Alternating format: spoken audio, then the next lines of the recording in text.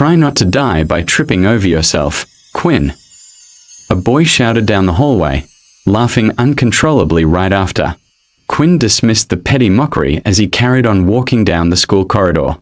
The harassment had become a daily occurrence for him, but it still bothered him just as much as it did every other day. Thus, he wasn't able to hold back his desire to retaliate. Quinn slowed down his stride and stopped. He pushed his glasses back up onto the ridge of his nose as they had slipped down from his face. Just from looking at the glasses, it was clear that he needed a new pair. One could tell that they were heavily worn. The glasses looked crooked as he wore them, and even the temples had tape covering them. He then turned around and immediately raised his middle finger, responding to the slander. "I bet you don't even know how many fingers I'm holding up." Upon hearing the taunt, the boy clenched his fist and started running towards Quinn. "You level 1 piece of crap. When are you going to learn that you don't belong in this world?" The boy placed both of his hands together, and a green ball of light started to form between them. When he was only a few meters away from Quinn, the boy threw his hands forward and a green beam shot out from the palm of his hands. Quinn had nowhere to go, and the ray of light was too fast for him to dodge. Hence, he knew that all he could do was grit his teeth and bear the pain. As the light hit him, his body was lifted into the air and sent flying backwards onto the far-end corridor wall. "What's going on?" A student among the crowd said. "Are they fighting on the last day of school?" A crowd had immediately formed outside, interested in what the commotion was all about. One of the female students ran over to the wall's damaged part to check on the assaulted student's safety. As the dust started to settle down, Quinn's slightly curly black hair slowly came into view. When the smoke eventually cleared up, the female student finally saw who it was. She instantly backed away and continued on with her business as if nothing happened. The moment that the female student had returned to her friends, he could see that they were laughing at her. "I can't believe you tried to help him." "I didn't see who it was," the girl retorted, her cheeks flushed.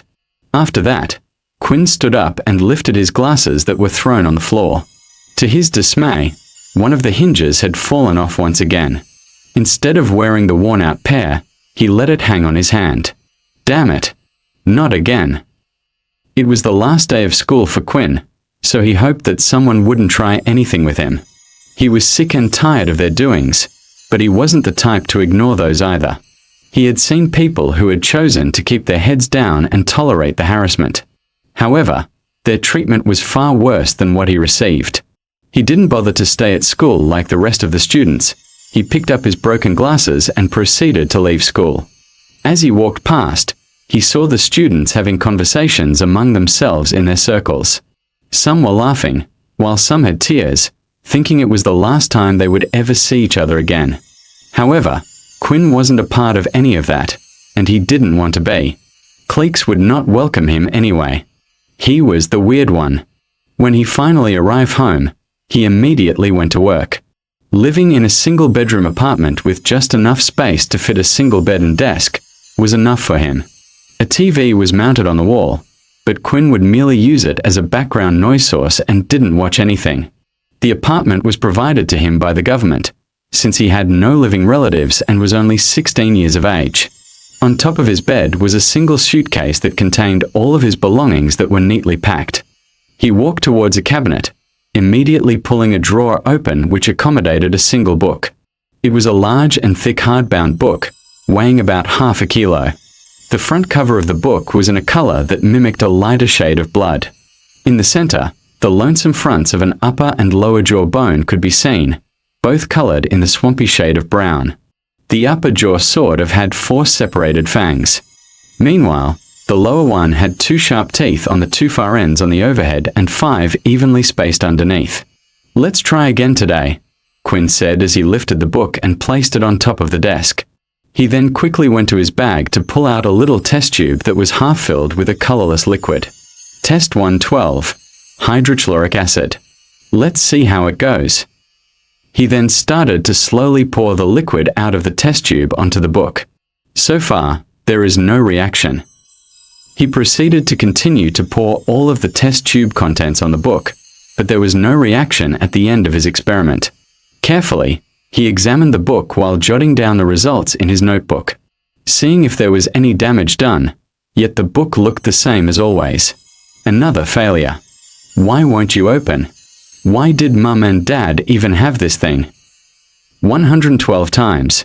This was the number of different ways that Quinn had tried to open the book. Not only did the book not open, but it seemed like it could not be damaged either. He had even tried burning the book, cutting the book, melting the book, though nothing had worked against the book that seemed utterly durable. Lying on his bed, he turned on the TV for its sole purpose, making background noises. He never really paid attention to what was on. With it, the sound of other voices made him feel less lonely. Upon turning on, the TV displayed an ongoing news show. The peace treaty with the Dalki race has lasted for 5 years now, but officials are saying that tension is rising once again. Now, we must prepare for another war. The mention of war had always been shown on the TV non-stop ever since a certain day 30 years ago. The human race received a visit from the so-called Dalki. They had the physique of humans, except for their skins that were riddled with scales and the presence of tails that were similar to what the dragons had. With no real clue of why they had suddenly appeared, they immediately demanded that the human race hand over their resources and wanted to use them as slaves. Of course, the humans decided to fight back, but they quickly found out that their modern technology was useless against them. Bullets couldn't penetrate their skin, and as for tanks, well, Dalki had airships. Every individual, disregarding the gender, was told to fight for their planet, and that included Quinn's parents. The war went on for years, so he grew up not knowing what his parents looked like. When the humans were on the brink of defeat, a select group of people came forward. These people had special abilities. They began sharing their knowledge of how they obtained such power in hopes of turning the tide in the war, and thankfully, it worked. Even so, the Dalki were still strong, and a seemingly endless stalemate led to the peace treaty signing 5 years ago. Obviously enough, human greed got the better of humanity, and instead of sharing these powers with everybody else, the high-ranked governmental officials decided to keep them for themselves. Only those with money could learn the more powerful abilities while everyone else was left with scraps. It was something that needed to be done. Poverty had taken over the world, but people had powers and were using them uncontrollably, unlike before. Quinn was given nothing when his parents died. The government agreed to pay for his living expenses while he was still in school, but that was it. When his parents died, him being at the age of 10, an agent appeared at his doorstep and handed him a book. He was told that it was the only thing that his parents possessed, one that they passed down when they died. Why is the world so unfair? He uttered, lamenting about his situation. Getting out of his bed, he started sauntering towards his desk. He picked up his glasses, which were still slightly broken, and decided that he needed to fix them.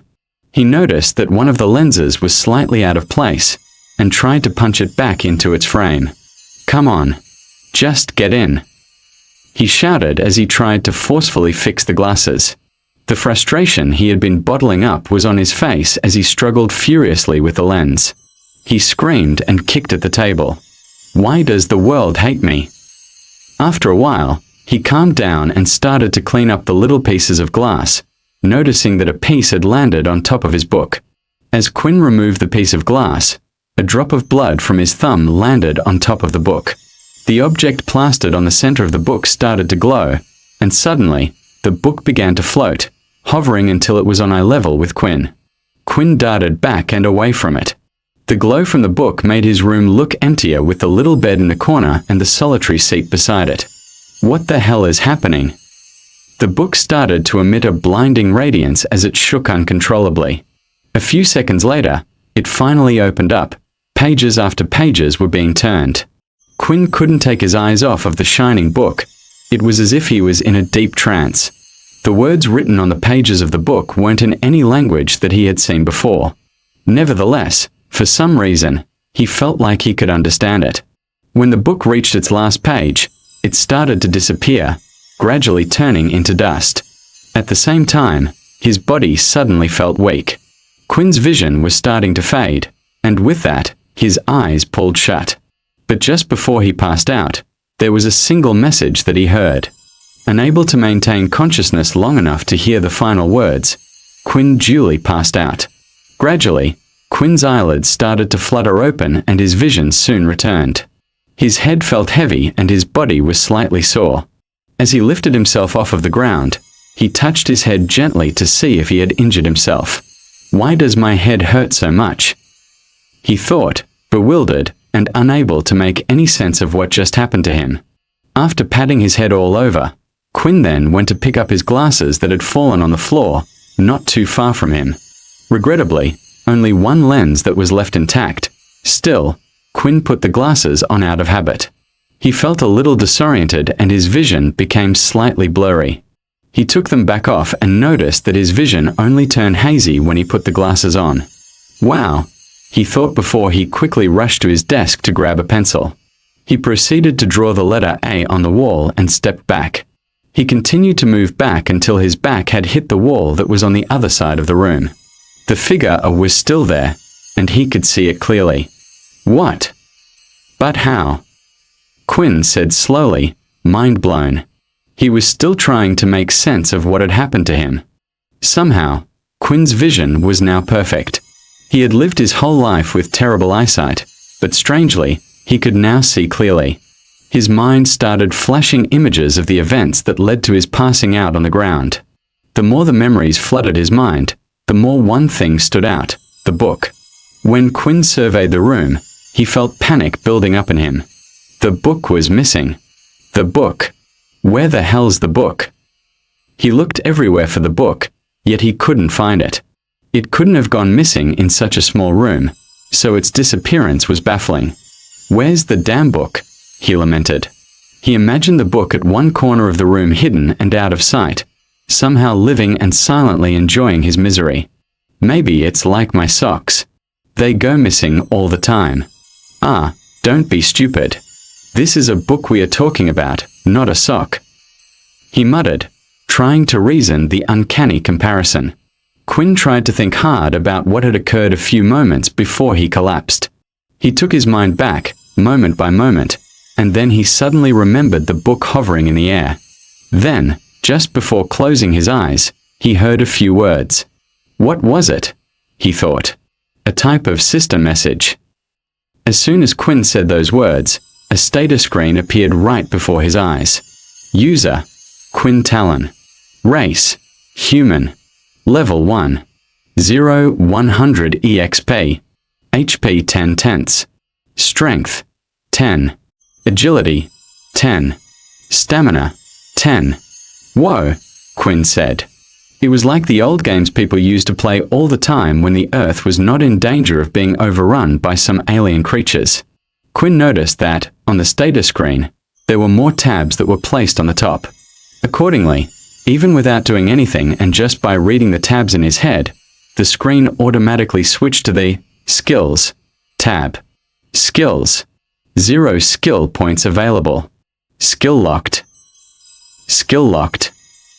It was strange, but he played along, curiosity fueling him. His life was normally characterized by boredom as he had no friends, and was the loneliest child in the school. On the Skills tab, Quinn wasn't really able to see much. Everything seemed to be locked and slightly grayed out, so he quickly moved on to the next tab. Shop. Can I do anything? He wondered. The last tab was the Quest tab. Finally, it seemed like a tab that wasn't locked behind a requirement. Main quest. Reach level 10. A daily quest. Drink 2 liters of water. Reward: 5 EXP. After checking everything that the system had to offer, Quinn had to just think about closing the system, and it did. When he thought about opening it again, the screen immediately popped up in front of him. There was another thought on Quinn's mind that explained what was happening to him. The book that his parents had left him was an ability book. These books could often be bought at very high prices from the military or a company. Some were even sold on the marketplace. He had never seen any of such books, but only heard of them in whispers of fellow students that would have nothing to do with him. However, Quinn had never heard of an ability book that promptly disappeared, granting the user a system such as the one he currently had. The ability books were designed to be learnt manually. It wasn't something that one could pick up and instantly understand how to use, and it definitely did not appear as a screen overhead when one thought of it. A smile started to slowly appear on Quinn's face. This was great news for him. He had always been a level 1 ability user because he could never afford to buy any ability books. To his fortune, he had something that he could use. His mind raced, reeling out options for him. He had things he could practice, things he had never done before. The book would help him, he thought. Water bending, come on. Quinn said as he raised his right palm forward towards the kitchen sink, expecting water to gush from the tap at his command. Embarrassingly, nothing happened. Okay, next. Wind, wind, out. Quinn did the same again, but there was nothing happening. After trying out many different things according to all the abilities that he had seen before, it turned out that he was unable to perform any of them. He made his way to his bed and sat dejectedly on it. What the hell is this useless thing? Is it really just a system ability? Usually, ability books were based around one ability. It was important for a person to select their first ability book carefully, since a regular human body could only perform one ability attribute in a lifetime. If one got transformability as their first ability, they would only be able to acquire other skills that were related to this attribute. For instance, if someone obtained fire as their attribute, they could solely dedicate themselves into gathering skills that the attribute fire could utilize. But this book was different, he felt it. What ability book could completely heal his eye defect? Quinn went to open his mini-fridge, grabbing the bottles of water that were inside. He soon began downing the water bottles one by one. Damn, how much is 2 liters? My belly feels like it's going to burst. After finishing his 4th bottle of water, the screen popped up in front of him, and a new notification message appeared. Daily quest complete. 5 EXP has been granted. 5 out of 100. Well, at least I know how the system works now, Quinn said, satisfaction evident in his tone. A loud knock from the door startled Quinn. He jerked and almost threw the empty bottle of water he was holding on the ground. The knock came again. There was only one group that knocked like that, the real soldiers. Quinn dashed towards the door and opened it. As he opened the passageway, standing in front of him was a large, muscular, bald-headed man wearing a black military uniform, signifying the Earth attribute. There were several medals on his garment.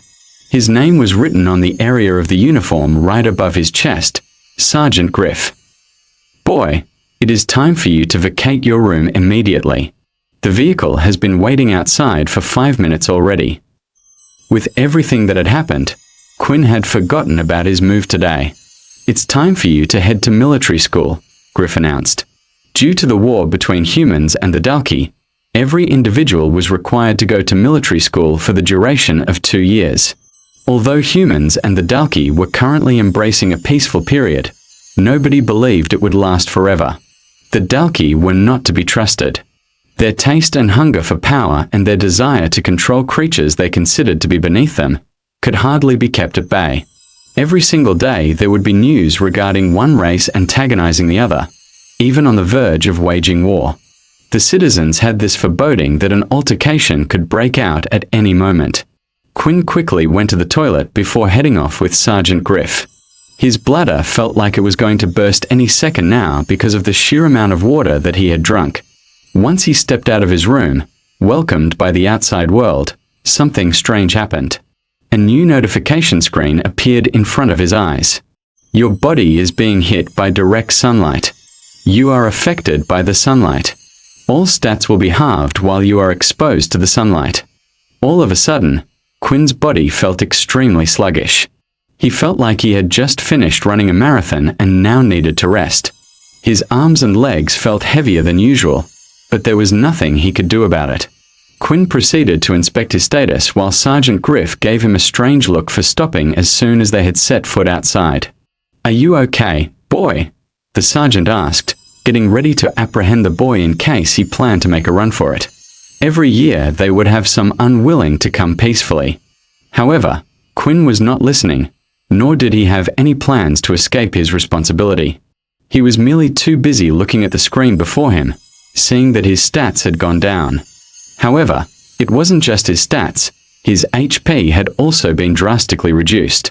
HP 5/5, Strength 5/5, Stamina 5/5, Agility 5/5. What kind of drawback is this? Quinn wanted to shout out, but he was still aware that he was no longer alone. Quinn, the sergeant called out again. He was still staring at the screen as another notification appeared. You have received a new quest. A daily quest. Avoid direct sunlight for 8 hours. Reward, 5 EXP. Quinn's mood was lifted as soon as he saw the new daily quest. Unlike the one that required him to drink water, this was something that he could do naturally just by sleeping. If the system worked the same way it did in games he had heard about, that would mean that once Quinn had earned 100 EXP, he would be able to level up and also increase his stats. Hence, the more daily quests Quinn got, the better it was for him. What are you doing walking so slowly? The school will eat you alive if you carry on like that. Sergeant Griff shouted, waking him up from his stupor. Quinn reached a large bus parked just outside of his apartment block. When he entered the bus, he noticed that it was already full of students who should be the same age as him. Some steps back, Griff stood watching him, his hands behind his back. Quinn had not even realized that the soldier had stopped. When he turned back to look at Griff, he could have sworn that Griff was a stone statue. He turned back to the bus in front of him and discovered that he didn't recognize any of the students. That could only mean that they had all come from a different school. He felt a little relieved. With these new people, maybe the bullying would stop. Since nobody knew him, he had a chance to impress them, maybe even make some friends. He opted to sit at the front of the bus since it was the only seat that was still available. The screen popped up in front of him immediately as he sat down. Stats have returned to normal. It appeared that avoiding direct sunlight meant his stats would instantly return to normal. He was happy for it, since his body felt reinvigorated once again, as if a heavy weight had been lifted from his body. Well, at least it looks like it's only direct sunlight. The students were all talking to each other in excitement, but that stopped as Sergeant Griff boarded the bus. All right, it's time for us to head to the military academy, he announced, signaling the driver to begin their departure. The bus jerked to life and started to move. The students were finally on their way. There was silence in the bus throughout the journey. Whenever a student started to speak, Griff would immediately glare in their direction, prompting the student to shut their mouth. Griff didn't even have to say anything, since they all knew what he wanted, just by staring them dead in the eye. About 10 minutes into their journey, the pop-up screen came up again, and Quinn received another message. A substance in the air has been detected. You are feeling sleepy. Resistance +1. Quinn found this message quite strange. So, he started to check out the interior of the bus. He noticed that half of the students were already asleep and the other half were drowsing off. He tried to fight it, but felt his body getting heavier. His eyelids were shutting down. At long last, even Quinn felt dizzy as sleep hovered around his consciousness. Your resistance to the substance has increased. Resistance +1. Then, he heard the sound of loud footsteps coming towards him. He looked up to see Sergeant Griff hovering above him. Looks like a few of you were able to resist the sleeping gas. Guess we'll just have to bag you. A black bag was thrown quickly over Quinn's head and his vision was completely covered. The gas started to slowly creep up on his consciousness, overpowering him. There was nothing he could do. His hand fell limply by the side and he dozed off, abandoning consciousness.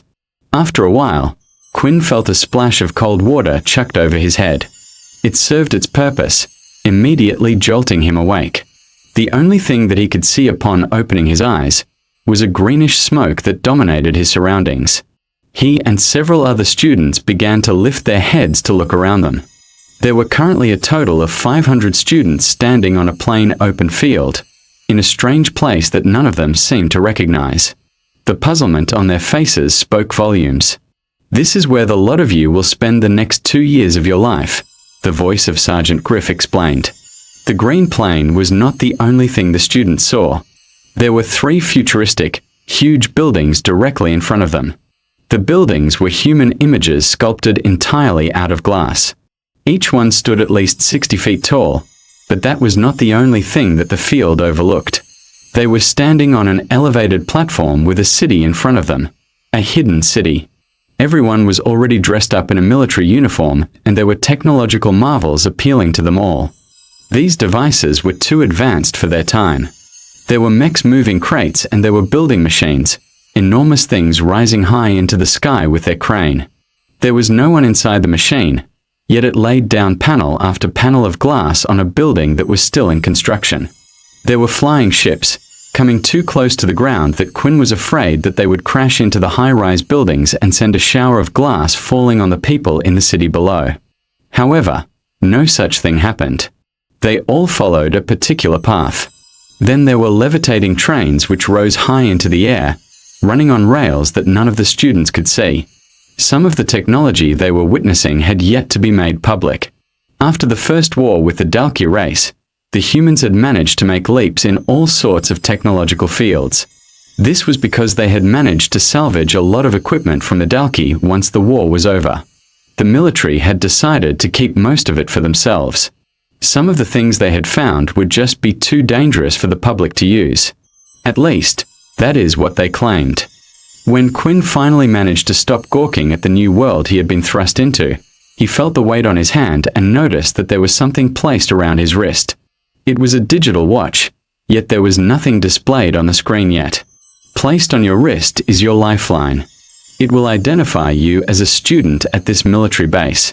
It will allow you to access certain areas, pay for food, and all sorts of other things. When not in use, the wristwatch will display a number, your corresponding power level, Griff said.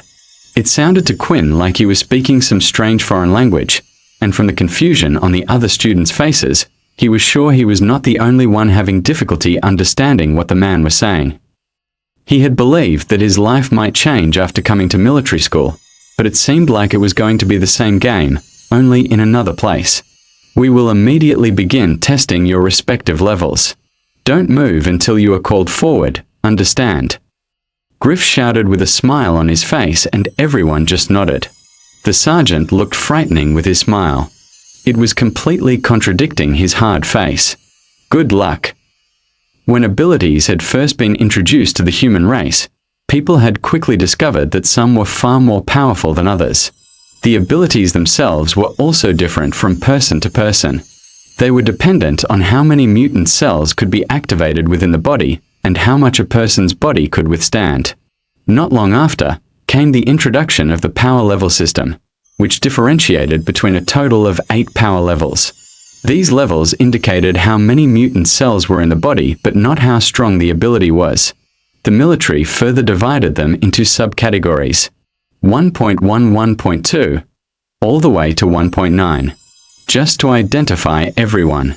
There were 2 ways for people to obtain abilities. There were the so-called originals, and the people who had learned one. During the war with the Dalki race, some people in distress started to exhibit powers, which the human mind could not comprehend. Scientists claimed it was humanity's last stand against extinction. The power the originals could display had come as a shock to the Dalki and had proven to be enough to push them back. After the First War had ended, the books were no longer distributed freely and instead started to go on sale to the public.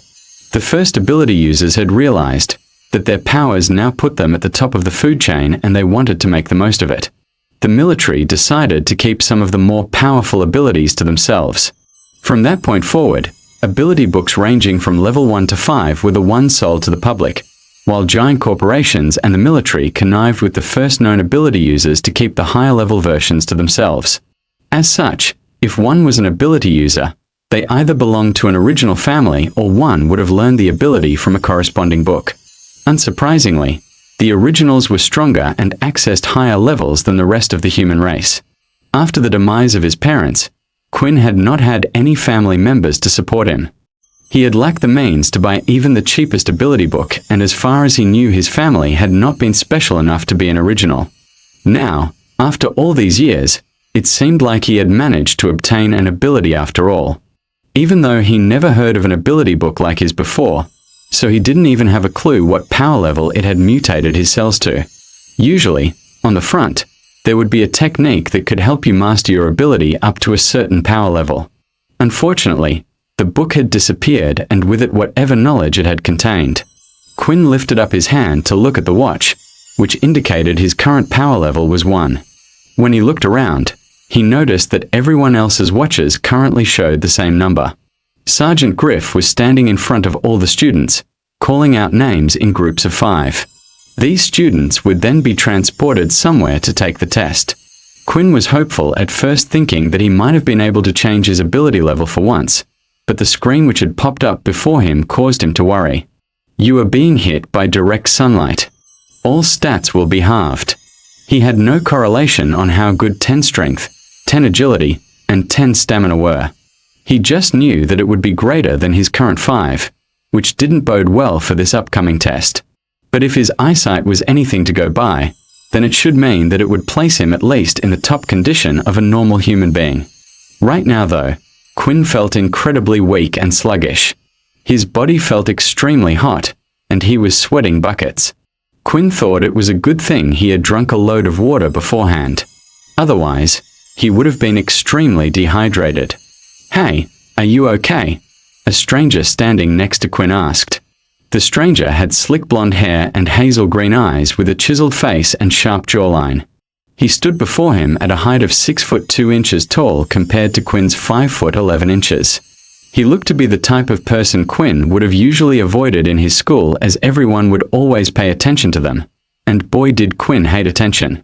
"If you want, I can call someone for help," the stranger offered. "It's okay. I'm just a little bit nervous about the testing," Quinn lied as he tried to ignore his tired body and stand up straight. The stranger's eyes roamed over Quinn's body with concern. Quinn was quite skinny for his age, not having a lot of muscle on him, and right now, he looked incredibly weak. To the stranger, Quinn looked like the type of boy who would be a prime subject for bullying. Being in a new place and not knowing anyone's power levels, of course, he would be nervous. Quinn sighed. If he was to get a level 1 rating again, the same thing from his school would most likely repeat itself. "Well, don't be. I'm quite strong, you know. If anyone messes with you, you can come and ask me for help," the stranger offered, smiling. Quinn returned the smile, yet he couldn't help but feel uneasy. Quinn didn't usually get on with the active, positive type of person. In fact, he did not get on well with anybody, but he found it hard to dislike the boy, especially for being the first person to offer his help. "The name's Vorden, by the way." The other boy introduced himself and placed his hand out. Quinn looked at Vorden's hand. It was the first time in his life someone had treated him like a normal human being, but he was afraid that would quickly change. Should his ability turn out to be a low-leveled one, he would probably take back his offer of friendship, but at least for a short time Quinn just wanted to forget about all that. "My name's Quinn," Quinn replied as he shook Vorden's hand. "Use of an ability has been detected. The ability has been rejected." Once the system messages appeared, Quinn looked at them strangely. He then noticed that Vorden still hadn't let go of his hand. Then the system repeated the message once again.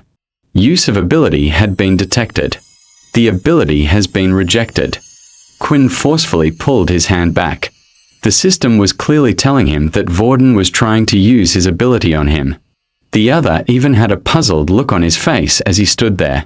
"What is your ability?" Vorden eventually asked. "I."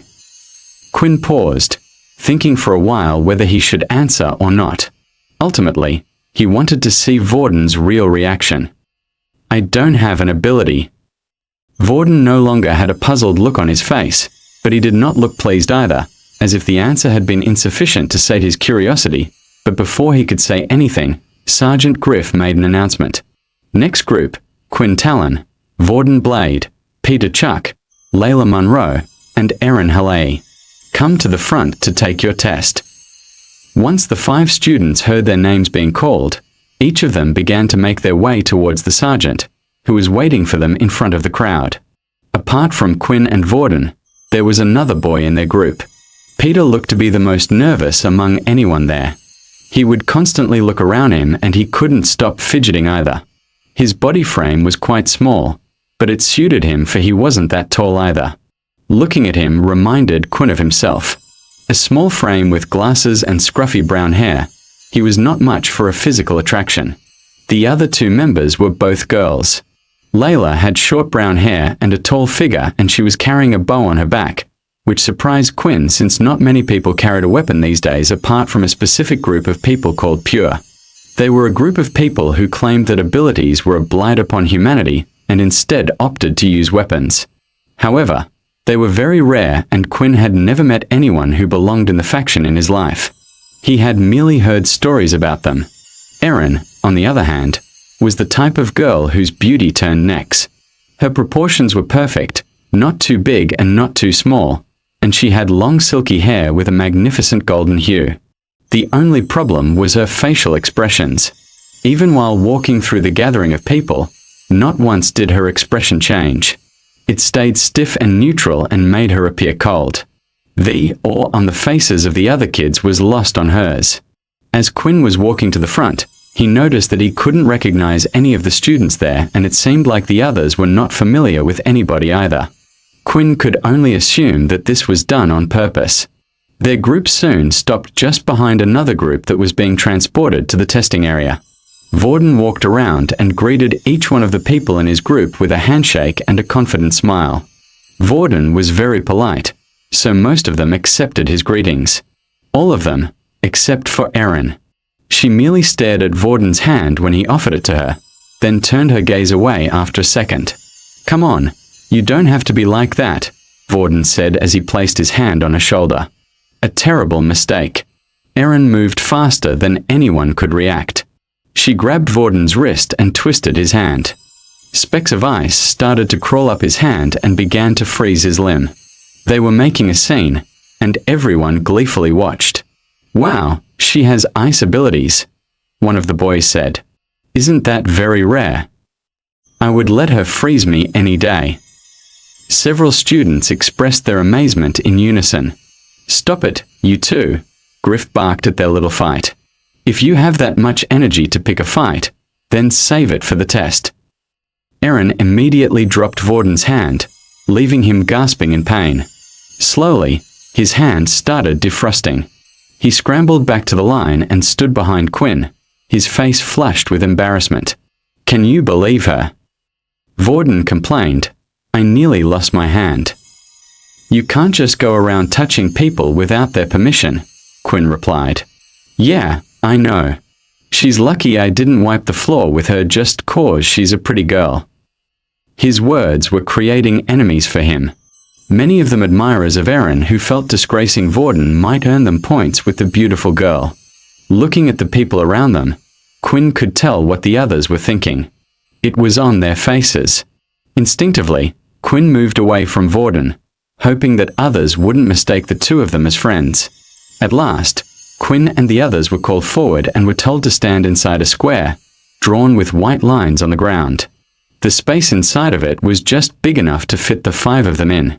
One would notice that outside of the square, there was a hooded man who was standing nearby. "Send them away," Griff ordered. As soon as Griff gave the command, the hooded man planted both of his hands on the ground and the square started to light up, shining in a bright purple color. "An ability to transport others. Ha," Vorden said, leaning forward to speak into Quinn's ears, much to the latter's discomfort. "What a rare ability." The plain fields faded from their sight and they were thrown into a whirlwind of colors.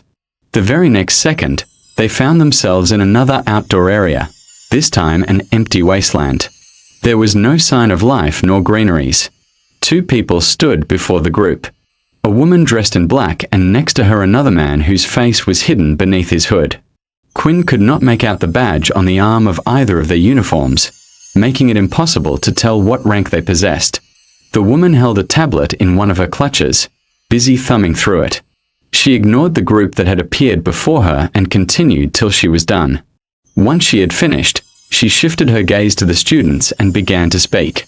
"Hello, I am Jane and I will be the one in charge of your test today. Once the test has been completed, I will be updating your information and your score will then be reflected on your wristwatches." Quinn noted that her face appeared to display the same emotional range as Erin's. Now, who should we call first? Oh, it looks like we have a couple of previously leveled ones. Jane noted as her eyes ran across her tablet screen. The tablet seemed such a delicate thing to hold in this place where the beautiful city was out of sight. The information the woman made mention of had been passed down from their previous schools. Peter Chuck stepped forward. The nervous, small-physiqued Peter did as he had been told, looking even worse than before. Quinn thought that he appeared unsightly, yet he looked to be in perfect condition if you were to compare the two. At least Quinn was able to stand up, whereas Peter looked like he would fall over at any second. "What is your ability?" Jane asked. I don't have any ability," Peter answered quietly. Quinn and the others now understood why Peter had been so nervous. Having no ability wasn't rare. Because of the war, many children had ended up as orphans like Quinn. This usually meant that there was no chance for them to buy an ability book. "Don't be afraid, Peter." Jane said, "Here, take this." The hooded man, who was standing beside Jane, suddenly conjured a book in his hand and held it out quietly. Jane took the book and handed it over to Peter. "F for me. You're just giving this to me for free?" Peter asked with utter excitement in his voice. "Thank you. Study the book in your own free time. When you have finally learned to use it, you can come back to redo the test, but for now, I'll have to temporarily award you a level 1 power status." Even though Peter had received a level 1 power status, he didn't care about it. At this moment, he only felt hope. His life could finally turn around due to the book that he had just received.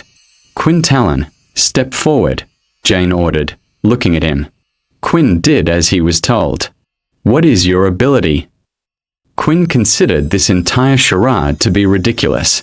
It was quite clear to him that the tablet Jane held already had all the information on him from his previous school. They should know that he had never possessed any ability and that his financial status would never allow him to buy one, and yet he struggled with the answer to her question. Before coming to military school, Quinn had done a bit of research himself. Unlike Peter, he already knew that the military freely gave all students who had no ability their very own ability book. Everyone would receive a level 1 Earth ability book. This way, all those students like Peter would suddenly become indebted to the military. Not only that, but the military also had a hold on nearly all of the Earth-type ability books and the corresponding skill books. In other words, if you ever wanted to increase your strength, you would have to stay loyal to the military, and in return, they would give you more power. Before Quinn had been granted that system from his book, he had made up his mind to accept it. Even if he didn't join the military after 2 years, an Earth ability was handy to have. With it, one should be able to find quick employment since the Earth ability was useful in construction. And this was exactly where the problem came in. Quinn already seemed to have an ability, which meant he was unable to learn a new one. The ability book they would give him was practically useless. He was also pretty sure they would keep tabs on every student they had given the ability book to, meaning the teachers would expect him to use Earth powers one of these days. Quinn took a deep breath and answered, "I don't have an ability." Just like before, the hooded man standing by Jane's side plucked a book from thin air and handed her the book. Her eyes were cold and emotionless as she handed it to Quinn. Quinn took the book from Jane, but suddenly another screen appeared before him. Unable to learn this ability. Would you like to convert the book into 10 EXP? Quinn had somewhat expected the system to display the first message, but the second one truly surprised him. He was really tempted to take the book and use it as a form of EXP, but he knew there would be questions asked later on. "I'm sorry, but I don't want it," Quinn said as he handed the book back to Jane. The instructor looked at him with raised eyebrows, the first sign of her being able to actually display any sort of emotion. In her 5 years working as an instructor, this was the first time someone with no ability had rejected the book. "Please give me one moment." Jane walked away from the group of students who all looked at Quinn as if he was some sort of freak. Once she was far enough away from them, her hand went to her ear to activate the electronic piece inside. A student by the name of Quinn Talon doesn't want to accept the ability book. I await instructions on how to deal with this outlier, Jane asked, speaking into her earpiece. As the man hung up, he couldn't help but think that this Quinn seemed like an interesting student. He began to check on the corresponding file, which left him puzzled. The student had no ability, and according to their research, he also should not have any relations with the group Pure either. Let's see how long you can survive in this cruel world, Quinn, the man said to himself, leaning back into his seat. Jane adjusted her suit and headed back to the group of students. Apologies for keeping you all waiting, Jane noted stiffly. Then she turned to Quinn. Although you don't wish to accept the ability book, you are still required to take the test. He found this to be quite the bizarre request. Was there really a need for him to take the test as someone without an ability? It felt like the only reason they wanted Quinn to continue was to humiliate him for refusing their help. Making him feel small and insignificant might lead to him approaching the military on his own and eventually beg for the ability book they were handing out. Please follow me. Jane took Quinn a little further out onto the field, where Quinn noticed that there were huge craters in the ground, burn marks, patches of the ground scorched and burned like there had been some fire. This was all done during the previous testing of contestants. Please proceed to destroy the targets in front of you as quickly as you can, Jane instructed him. The test will begin immediately. As soon as Jane finished talking, 3 targets popped out of the ground at random locations around the wasteland. They were metal round targets with a red dot in the center. The problem was when Quinn tried to look for the targets, everything appeared like a blur in the distance. He noticed that his perfect eyesight suddenly wasn't so perfect anymore. Is this because I'm out in the sunlight? Quinn thought. Quinn had no choice but to slowly run up to each of the targets and hit them with his fist one by one. Unsurprisingly, his time ended up being incredibly slow. After this, Jane asked him to complete 2 other tests. The second one was in regards to this strength test. All he needed to do was punch into a huge drum-like machine. Quinn gave it his best shot and hit the drum as hard as he could. The drum vibrated and made a small sound, eventually displaying a digital number in the center. Strength 5, Jane announced and noted it down on her tablet. For the final test, there was a big circular machine with many holes on its front. It hovered over the ground without touching it. Once the test started, the machine fired holographic spikes at the examinee. All Quinn needed to do was avoid being hit by the spikes for as long as possible. The machine went up in levels and eventually got faster and shot out more spikes. It was a torturous process, and Quinn soon got tired of dodging and was hit. The machine whirred and ceased working. Agility 5, Jane announced this time and once again noted it down. Quinn had heard the words from Jane's mouth, and it started to make him wonder if there was some kind of link between the scores she had given him. This test focused on agility, and he had scored a 5, which was the same as his system. The same was true for the test before, which had revealed his 5 in strength. Quinn sighed internally. If only he could have taken these tests at night, he would have most likely doubled his scores. However, if his ability was indeed one allowing him to evolve, he could always try to take that test again. Quinn Talon, your overall current power level is that of a level 1 ability user, Jane informed him. Quinn clenched his fist and went back to stand with the others. He knew that the days ahead of him as a level 1 user would be harsh, but hopefully, that would change in due time.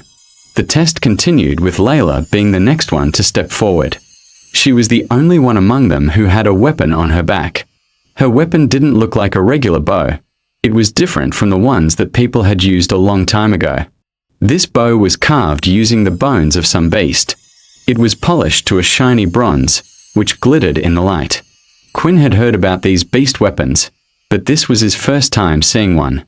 In fact, he would not have recognized it as such if it were not for the whispers from Vorden beside him.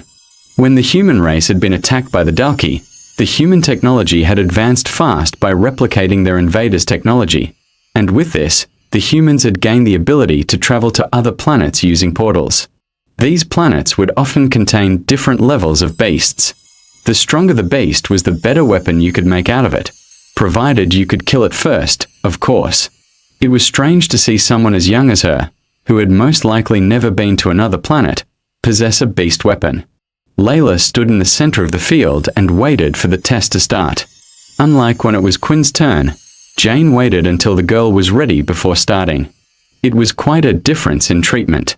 When the test started, 5 targets appeared in different areas of the wasteland. Layla immediately took out 5 arrows and placed them in her bow, shooting them all off at once in the same direction. The arrows shot out fast and strong, but then suddenly, the 5 arrows split off, each in their own direction, each of them heading to a different target. "What a good combo," Vorden praised. Although telekinesis is considered quite weak, when paired with her bow to control the arrow's movements, it's very useful. Simultaneously, all 5 of the targets were hit, and she completed the first test. This one demonstration showed Quinn how useful beast weapons could be. Even if one had a weak ability, they could make it strong. Quinn wasn't completely sure what his ability was yet, but even if it just increased his stats as he leveled up, he imagined that pairing it with a weapon like a beast sword might also turn him powerful. On the strength test, Layla didn't do too well. She used her powers to try to move her fist even faster when punching the drum, but, in the end, her score was only an 8. In the last test, Quinn also saw her do quite badly. When the test began, Layla had attempted to use her ability on the spikes coming at her. Unfortunately, she had been unaware that they were holograms and not the real thing, so it had no effect. This led to her nearly being hit at the start. After that, Layla relied on her actual body to avoid the spikes, yet she ended up getting the same score as Quinn. "It looks like you have the power level of a level 2 ability user," Jane informed her. As soon as the instructor had typed it in, the number 2 appeared on Layla's wrist. Quinn could tell Layla wasn't happy. She was red in the face as she stomped back towards the group. Quinn thought the test wasn't really fair. Her ability level might be that of a level 2, but when used with a bow, Quinn felt like she could probably beat some level 3 or perhaps even level 4 ability users. Still, even if he voiced his opinion, who would listen to a measly level 1 like him? Quinn was starting to take note that the academy really did only measure the power level of your ability and not your fighting ability. The next person to take the test was Erin. She walked forward confidently without even looking at anyone else. She stood in the center of the testing field waiting for the test to start. 5 random targets appeared across the wasteland. She quickly formed an ice spear and chucked it at the first target, hitting it dead on. She repeated this 4 more times at an incredible speed, nearly clearing them all just as fast as Layla did. For the next test, Erin's performance was even more impressive. She started to gather ice in both her palms, and then after a minute or so of gathering her power, a huge ice column shot out from her hands and hit the center of the drum dead on. The drum rang out louder than it had before, and the number kept going up until it had eventually reached 50. "No wonder she's so confident," Vorden noted, a thoughtful expression on his face. Quinn realized it was a good thing the 2 of them didn't fight. Otherwise, Vorden would have ended up a dead man. Finally, when it was time for the last test, the instructor told her she wasn't allowed to use her ability and should just dodge. Erin didn't object, and the test started immediately. She managed to do well, moving swiftly, avoiding each spike, but eventually, the machine had gotten too fast and she ended up getting hit. Impressive. Best results so far. So far, you're the 3rd first-year student with a power level of 5. Erin started to walk back to her group, her face expressionless and unimpressed, as if she knew what she was going to get all along. Either that or she didn't really care about the whole thing. Finally, the last person to take the test in the group was Vorden. "Time to show you what I got. Wish me luck." Quinn had no clue who Vorden was talking to, but quickly realized it was him after Vorden winked in his direction as he walked off to the center of the field. Could that idiot actually be strong? Quinn wondered. Most of the time, people who were strong were either arrogant, openly flaunting their powers, or kept quiet about them, but Vorden was a strange person. He wasn't exactly arrogant, more like flashy. When the test started, everyone's mouth was left wide open at what they were seeing. On every single one of the tests, Vorden copied the exact same moves as Erin. He used the very same ice ability performed just as well as Erin. "See, I told you I was strong." Vorden gleefully pointed at the number 5 to his seemingly new best friend, Quinn. After seeing Vorden perform well on the test, Quinn couldn't help but think about what Vorden's ability was. When Vorden went to shake his hand when they first met, his system had informed him that Vorden had tried to use his ability on Quinn. Yet for some reason, whatever he had tried to do had been unsuccessful. If Vorden's ability had been ice, surely his hand would have just frozen. Unless Quinn's ability was to block all types of other abilities, but that seemed highly unlikely. Not only that, but Vorden had a very strange reaction about it, even asking Quinn what his ability was. Thinking about it, Vorden noticed another strange thing in the other boy's behavior. For some reason, he had been very adamant about shaking the hands of everyone he had just met. Although Eren had refused his gesture, in the end, hadn't Vorden still ended up touching her on the shoulder? At that time, it seemed like a weird thing to do, but thinking about it, it all made sense. Touching had to be like a condition for Vorden's ability, and the last person he had touched had been Eren. It couldn't be a coincidence that both of them had the same powers. In that case, Vorden's ability was most likely the kind to copy other people's abilities. And it hadn't worked on Quinn because his ability wasn't straightforward. Quinn couldn't help his curiosity, so he asked Vorden, "Hey, Vorden is your ability." Quinn whispered to the boy next to him, "Are you able to copy other people's abilities?" Vorden looked at Quinn and smiled slyly. "That's the first time someone has figured it out so fast. How did you figure it out? When you shook my hand, you seemed surprised that nothing happened." Vorden had believed he had given himself away by insisting on touching Eren, yet Quinn had seemingly deduced it by the earlier handshake. He had to give him some credit for that. After all, it wasn't outside the realm of possibility that Vorden had coincidentally obtained the ice ability from an ability book as well. Quinn's brows were furrowed in thought as he stared at his new friend. He had never heard about an ability book that could grant one the power to copy the abilities from others, which could only mean one thing. "Are you an original?" Quinn asked for confirmation. Vorden didn't say anything but simply winked back at Quinn, which pretty much confirmed his theory. Although all abilities were derived from originals, nowadays it was used to refer to a person belonging to one of those families who had decided against sharing their abilities with the outside world. It was even rumored that the strongest originals had the power to easily surpass the power level of 8. Once the test had been completed, the hooded man teleported the students to the front of the academy where they would be staying. The academy was huge and the tallest building in the entire city. It was as if someone had put together 3 hotels. There were 10 different teachers in total who stood in front of the academy. Once in a while, a group of 5 students would be teleported in front of one of the teachers and told to wait until all the students had finished conducting their tests. Eventually, there were a total of 20 students in front of the teacher Quinn and his group had been assigned to. "Okay, all of you need to follow me as I take you around the school," the teacher up front told them. Dell was a middle-aged man with blonde curly hair who wore glasses.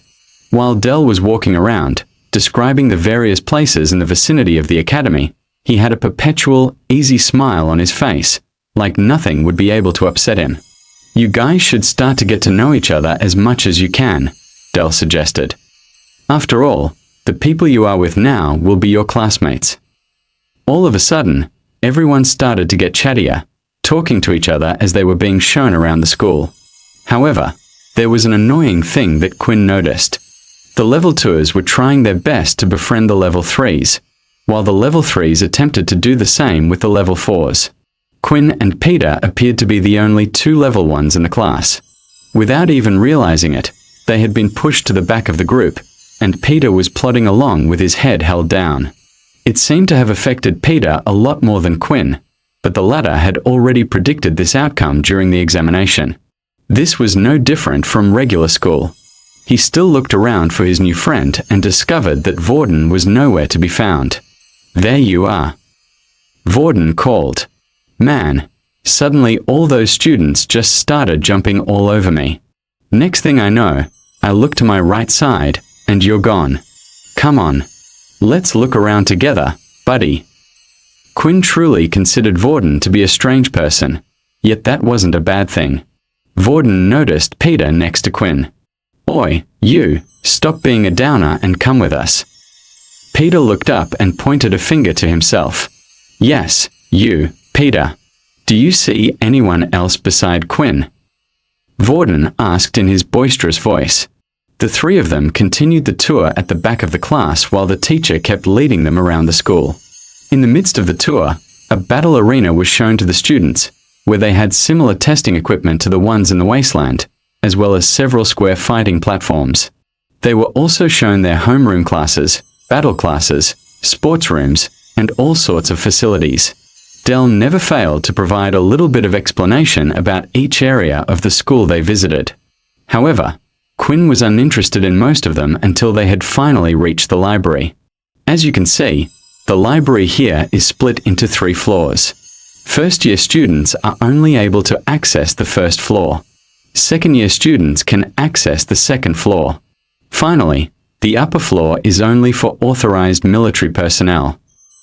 Quinn was interested in the library because it contained books that weren't available to the public. In this place, Quinn just might be able to find some information about his ability, though he earnestly hoped that it would be on the first floor. Eventually, the tour came to an end just outside the school's dorms. And this is where you will be living during your stay here. Once you have dropped off your things, feel free to explore around the academy. There will be no lessons today, so enjoy the free time and make sure to be in your rooms during the curfew. Each student was then handed a number written on a piece of paper. These papers displayed which room they would be staying in. From the corner of his eye, Quinn noticed that Vorden was coming towards him. "Hey, Quinn, what room number did you get?" Vorden asked. 23. "No way. What a coincidence. I got the same number. Seems like fate is really bringing us together," Vorden noted excitedly. "Maybe," Quinn replied. Somewhere down the hallway, 2 other students were having a conversation. "Whoa, what happened to you?" a student asked as he looked over to his disheveled friend. "I don't know, man. Some guy just appeared and hit me out of nowhere, forcing me to swap room numbers." "Man, should we try to get it back?" the student suggested. "I'm pretty sure I saw his wrist showing a 5. It's best if we just leave it. It's just a room after all."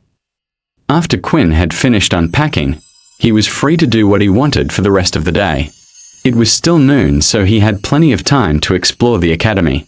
Quinn ended up sharing his room with 2 people, and to his surprise, he knew both of them, Vorden and Peter. There were 3 single beds in the room, each spread out from one another evenly, but other than that, the room was pretty empty. There was just a single desk and a cupboard for each person to use by the side of their bed. Students were expected to spend most of their time studying or practicing their skills, as there was no time for pleasure. That was why the rooms were designed for efficiency. "What do you guys want to do then?" Vorden asked the others. "I'm still unpacking, but you 2 don't have to wait for me. Feel free to go out and explore," Peter replied meekly. Peter had opened up a little to the 2 of them.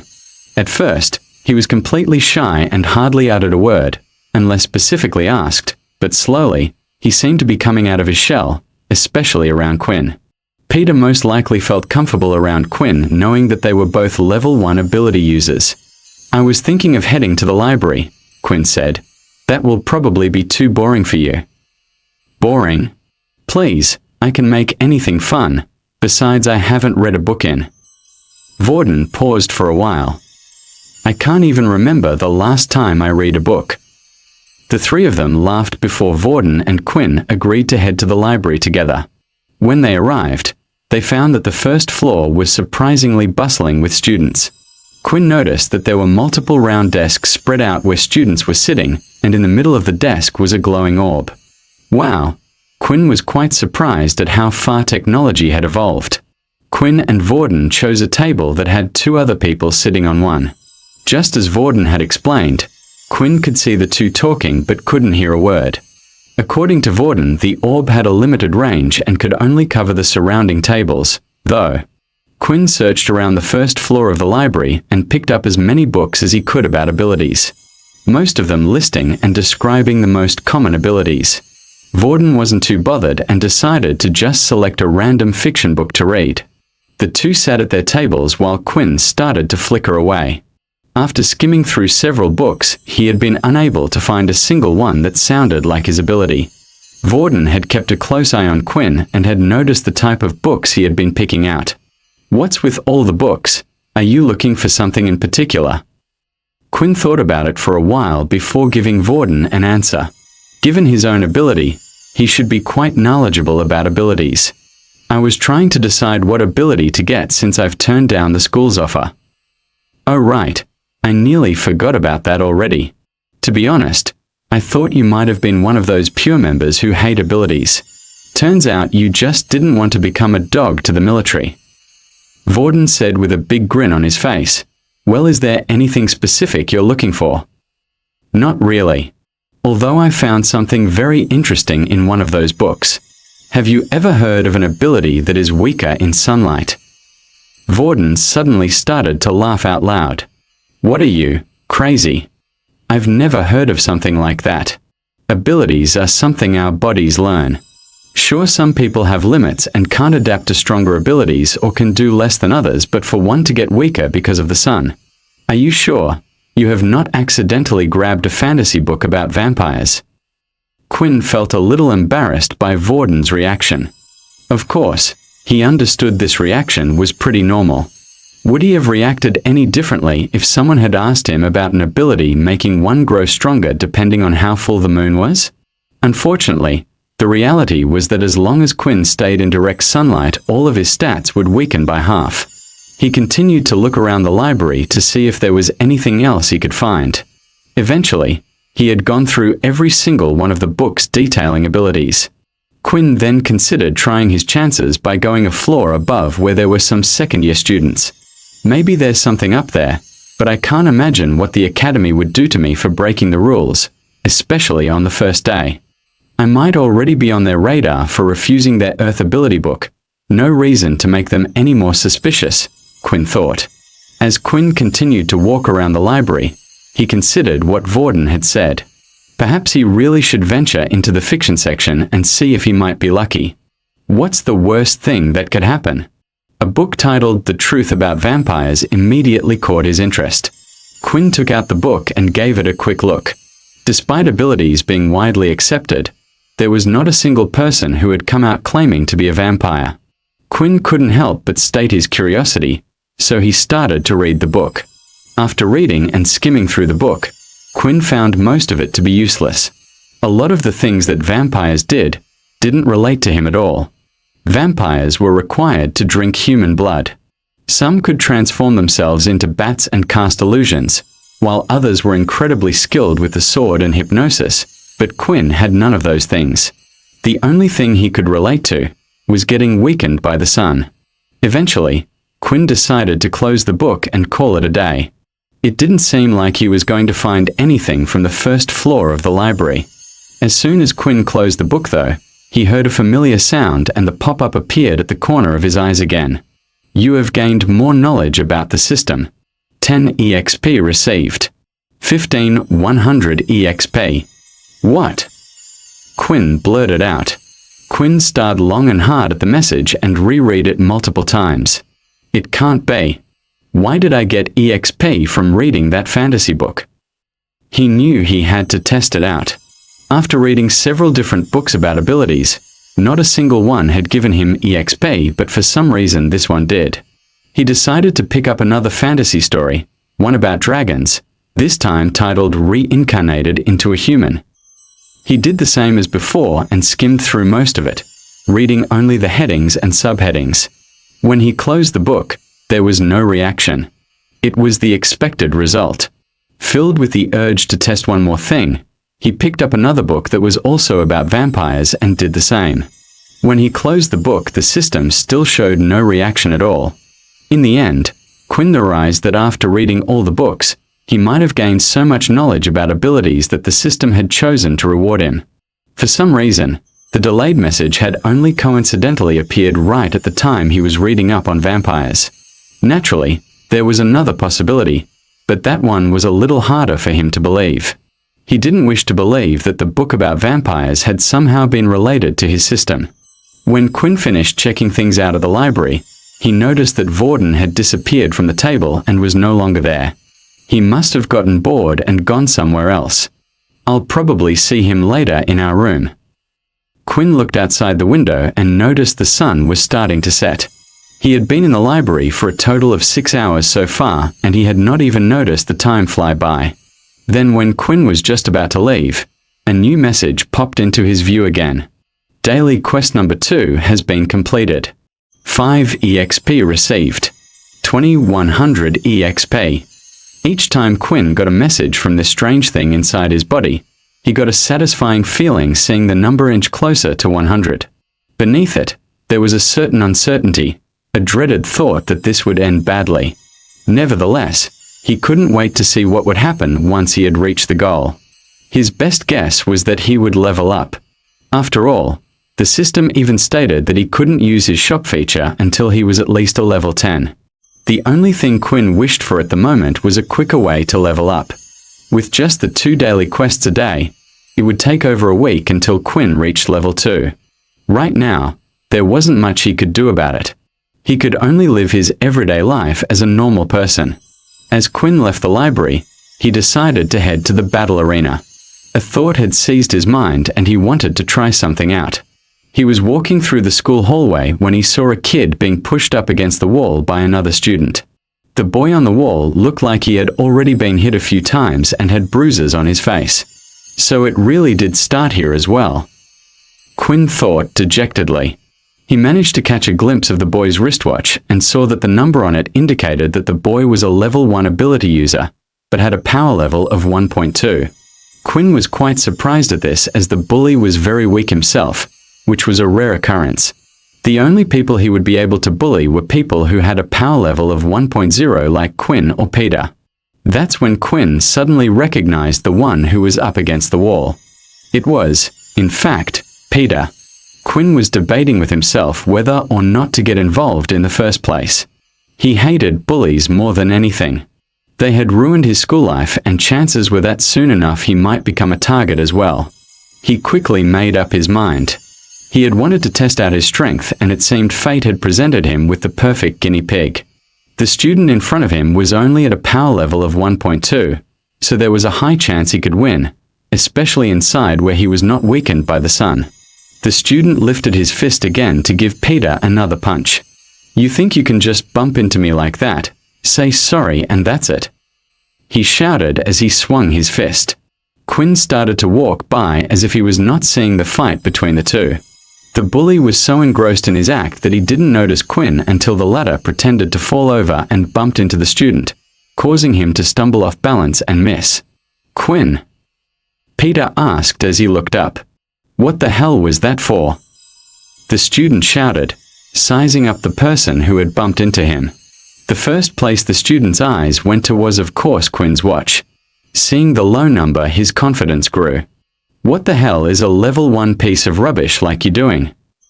I was waiting to see how long it would take for someone like you to appear. It seems like I lost a bet with myself. I thought it would at least take a couple of days before scum like you would act out. And what do you think you are going to do about it?" Peter was starting to feel slightly worried about Quinn. Earlier at the test site, Quinn had revealed that he had no ability while the student he was facing did have one. Peter thought they might stand a chance if the two of them fought together, but he was too afraid. If possible, he would have liked to avoid any further confrontation. He had been hurt his whole life and didn't want to be hurt anymore. Sadly, this was just how the world worked. The people at the top were the ones with the strongest powers, so nobody could stop them from bullying those who were weaker than them, and in turn, they bullied the even weaker ones. In the past, Peter had tried fighting back. It was when the bullying had only just started at his old school.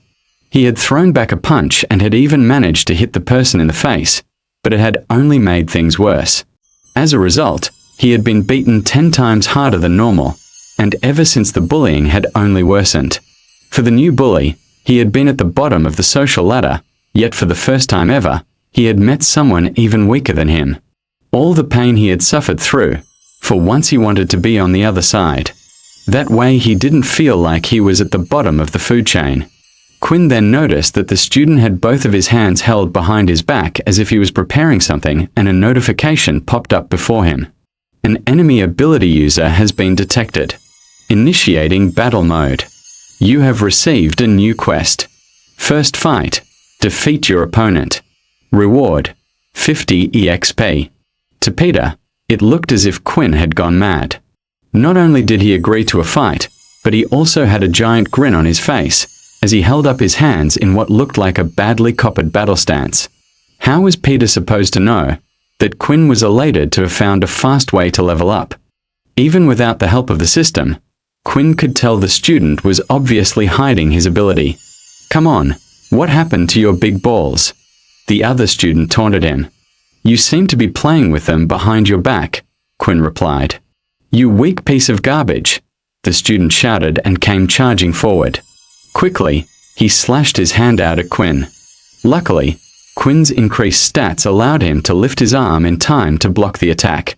However, the student's hand managed to slice right through a part of Quinn's arm, drawing blood. "Damn it!" Quinn cursed. HP 8/10.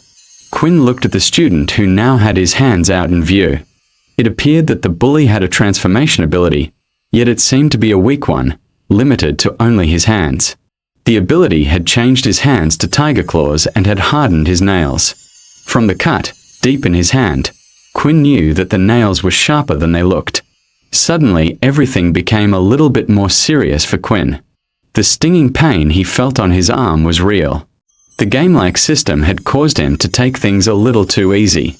But his pain quickly reminded him that this wasn't a game. He was unsure if he would faint after 4 more hits or if something worse would happen, but he had no intention of finding out anytime soon. The student started to charge at Quinn once again with his claw-like hands. As the student swung his right hand, Quinn managed to duck and throw a punch of his own into the student's stomach. The student staggered. The shock on his face revealed that the power behind Quinn's punch was greater than he had expected. The student maneuvered his way around Quinn, moving quicker than he looked. His claws slashed at Quinn's unprotected back, injuring him once more. HP 6/10. "Shut up, I know," Quinn shouted as he lifted the student using both of his hands by the legs and threw him up against the side of the wall. How did Quinn manage to pick him up like that? Peter wondered. They're roughly the same size and he threw him with ease. Does he really not have an ability? Or did he hide it for some reason? Quinn didn't stop there though. It was important to teach this bully a lesson, otherwise, they would just come back for more. Quinn needed to scare him from ever trying to mess with him again. He ran up to the student who was still lying on the floor and kicked him in the stomach with full force. The kick was so hard that it caused the student to cough up a little bit of blood from his mouth. First fight has been completed. 50 EXP received. 70-100 EXP. Is he dead? Peter asked, slightly worried. As if on cue, the student started coughing out some more blood. If he attacks you again, he's going to wish he was, Quinn stated with conviction. He was actually quite relieved. He had no idea how the academy might punish him for killing another student. Fortunately, his system had rewarded him the experience points without the need to kill the other student. Then suddenly another message appeared before his eyes. Additional quest reward. Excitement started to fill Quinn's mind as he had finally received his first skill. Quinn was hoping that maybe this would help him figure out what type of ability he had received, but the name of it didn't sound too promising. Inspect? So maybe it can tell me the weaknesses of my opponents. Quinn assumed. Quinn then decided to test his new skill and looked at Peter, who was standing next to him. Unfortunately, Quinn had no idea how to use his skill, but the moment he started thinking about the skill, it had activated on its own and a screen appeared right next to Peter. Name: Peter Chuck. Race: human. Ability: none. HP 3/5. Blood type A+. Quinn was shocked, but he was also pleased. The skill seemed to work by just thinking about it. He read through the information that had been given to him, unhappy with the blanked out sections. He assumed it was due to the skill only being at level 1, But still, the information it did give him was quite handy. It told Quinn what type of ability someone else had, which would be very useful in a fight. The same was true for how much health another party had. However, there was one bit of information that Quinn found very strange, and that was the blood type. It was weird for the system to give him information about such a specific thing, and Quinn also wondered how on earth this would ever help him in the future.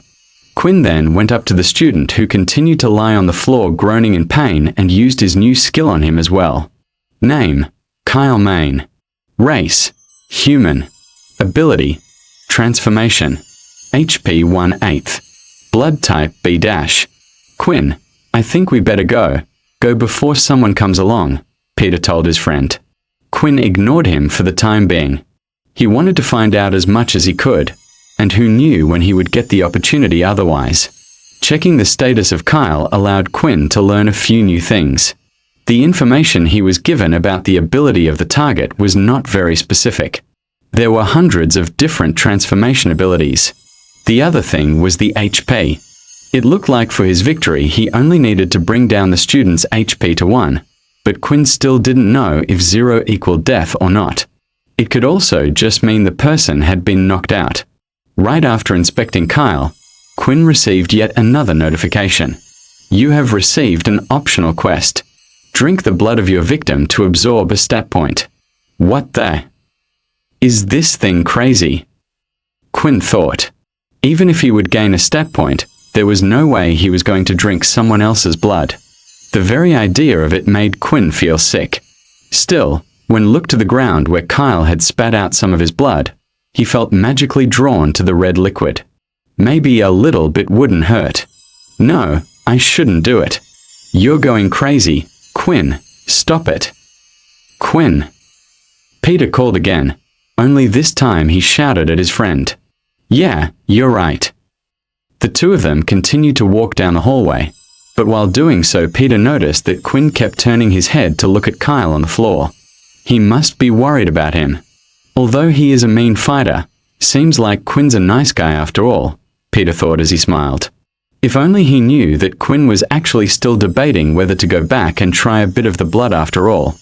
As the two continued to walk down the hallway, Quinn started to feel a strange surge through his body. Hey, let's go to the doctor. I'm sure the military must have a healer who can patch that up. Peter suggested, his eyes focused on the cut on Quinn's hand. Good idea, Quinn agreed. You don't have to come with me. I can reach there on my own. It will be a busy day tomorrow, so why don't you head back to the dorm? Although Peter was worried about Quinn, Peter didn't want to stick in the halls for much longer where other students were able to see him. He also had an irrational fear that someone would link them with the injured boy down the hallway. Quinn read the hesitation on Peter's face. Look, don't worry, I will be fine. I appreciate you looking out for me, Quinn encouraged. It was a strange thing to say, given that he was the one that had gotten injured while saving Peter. He could see the puzzlement on Peter's face, so he gave him an encouraging push towards their room. With that, Peter quickly rushed off and headed back to the dorms, making sure to cover up his wristwatch most of the time as well. He didn't want to stumble into another bully. Quinn, on the other hand, immediately rushed to the nearest boys' toilet just down the hall. When he entered the toilet, his eyes went to his arm where Kyle's claws had left an ugly cut. Quinn examined his hand closely. Something strange was happening. He could literally watch his arm healing in real time. Though it looked slow, in reality, it was incredibly fast. For someone to be able to actually witness his skin scabbing over and healing was an amazing sight. Quinn had actually felt something strange happening to his body when he was talking to Peter. It was the reason why he had insisted on Peter leaving him alone. If Peter had watched his wound heal, Peter would know for sure that he had an ability, if he did not already suspect that. Quinn waited a few minutes and opened up his status screen. It was as he thought. His HP slowly regained as well. HP 8/10.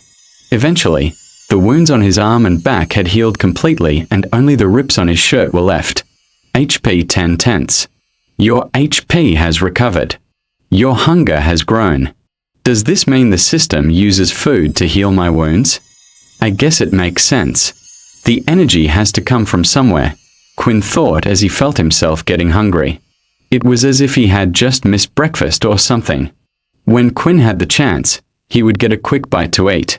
Before Quinn headed back to the dorms, there was one more thing he wanted to do. He wanted to get back to the training room that they had been shown while touring the school. It was getting late and the students had an early start in the morning, so most of the students had already returned to their dorms. This meant it was the perfect chance for Quinn to head to the training room without anyone seeing him. He finally reached the training room in the academy, a large oval dome-like building with a huge empty space in the middle. At the edges of the room were rows and rows of technological equipment. There were giant mech robots, shooting targets, and things Quinn had no idea what they even did. Still, he hadn't come for those. No, the one thing he was interested in was the power level testing equipment.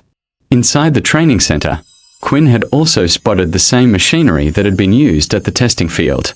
When Quinn entered, the room was unsurprisingly empty. Slowly, he made his way over to the testing equipment while walking past all the other sorts of machinery, and finally he stopped just in front of the drum-like level testing machine. It was the same type of model as the one they had used out in the fields to test their strength. Unbeknownst to Quinn, Layla had also snuck to the training room before Quinn had entered. She had come to test out her bow and arrow skills. She always practiced at night when she was nervous and she couldn't help but worry about tomorrow. When she heard the doors to the training room opening, she immediately hid behind one of the giant robots. Suddenly, she saw the student walk over in her direction, then she noticed something. "Isn't that the boy that I took the test with? If I remember correctly, he had no ability."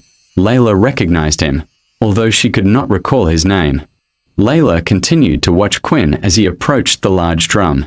"Let's see," Quinn said to himself as he circled his right arm to warm it up. He swung his fist back and prepared to hit the drum as hard as possible. When he punched the drum, a number appeared on the drum and slowly started to rise until it eventually stopped at 10. "Seems like I was on the mark," Quinn exclaimed happily. He had come to test his theory about his status screen stats matching the equipment the school used, and he was seemingly right. Layla, who had been watching from behind one of the robots, also noticed Quinn's new score. Confused and curious, she decided she wanted to find out more about this mysterious student, and would stay hidden to learn more. Quinn then went to the hologram spike machine. Last time, Quinn managed to last 10 seconds against the machine before it got too fast for him to dodge the attacks. Since his stats were no longer halved, he figured he would last longer, this time. Quinn started the test, weaving and dodging through the spikes. Unlike out in the fields, he felt more agile as the spikes whizzed past him.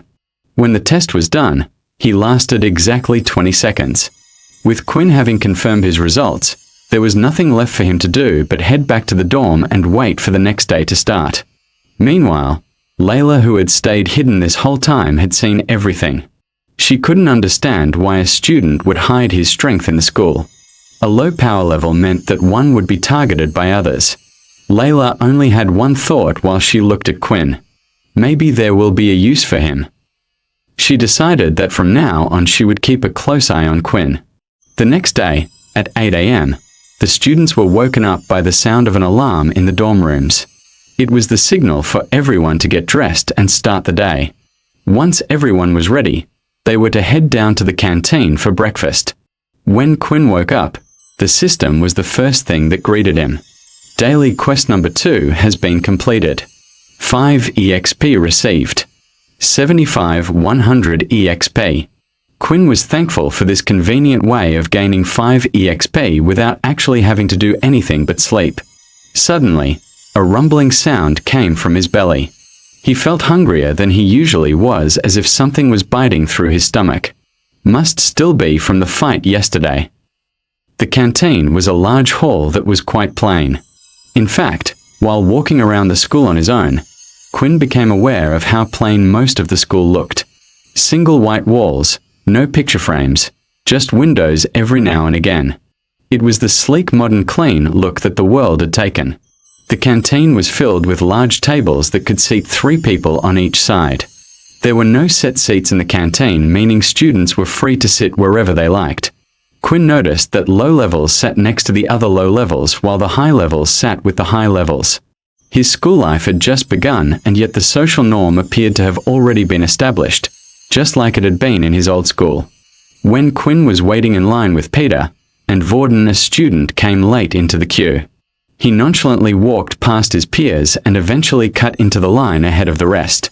Not a single person said a word in protest. The reason for this was simple. The offender had a higher power level than them. Quinn hated these types of actions, but right now there was nothing he could do. Once the three of them got their food, they started looking for a place to eat. "Why don't we go over there?" Vorden pointed at an empty spot. "Are you sure, Vorden?" Peter asked. "That's a level 1 area. You don't have to sit with us if you don't want to, right, Quinn?" "Yeah, don't force yourself," Quinn replied. "Quit talking nonsense, you two. We are friends. I don't care about this stupid power level hierarchy going on." The three of them then went to sit down with the other lower levels on a table. The area slowly started to fill up, but nobody else had decided to sit at their table. Everyone could see his high power level, so the other low levels wanted to stay away, fearing he would bully them. As soon as they sat down, Quinn started to dig in without any regard for table manners, eating everything that was given to him, even the bits he usually didn't like. "Hey, if you're not going to finish that, do you mind if I take it?" Quinn asked, his eyes on Peter's plate. "Sure, go ahead," Peter said, a bit surprised about Quinn's appetite. Quinn ended up not only eating all of his food, but also the leftovers from his two friends. On top of that, Quinn had also grabbed 8 bottles of water as he wanted to finish his other daily quest as soon as possible. The last time when he had been in the sun, he had sweated far more than usual, but thanks to the water he drank beforehand, he hadn't felt too dehydrated. If they were to go outside again, then this would be a big help to Quinn. "For a skinny guy, you sure know how to gorge yourself," Vorden teased. Although Quinn had clearly eaten a lot, for some reason he still felt a little pang of hunger that wouldn't quite go away. Luckily, it was bearable and didn't distract him too much. Daily quest number 1 has been completed. Reward 5 EXP. 80-100 EXP. Now there were only 20 points separating him from his first level up. He could not wait to see what benefits it would bring him. As he thought about the system, he recalled that he had received the Inspect skill as an additional quest reward from his fight yesterday. He turned to Vorden and decided to use it on him. Name: Vorden Blade. Race: Human. Ability: None. HP 10/10. Blood type 0-. Quinn paused for a second as he read over what he was seeing. For some reason, the system was stating that Vorden had no ability. "Hey, Vorden, can you still use Erin's ice powers at the moment?" "Wow, I didn't know you were so interested in me," Vorden said as he rubbed the back of his head. "Actually, my ability resets every day and I haven't touched anyone today. Besides you two, of course, but you two are duds for my ability." They continued to talk for a bit until another alarm notified them that breakfast was over and that class would start soon. On their way, Peter and Quinn spotted Kyle, who did not look at all as if he had been in a fight, much less lost it. "Do you think he'll tell the teacher what happened?" Peter whispered to Quinn. "I doubt it. It should be too embarrassing for him to admit he was defeated by someone weaker than him. Plus it would only make him a target if people find out," Quinn whispered back. Their teacher for the day was Dell, the same person who had shown them around the school. The students took their seats, and just like in the canteen, they chose to sit close to those of the same power levels. All but Vorden, of course. Vorden decided to sit at the back of the class with the level 1s and 2s, between Peter and Quinn. The other students noticed his behavior and quickly started to talk amongst themselves. "What does he think he's doing sitting with those bottom feeders? I saw him sit with them in the canteen as well. Won't this cause a problem for the hierarchy at school? Won't the second-year students start to do something? Yeah, if he keeps breaking the rules, then they will definitely step in." This focus on one's power level wasn't just a school thing.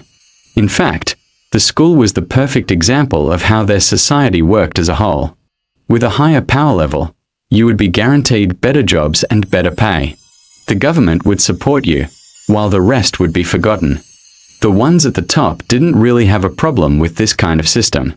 The people with lower power levels would do anything they asked them to do just to curry favor with them, hoping that one day they could increase their power level. Anyone who tried to upset this power system was usually quickly silenced. It was the primary reason the group known as Pure existed in the first place. They wanted to fight against this system and re-establish dignity for all humans. Yet the government had branded them terrorists. Dell coughed loudly to silence the gossiping students, so he could start his lecture. It was about the introduction of the school and the Great War. When we were about to lose the Great War against the Dalki, Dell began, his voice rising to capture the rapturous moment, his eyes blazing. That was when they came forward. The originals. These humans had kept their abilities hidden for hundreds of years, only passing them down to their family members. He paused and looked around the class to make sure every student was paying attention before he continued. Dell then suddenly had a serious look on his face. We might live in a time of peace for the moment, but who knows when the war will start again. That is why you are here. Once the class had finished, it was time for the students to take a break. Vorden, Quinn, and Peter headed outside to grab a snack. As soon as Quinn stepped outside, the dreaded message appeared. All stats have been halved. The three of them sat by a nearby bench and Quinn once again felt weak. Hey, you alright? You look sick again. Vorden asked. Dude, you're sweating like crazy. Yeah, I just get hot easily, Quinn lied. The three of them continued to talk about random things and the experiences they had at their previous schools until a group of 6 male students approached them. Each of them was wearing a black arm badge indicating that they were second-year students. Looks like the rumors were true. One of the second-year students said, We have some business to discuss with the three of you. Do you mind coming with us? Another added. His eyes dared the trio to refuse the invitation. Quinn, Peter, and Vorden were escorted by the second-year students to a separate part of the school. The school was split into different sections, and the second-year building was separate from the first years. As such, second-year students didn't really interact with the first-year students. Should we just run? Peter asked Quinn in a hushed tone. It might just make the situation worse. If they were going to do something to us, they would have waited until we were on our own, Quinn whispered back. They must have intentionally done this in public to make a statement to all the others. After walking for a while longer, they eventually arrived at their destination. It was underneath one of the second-year buildings. There were a few second-year students who were walking past, but otherwise, the place was relatively quiet. We brought them here, Mono. One of the second-year students informed a tall man with brown hair wrapped in a ponytail who had been sitting on the staircase. You guys can leave. Mono waved them off as he stood up from the staircase. The second-year students did as they were told and quickly left them to be on their own. Some rumors have reached my ears of a high-level student hanging around with a bunch of low-levels. So what? Is it against the rules? Vorden stood his ground with confidence. However, Quinn couldn't help but notice Mono's wristwatch, which displayed the number 6. Mono started to laugh. True, the school might not have a written rule preventing you from associating with their kind, but there are some unwritten rules. Mono then walked over to Quinn. You see, the moment you start treating this trash like they are useful to society, they might start to get a big head. Now that Mono was close enough to Quinn, he tried to use his inspect skill on the older student, but for some reason the status screen was blurry. It looked like the status screen itself was melting, making all the information unreadable. Is it because I'm out in the sun? Quinn wondered. Look at this scum. I'm only a few feet away from him and there isn't even an ounce of fear in his eyes. Mono snorted at Quinn before him. I can't wait for the next war, so we can get rid of these wastes, so only the strong survive. Quinn's blood started to boil. He despised the war as it had taken everything away from him, including his parents. He no longer cared if he was going to take a beating or not. All he wanted to do was punch Mono in the face right there and then. Unable to hold his anger in any longer, he threw out a punch. Alas, Mono appeared to have been able to predict his action. Before Quinn had even begun his attack, the older student had taken a step back, making Quinn's fist hit nothing but air. Vorden took this chance to try and grab onto Mono. However, once again Mono had reacted in advance, resulting in Vorden grabbing nothing. "You think I'm going to let someone touch me whose ability I don't even know?" Mono sneered at them in derision. "I didn't come here to fight you guys. Consider today to be a friendly warning.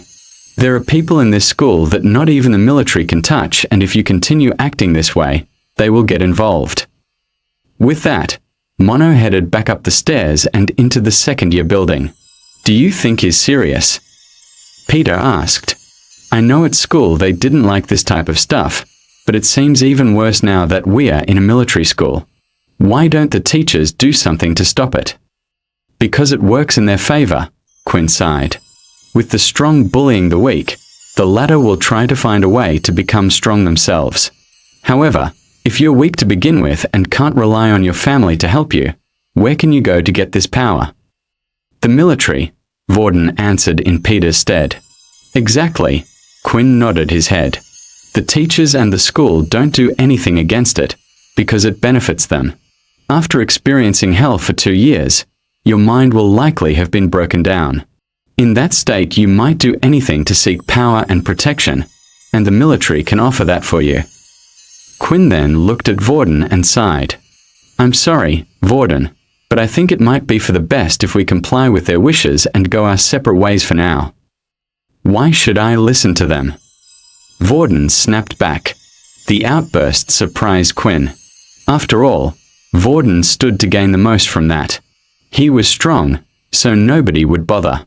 "Look, Vorden, I assume you think you are helping me and Peter, but maybe you don't understand because you've never been powerless like us. When we break their rules, they probably won't do anything to you. It will be me and Peter they will go for." Quinn hated saying that to Vorden, especially since he was the first high-level person who didn't look at them like scum, judging them solely by their power level numbers. Earlier, when Quinn and Peter had walked around with him, the higher levels had done nothing to them because of Vorden.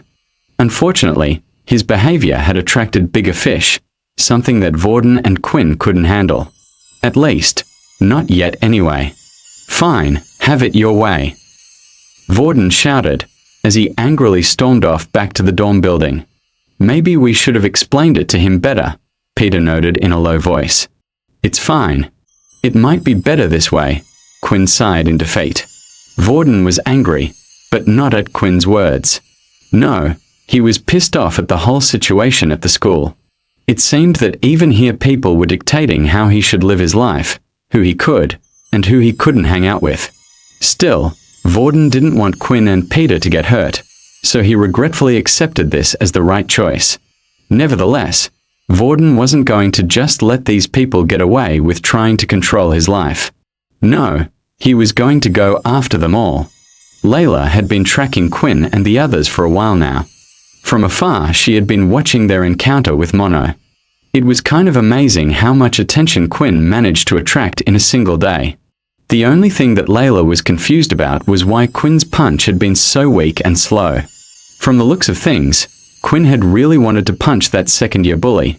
So why had his attack lacked the power she had seen him exhibit at the training center? After Vorden had stormed off, Peter and Quinn decided that it would be best to head back to class for their next lesson. Just before they got back to the first-year building, they came upon a group of first-year students standing in front of the staircase. "What are we going to do?" Dan asked for 50 credits by the end of this week. One of the boys asked his 2 friends. Their wristwatches showed numbers ranging from 2 to 2.5. "I don't know. Not like we can resist him. He's picking on us just because we are weaker than him," his friend lamented. Credits were the school's and city's currency system. There were restaurants and shops and even fun activities and games to play all around the city. However, they cost credits. The military school didn't want their students to starve, so all 3 meals were free while at the school. Additionally, each student received a daily amount of 10 credits, which was automatically sent to their wristwatch. It was possible for students to earn more credits for rewards, usually by performing well on missions or school activities. Of course, there was also the possibility of more dubious means. "Wait. Stop right there, you two." One of the boys suddenly shouted at the duo who had been about to pass them. Peter stopped immediately while Quinn carried on walking. "Hey, didn't you hear me? I said stop," the same boy shouted again. His friend, catching the drift, got in front of Quinn and pushed him back to where Peter was standing. Quinn had hoped they would be safe for a little while, at least until he was out of the sun. If only he got inside the building, then he would stand a fighting chance. "I think I might have just solved our credits problem," the first boy said, grinning. "Lucky us, to meet some of the few level 1s in this whole school. Hand over 10 credits each and we'll let you head inside." "But that's all the credits we have," Peter complained. "Look, I don't want to do this, but if I don't then my ass gets beat. If you're unhappy, complain to the guy who made me do this. Hand over the credits, now." Peter looked at Quinn with some slight hope in his eyes, perhaps thinking that his friend might be able to do something like last time. Unfortunately, after trying to hit Mono, he knew better than to try and fight them. Besides, these were level 2s. Even at full strength, he was unsure if he could beat them. Fighting them as he was would just result in a beating, so if there was the opportunity to skip that part by paying them off, then that was the best course of action. Just when Quinn received another system message. "An enemy ability user has been detected. You have received a new quest. Second fight, defeat the student known as Riley. Reward, 50 EXP. A power level difference of 1 has been detected. Additional EXP will be rewarded." Now that fighting them involved EXP and the potential to level up, a confrontation with them started to become really attractive. Still, Quinn wouldn't let his greed win him over. Currently, there were 3 level 2 ability users in front of him, but the system had only asked him to defeat one of them. The first thing Quinn needed to do was get inside so he could use his inspect skill and find out which one was named Riley. Using it outside, it would only appear as a blur. For now, Quinn decided to hand over the 10 credits. He placed his watch on the other boys and the credits got transferred over. Peter ended up doing the same and the 2 of them were allowed to enter the building. "Hey, that was a great idea, man." One of the boys praised his buddy. "Should we just stay out here until we find someone weaker again?" "Oh, come on," Quinn thought.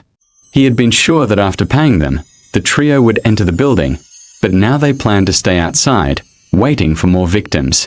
He suddenly stopped and turned around. "Oi, what are you looking at me like that? Scram, unless you want an ass kicking." One of the boys yelled at Quinn when he saw his gaze. Quinn clenched his fist and shouted, "Really?" Unfortunately, the other 2 boys also turned their heads, but not one of them said anything else. "Damn," Quinn cursed when he realized that finding out which one was really might be harder than he had imagined. However, he still had more aces up his sleeves. "If you pull this sort of thing on me again, really, you're dead," Quinn said and gestured with his hand a cutthroat. The boy with red hair in the center moved forward, and his face was slowly starting to match his hair. "What the hell did you say to me, you little punk? Have you completely lost your mind?" He aggressively moved towards Quinn, ready to punch him in the face. "Run!" Quinn shouted towards Peter. Like a bolt of lightning, the 2 friends ran as fast as they could to their next class. "What did you do that for?" Peter asked while running. "I felt bad just giving them the credits, so I wanted to at least annoy them a little as payback," Quinn lied. Peter couldn't help but think Quinn had to be a little mad, yet he liked the fact that his new friend didn't seem to take crap from people, even when they were stronger than him. Admiration mixed with incredulity started to appear in his eyes when he looked at the other. Just outside their class, before they moved in, Quinn opened up his quest menu. To his delight, he discovered that although he was away from Riley, the quest remained active, indicating that he could get the EXP at any time, as long as he could beat the other. At least, he now knew which one Riley was, so he only had to wait for the right opportunity. "You're going to help me level up," he mumbled to himself with a grin. Since it was the first official day, most of the classes had been introductions about what they would learn during their time at military school. Peter and Quinn had done their best to avoid most other students after everything they had been through. Fortunately, luck finally had smiled upon them and nobody had troubled them. Once classes had finished, it was time to go for dinner. Quinn noticed he still had this pang of hunger in his stomach, so he was looking forward to dinner with enthusiasm. This time, Quinn and Peter both sat on their own at a table in the low-level area. Peter started to look around the room as if he was trying to spot someone. "I don't see Vorden anywhere. Do you think he's okay?" Peter asked, some worry in his voice. Quinn's eyes, which had been focused on his meal so far, roamed around the room as well, yet he too was unable to find Vorden at the canteen. "I wouldn't worry about it too much. I think we both know that he is a lot safer than us at this school," Quinn reminded Peter. The two continued to eat, and once they finished dinner, they decided to head back to their dorm room. To their surprise, Vorden was already in the dorm room, lying on his own bed. When the two of them closed the door behind them, Vorden lifted his head and smiled at Peter and Quinn like usual, as if the whole episode with him leaving them in the hallway in anger had never happened. "Hey, I've been waiting for you two for a while now," Vorden said as he got off the bed. "I wanted to apologize for earlier. I wasn't angry at you guys, but just at this whole situation." When Vorden got up from the bed, Quinn noticed a bruise on the side of their friend's face. It was slightly red and a little swollen. "What happened to your face?" Peter asked. "Oh, this." Vorden touched the marking. "I got into a little scuffle of my own, but don't worry, I didn't lose. You don't have to worry about me, I'm strong." He flexed his muscles as if to stress his point. A loud growling noise escaped from Quinn's stomach, shifting the topic. Peter and Vorden immediately looked at Quinn, whose face had gone red with embarrassment, before all three boys broke out in laughter. "Sorry, I guess I'm still hungry after dinner," Quinn explained, his head behind his arms, trying to hide behind them. "Why don't you grab something from the convenience store? It's not too far away." Vorden suggested. Quinn looked at his watch and disappointment replaced embarrassment. Although he would have liked to buy himself a snack, he had no credits after their earlier encounter. Before he could even say anything, Vorden had come over and tapped his watch against Quinn's. "Transfer of 10 credits successful," the notification sounded. "Don't refuse, man. Just take it as my apology and go grab something," Vorden insisted with a smile. "Thanks." Quinn left Peter and Vorden on their own and rushed off to the convenience store. It wasn't too far away from military school, just 20 minutes by foot at a normal tempo. At the front of the school was a huge gate that had 2 guards standing at the entrance at all times. Only students, teachers, and certain military personnel were allowed on the school grounds. Anytime a student wanted to leave, they had to show their wristwatch to the guard, and the same procedure was followed upon entering. Once past the gates, Quinn decided to test out how much 10 stamina points really were. It had already turned dark and the sun was nowhere to be seen. He started to jog at a relatively fast pace to the convenience store. After running for about 5 minutes, he happily noted that he wasn't out of breath like he usually would be. He decided to run even faster, eventually reaching the convenience store in 7 minutes. Impressive, Quinn thought. He had run over 1 kilometer in just under 5 minutes and he was not out of breath. He realized that his body had changed.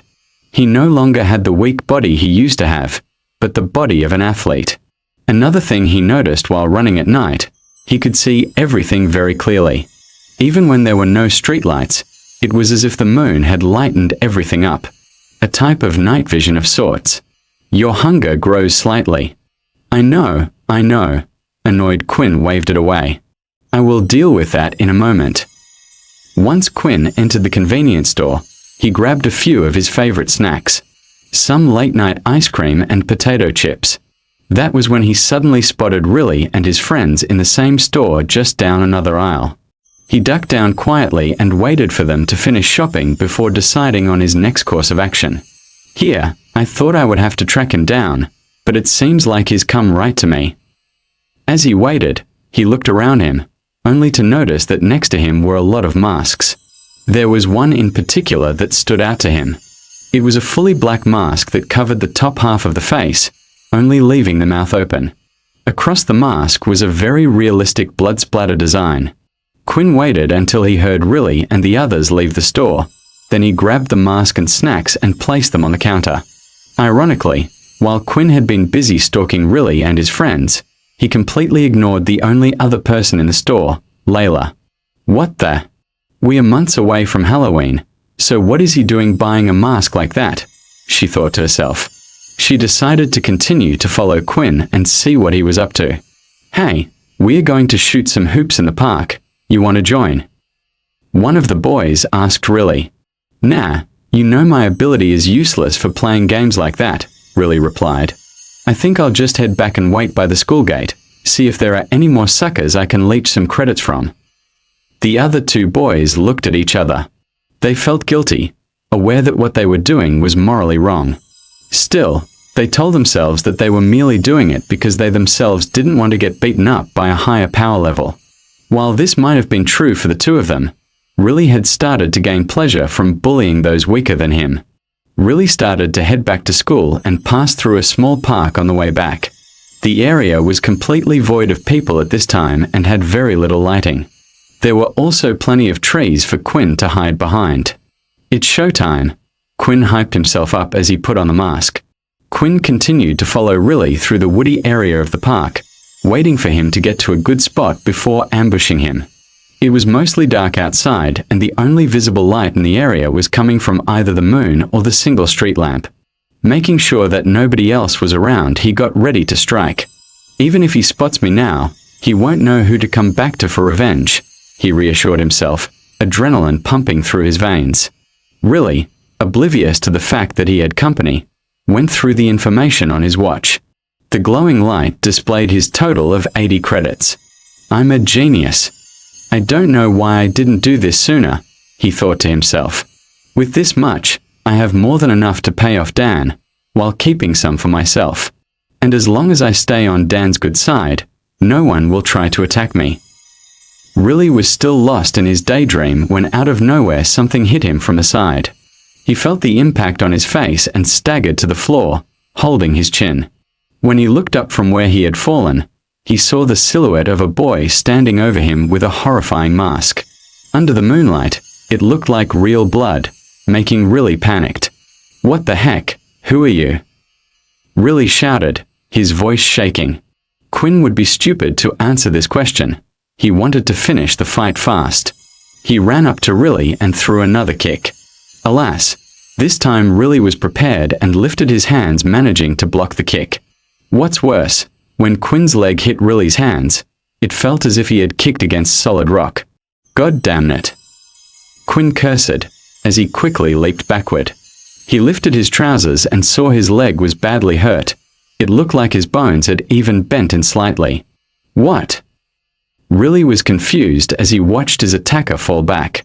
Then the boy spotted his attacker's glowing wristwatch, which lit up brightly in the dark, and displayed the number 1. Riley started to laugh, convinced of his superiority. You must be one of the students I took credits from earlier. Let me guess, you thought you could get some revenge, huh? Nice try, but that's all it was. Quinn quickly used his inspect skill on his opponent. Name, Riley Blade. Race, human. Ability, hardening. HP 8/10. Blood type B+. Damn it. No wonder my leg felt like it hit a rock. Although Quinn's initial surprise attack hadn't been enough, he still felt like he could win this fight. He charged in once again, this time throwing a fist.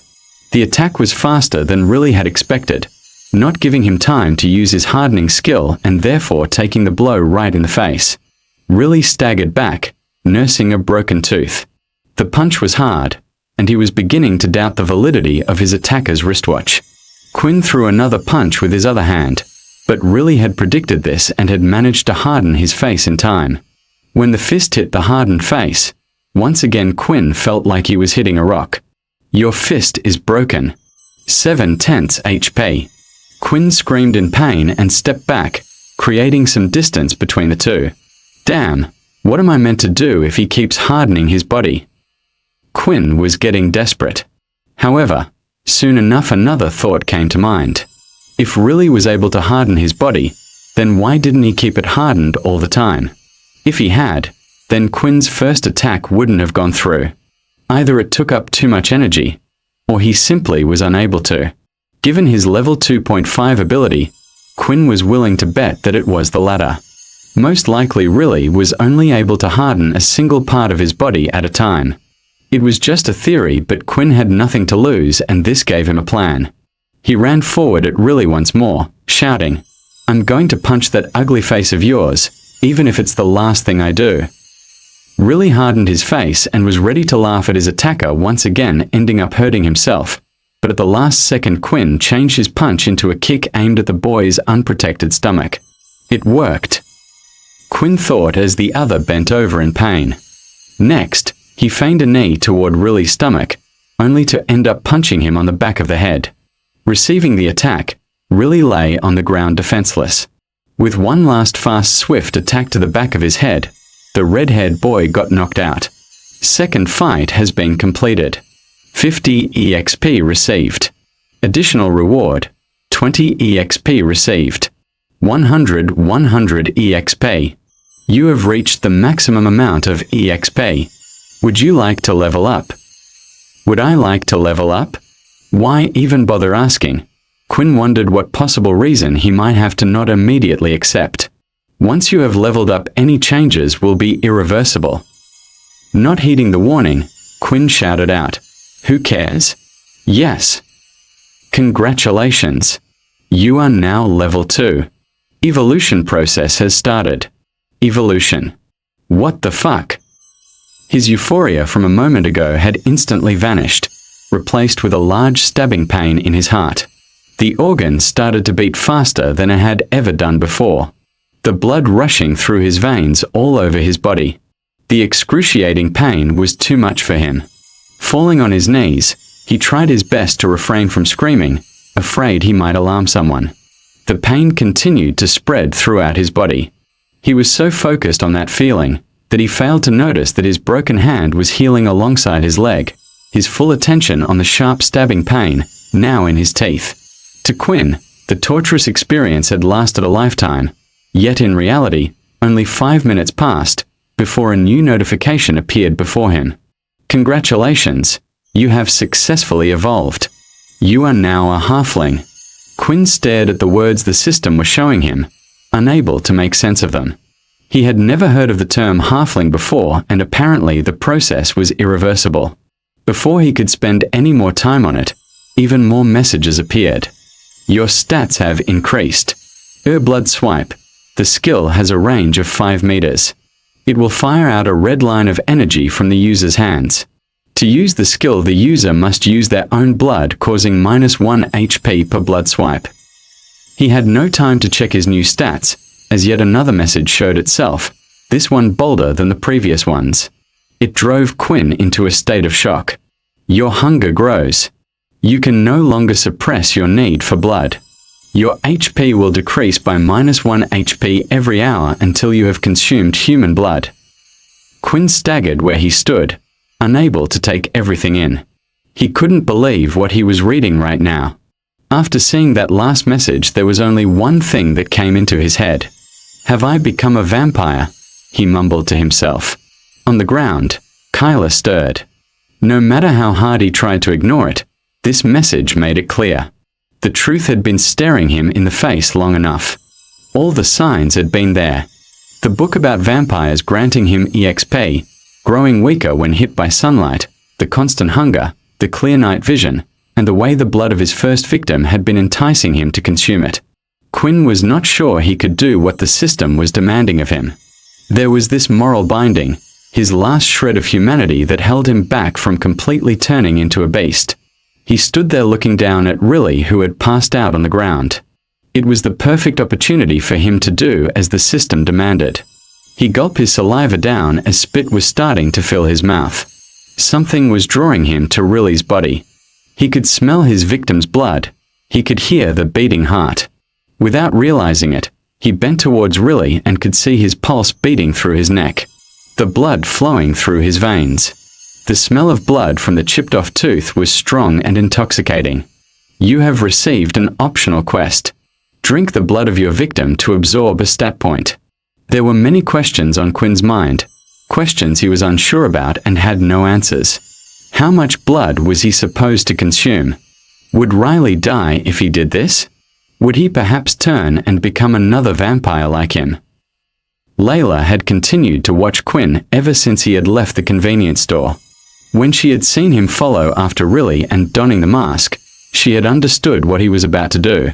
She had kept a safe distance while staying in between the trees to avoid detection. It had worked perfectly, allowing her to watch the whole thing unfold. Although Quinn's ambush had failed, he had nevertheless managed to win over his opponent by tricking him. However, everything after that had been completely strange. Out of nowhere, Quinn had first grabbed his chest, then his stomach, before going down to his knees. The expression on his face showed the great pain he was suddenly under. Layla had debated whether to run and help him but had been unable to reach a decision. Eventually, the 5 minutes were over and Quinn looked to have regained his composure. The next second she saw Quinn lift Riley's body slightly off the floor while kneeling beside the unconscious boy. Yet, the gaze he was looking at him was very strange. It wasn't the gloating type of look of a winner over a loser. What the? Layla wondered. He can't be planning to kiss him. What is wrong with this guy?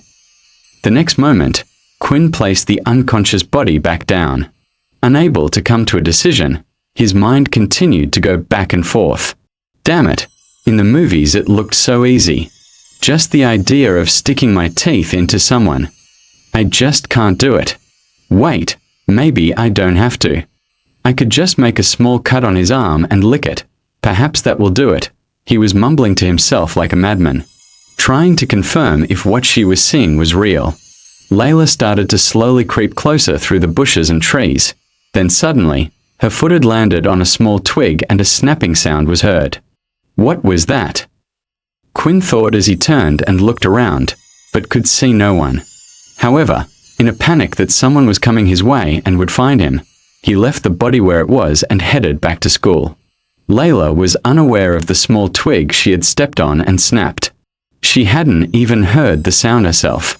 In her eyes, she just saw Quinn suddenly leave. I wonder what that was all about. In the end, he didn't do anything. Layla was left curious about it all. Quinn hurried head back to school and placed the mask into his shopping bag. He noticed that the ice cream he had bought had already melted, but for some reason when he looked at it, it no longer looked so appetizing. There was a hunger in his stomach that he felt couldn't be satisfied with food, and he wondered just how long he would be able to hold it in. When Quinn had finally arrived back at school, he decided to stop by the toilet first.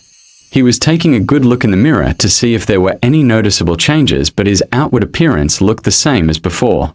He even lifted up his lips, so he could get a better view of his teeth, but they too were just the same. Phew, at least it looks like no one will be able to tell. But why did I feel that pain in my teeth at the time then? Quinn then decided to open his status screen to see if his stats had changed after evolving. Name: Quinn Talon. Race: Halfling. HP 15/15. EXP 50/200. Strength 10. Agility 10. Stamina 10. Stat points available 1. From what he could see, merely his HP had increased by 50% while everything else had remained the same. To be honest, Quinn was pretty bummed out about that, expecting more from something called an evolution. Still, at least his level up appeared to have granted him a single status point. When Quinn pressed on the system, it allowed him to increase either his strength, agility, or stamina by 1 point. Quinn thought about it for a while and decided to add a point to his agility. Agility 11. Quinn had considered increasing his strength in case he met more people like Riley, but he had concluded that he could overcome that problem with a good beast weapon. It would therefore be wasting his stat point. As such, what he wanted right now was to become fast and agile like an assassin. Quinn wondered if there was a reason why the system had only given him 1 point, but then he recalled the optional quests it had offered him. So far Quinn would have been able to gain an additional 2 stat points, whereas leveling up only granted a single one. If he wanted to get stronger fast, then that would be the quickest way. However, Quinn was unsure of whether or not he would be able to go through with it. At first, He would like to do more research into the system and see if there was anything he could find out about it. He had a direction now and knew his system was similar to that of a vampire. Perhaps if he learned more about them, he would be able to figure out if there was a way around drinking the blood as well. With that in mind, Quinn decided to head to his room where he could hear Vorden and Peter practicing together. Peter was trying his best to learn the ability book the military had given him, while Vorden was tutoring him. "What took you so long?" Vorden greeted him with a question. "We were starting to get worried. You might have gotten lost." "No, I just went exploring the city a little," Quinn told a white lie. "I'm a bit tired, so I think I'm going to bed early today." "Maybe we should call it a day for now as well," Peter suggested, visibly exhausted. Not wanting to push him, Vorden agreed, and with that, the group turned off the lights and went to sleep. Although Quinn had been the one to suggest going to sleep, he was unable to. His stomach was in a tremendous amount of pain and he had too much on his mind. If what the message had claimed would be true, Quinn only had a limited amount of time to solve his problem. However, there was nothing he could do. The school's curfew began at 10 p.m. and if you were caught outside after that, major punishments awaited. With no other choice, he closed his eyes, hoping to deal with his problems in the morning. Eventually, he managed to drift off to sleep. When he woke up the next day, the pain was worse than before. His head was pounding and the first thing Quinn did was open up his system. 10 hours have passed. Your hunger grows. You have lost -10 HP. HP 5/15. Your HP will continue to decrease every hour. Even though Quinn had lost 2/3 of his HP, it strangely didn't feel like he was hurt or dying. It was different from when he was out in the sun. Instead, it felt like all his senses were on high alert. "Hey Quinn, are you alright, man?" Vorden asked, seeing Quinn's face. "Yeah, I just got to go somewhere." Quinn excused himself as he rushed out of the room, heading down to the canteen. Everything that had happened so far had been a miscalculation on Quinn's part. Although the system had warned him about his 1 HP loss every hour, he hadn't expected his body to react like that. In fact, he had only planned to sleep for 5 hours. That way, he would have nearly half a day to come up with a plan on how to rid himself of his problem, ideally before morning classes started. Quinn started to calculate how much time he had left.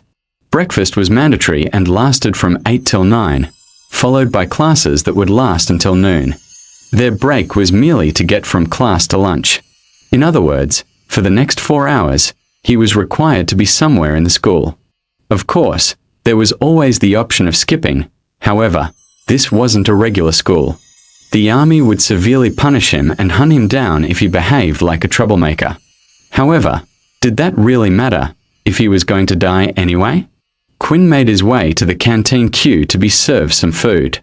He was taking in deep breaths slowly, an action that was supposed to help him get the hang of his heightened senses. Right now, he was able to hear the conversation from the other side of the room, pots and pans clanging in the kitchen as if they were next to him. Slowly, Quinn was figuring out how to ignore all these sounds, clearing his mind. Just then, Riley entered the canteen. Surprisingly, he had no bruises on his body from yesterday's fight. The only possibility was that he had made a full recovery at the medical center.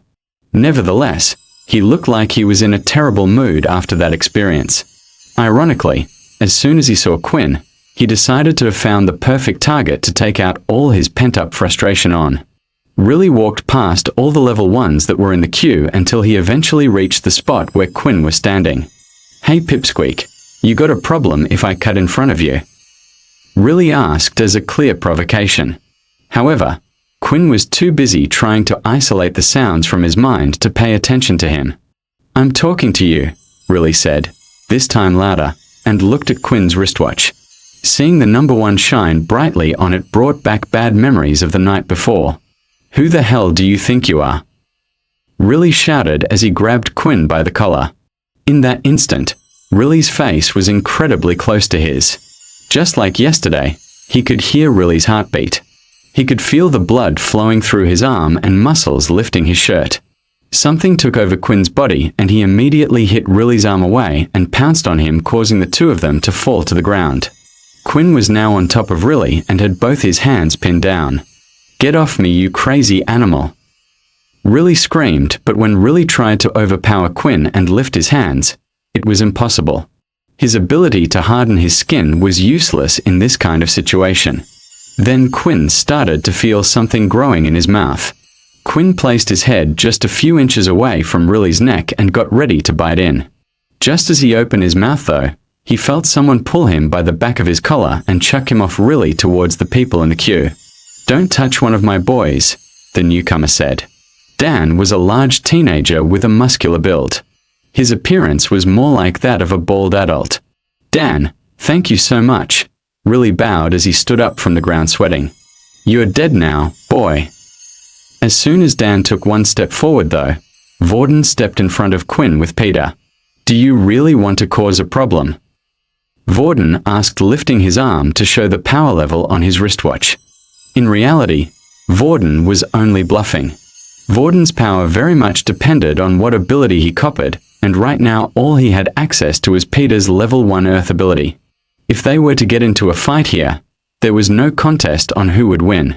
Fortunately, Vorden's plan succeeded, as Dan decided to back down after seeing the number 5, taking Riley with him.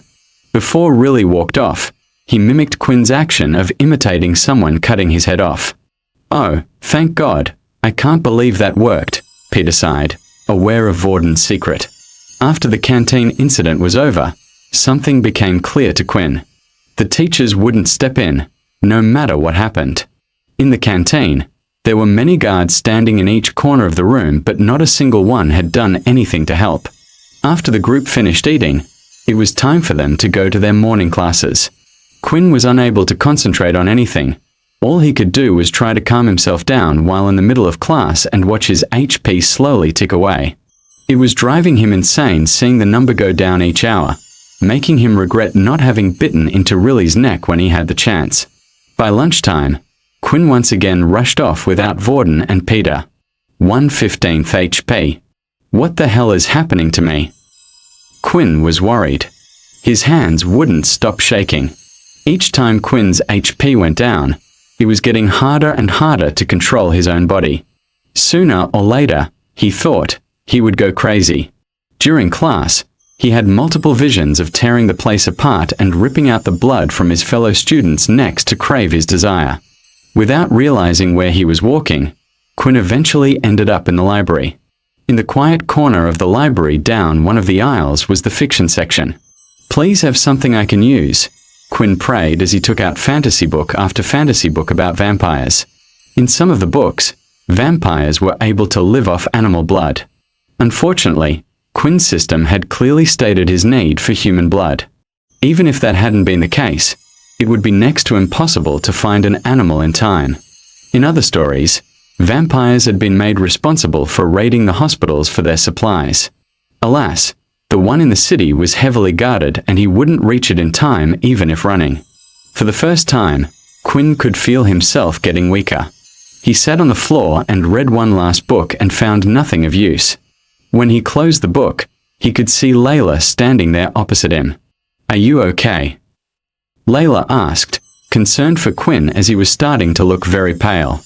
Layla bent down so she was at eye level with him and placed her hand on his forehead to check his temperature. "You're so cold.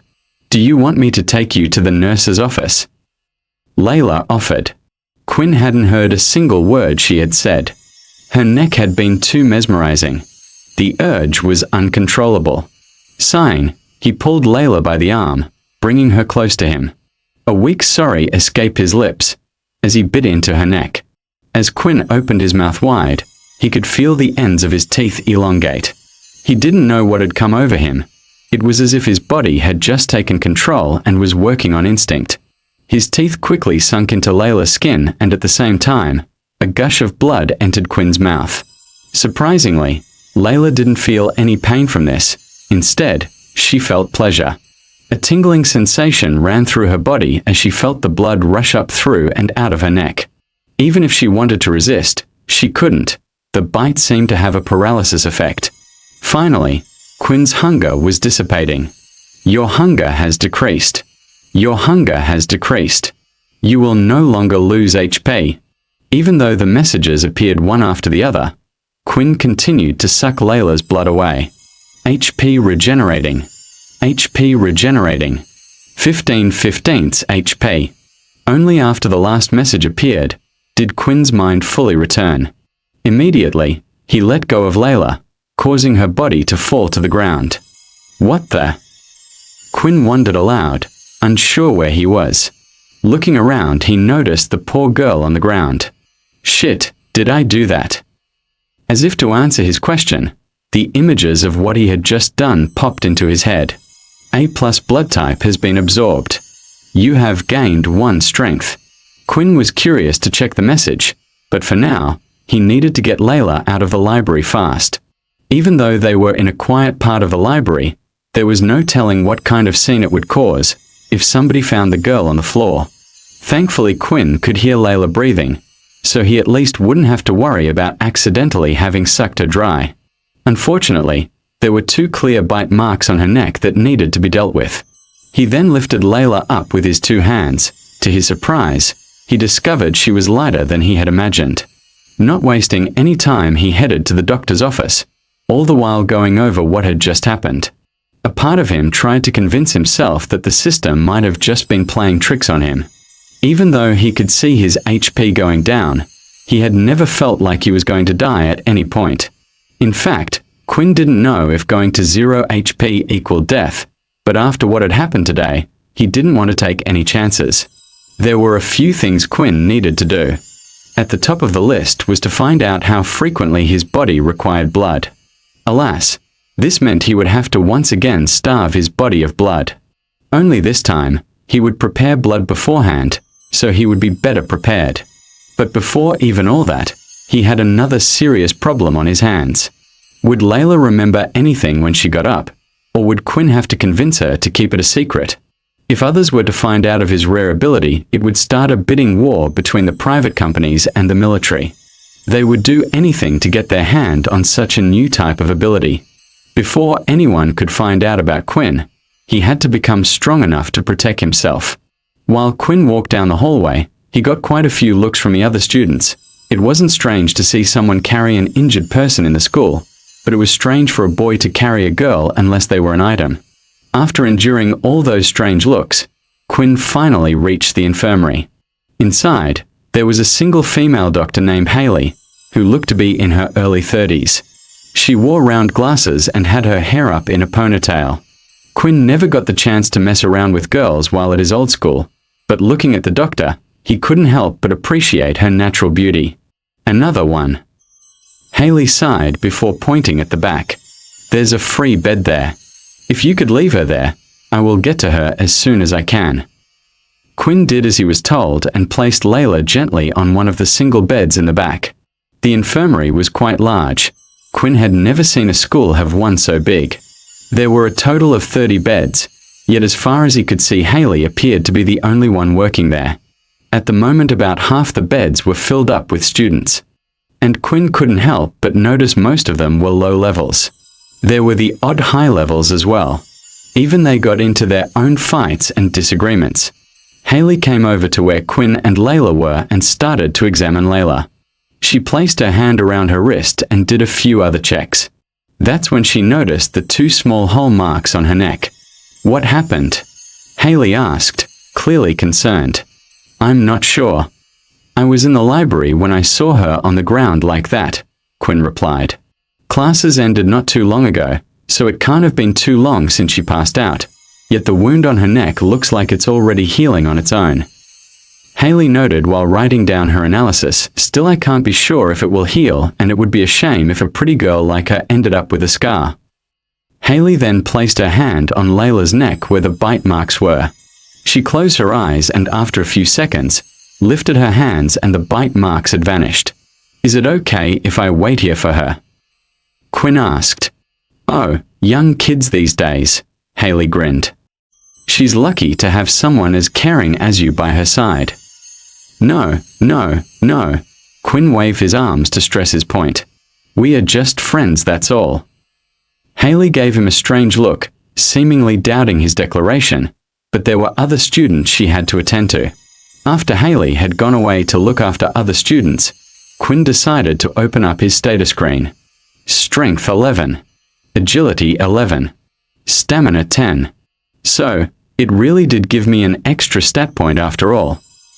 He was unsure how exactly sucking someone's blood strengthened him, but he decided not to question it too much. Interestingly, Quinn had received 2 optional quests to suck the blood of those he had defeated. He had assumed that the stat point was like an extra reward for winning a fight, but it appeared like there was no actual need to fight against someone first. In that case, Quinn was theoretically able to drink anyone's blood to gain stat points. However, what would happen if he drank Layla's blood again? Would he gain another stat? There were so many questions Quinn had no answers to. He looked at Layla lying there peacefully. Right now, he was in complete control over his body and there was no urge for him to suck on Layla's neck again. After checking his teeth, he was thankful that they had gone back to normal. That's when Quinn decided to look around the room until he finally found what he was looking for, a syringe with a needle.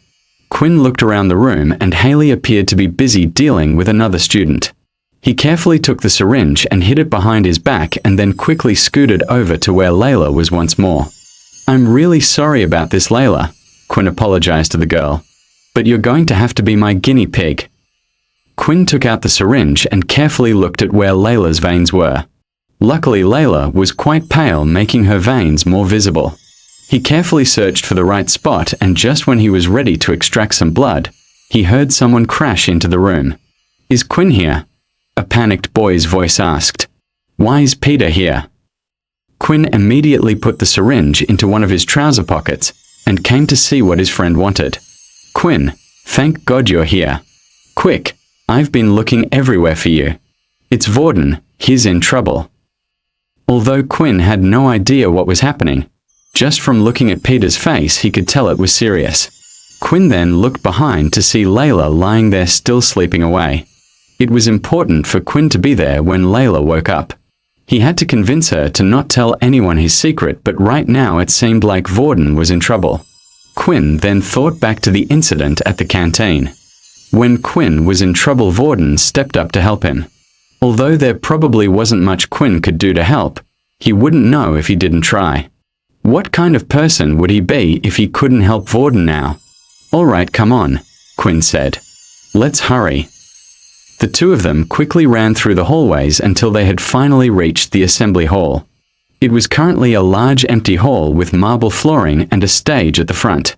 It hadn't been used for anything yet so far, but it was the area where the students would be called if they were to have a meeting. When the two of them entered the assembly hall, there were already multiple students there mumbling about a commotion. "Did you see what happened?" "Yeah, that guy is a monster, how could he do that?" Luckily, the second-year students were here to stop him. The assembly hall was completely trashed. Craters and rubble had formed on parts of the walls and ground. Burn marks and other things were there as well, and there was even blood. Something Quinn could smell the second he had entered the room. "What happened here?" Quinn asked, "Where's Vorden?" Clearly, a fight had taken place here and Quinn feared the worst. "I don't know," Peter replied. "Me and Vorden were busy messing around practicing my earth ability together. That's when a bunch of second years I'd never seen before came up to us asking for Vorden. Vorden told me not to worry, but of course, I worried, so I followed them. That's when I saw them take him to the assembly hall, but two of the students stood guard and wouldn't let me come inside. I didn't know what to do, so that's when I came looking for you." Quinn and Peter then went around asking the students what happened, but when they did, the students seemed to avoid the question or completely ignore them, as if they were told not to tell anyone what they had seen. While Peter continued to ask the students that were still in the hall about what happened. Quinn already knew that they wouldn't give him any more answers, so he started to do some inspecting of his own. The smell of iron in the room was thicker than anything else to Quinn, and it led him to an area where dried up could be seen on the floor. Inspect. Name: Vorden Blade. Race: human. Blood type: O-. Quinn started to inspect the battle scene and found more traces of blood, but when he used the inspect skill on them, it wouldn't show him any information at all. It would only show Do I have to use the inspect skill on them in person? Quinn thought. It was a shame the blood on the floor had already dried up. Otherwise, Quinn would have used the syringe he had on hand. Just then, Peter had finished questioning everyone and returned to Quinn. It doesn't look like anyone wants to talk, Peter said. Figures, let's just head back to our dorm. Who knows, he might have returned. The two of them then headed back to the dorm room together, and when they entered, they were surprised to actually see Vorden already there. However, something wasn't right. Vorden wasn't his regular self. Just by looking at him, Quinn and Peter could tell he had been in a rough fight. Bruises and scuff marks everywhere, large cuts on his back. He looked like he had been in a tough battle. Not only that, but Vorden didn't even greet them when the two entered. The Vorden they had come to know was not the same Vorden right now. Vorden just stayed there lying down on his bed. Vorden, what happened? Is everything all right? Peter asked.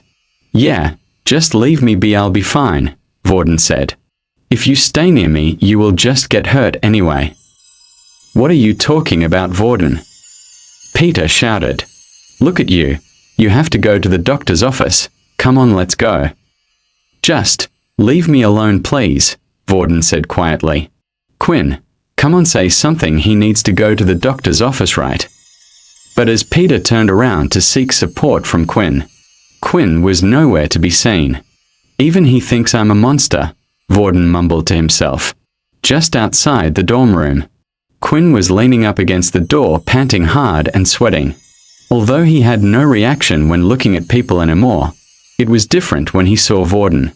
Vorden still had fresh cut marks all over his body, and the smell coming off him was strong. Suddenly, Quinn felt like he had a craving for a little bit of blood. It was something he could control. It wasn't like last time where his body had taken over, but it had brought back bad memories for him, and he was a little afraid of what might have happened. I really need to find out what's going on with this strange system ability I have. Then a thought came into his head. There was a pending problem that he still hadn't dealt with. Although Vorden was acting strange right now, Quinn knew he was safe. Whatever problems Vorden were dealing with now would just have to wait. Every second wasted meant there was a chance for Layla to wake up, and who knew what would happen when she did. Just then, at the same time in the doctor's office, in the corner, at the back of the room, Layla slowly started to open her eyes. Huh, what happened? Layla said, Where am I? As Layla looked around the room, she started to rub her neck, and at the same time, images had flashed through her head of what had happened at the library. She remembered everything. When images of what had happened to Layla started flashing through her head, she immediately started to get this tingling feeling over her body. She was reacting to the memories of Quinn biting into her. It wasn't a painful memory, but quite an addictive feeling. The sensation of the blood rushing through her body. Her face was starting to turn a little red just thinking about it. That's when she lifted her hand and placed it on her neck. Huh, I can't feel anything. Oh, so you're awake, Haley said with a smile. You were sleeping so peacefully there, I didn't know when you were going to wake up. How did I get here? Layla asked. Oh, a boy came in and dropped you off. He said he was your friend. I can't remember his name, but he had short black curly hair, Haley said with a smile, thinking about the two of them. This confirmed Layla's thought. Quinn must have brought her here right after biting her. Haley then noticed that Layla was rubbing the side of her neck with her hand. Oh, I got rid of those 2 marks for you. Do you remember what happened? Once again, as she thought back to the memory of Quinn biting her, she started to get goosebumps all over her body. I'm not sure. Maybe it was a beast. Layla replied. A beast? Yeah, I hear sometimes a stray can come out with the students while they're training through the portals, Layla said nervously, hoping that Haley would believe her lie. Well, whatever it was, I'm sure someone else will deal with it. It's just a good thing you're safe now. Quinn was running through the school halls as fast as he could. He needed to make it to the doctor's office before Layla woke up. He had no idea how Layla would react. Not only that, but what were the consequences of biting someone? If it was like some of the vampire novels Quinn had read in the library, some vampires had the ability to turn others. Right now, Quinn thought that might be a better situation than everyone finding out about his ability. Finally, Quinn had reached the doctor's office and he pulled the door wide open. "Oh, hello again," Haley said. "If you're looking for the girl you just missed her, she left a little while ago." "Really? Did she happen to say anything?" Quinn asked. Judging by Haley's reaction, it didn't seem like Layla had said anything, but he needed to make sure.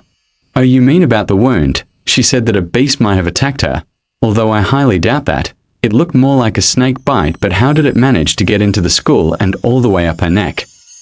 Haley continued to ramble on. She often did this as she was left on her own a lot of the time, being the only doctor stationed at the school. It was a lonely job. "Thanks for letting me know," Quinn said as he closed the door. Why did Layla decide to keep it a secret?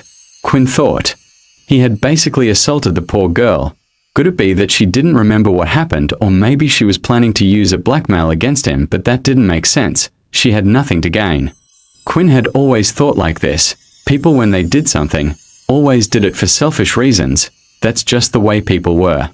He couldn't believe that Layla would keep this a secret for no reason.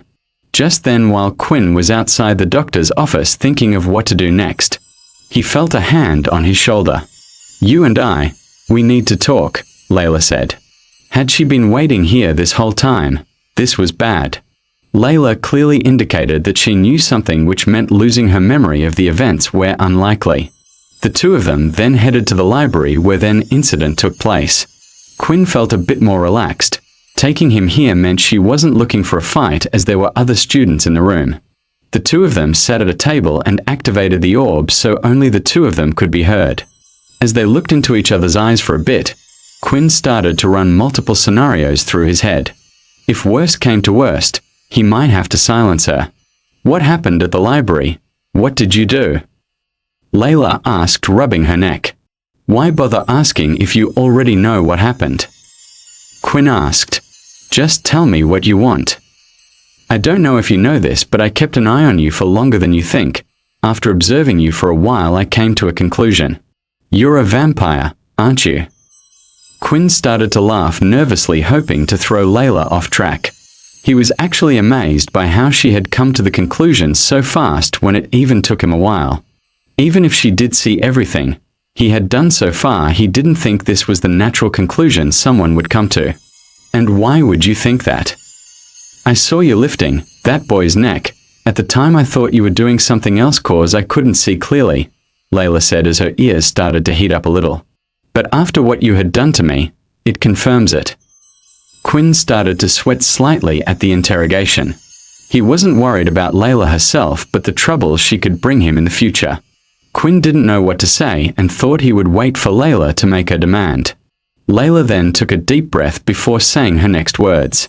This is what Quinn was waiting for, her request. "I want you to hear me out. I want you to make me a vampire." Quinn was so shocked by the words that had come out of Layla's mouth that he nearly fell out of his seat. "What? Do you realize what you are saying right now?" "Please," Layla said as if she was begging him. "It's a childhood dream of mine. This type of things only happens in books or fairy tales, and now I have the chance for it to happen right now," she said with her eyes lit up. Now Quinn realized why Layla didn't tell anyone. Simply put, this girl was crazy. Layla had grown up her whole life reading fantasy stories and comics about all sorts of things. Before the whole war started, her father used to work as a writer, so her home was filled with books and stories, and her favorite ones were always about vampires. She loved everything about them, how they had to keep their identity secret to the world, the super strength they had, the super speed, and the fact that they could live on nearly forever. When abilities were realized to the world, it made fantasy stories a thing of the past. Many people read stories because they were that, fantasy. It allowed them to imagine doing something that they could never do, but now that humans actually had special powers, what was the point? However, the love for vampires never died down for Layla. It only grew. If abilities existed, then that meant somewhere out there maybe vampires did too. When she saw Quinn's actions, she had already convinced herself that he was a vampire. Quinn was right when he thought a normal person wouldn't have come to the same conclusion, but that was because Layla wasn't a normal person. Layla suddenly got out of her seat and started to bow down to Quinn on her knees. The students in the room, although couldn't hear their conversation, couldn't help but look at them. "Please, I'll do anything for you," Layla said. "All right, I understand, please get up," Quinn said. The two of them sat down at their seats again. Before Quinn started to speak, he let out a big sigh, thinking about how he was going to explain this to her. "It's not what you think," Quinn said. "I'm not a vampire. I became like this from an ability book." Suddenly, the smile on Layla's face disappeared. "You know what that means, right?" Quinn asked. Layla nodded. Quinn was basically telling her it was impossible for him to give her this ability. The reason was that a human body could only activate one ability. When learning an ability, it mutated the genes inside of your body, but once your genes had been mutated, they could no longer change or add a second mutation. Because Layla already had the ability of telekinesis, it meant Layla was unable to learn a second ability. Then why did you hide this from the academy? Why did you tell them you had no ability? If you got this from an ability book, you can't be an original. Have you ever heard of an ability like this? Quinn asked. Layla thought about it for a while and realized there was nothing quite like it. There was never a record of an ability requiring someone to drink blood. But if you told the school you got it from an ability book, one that's not even been registered, and you aren't an original, you could make a fortune selling the book. Layla said excitedly. "I wish that was true, but I can't do that either," Quinn explained. "When I learnt the ability, the book simply vanished."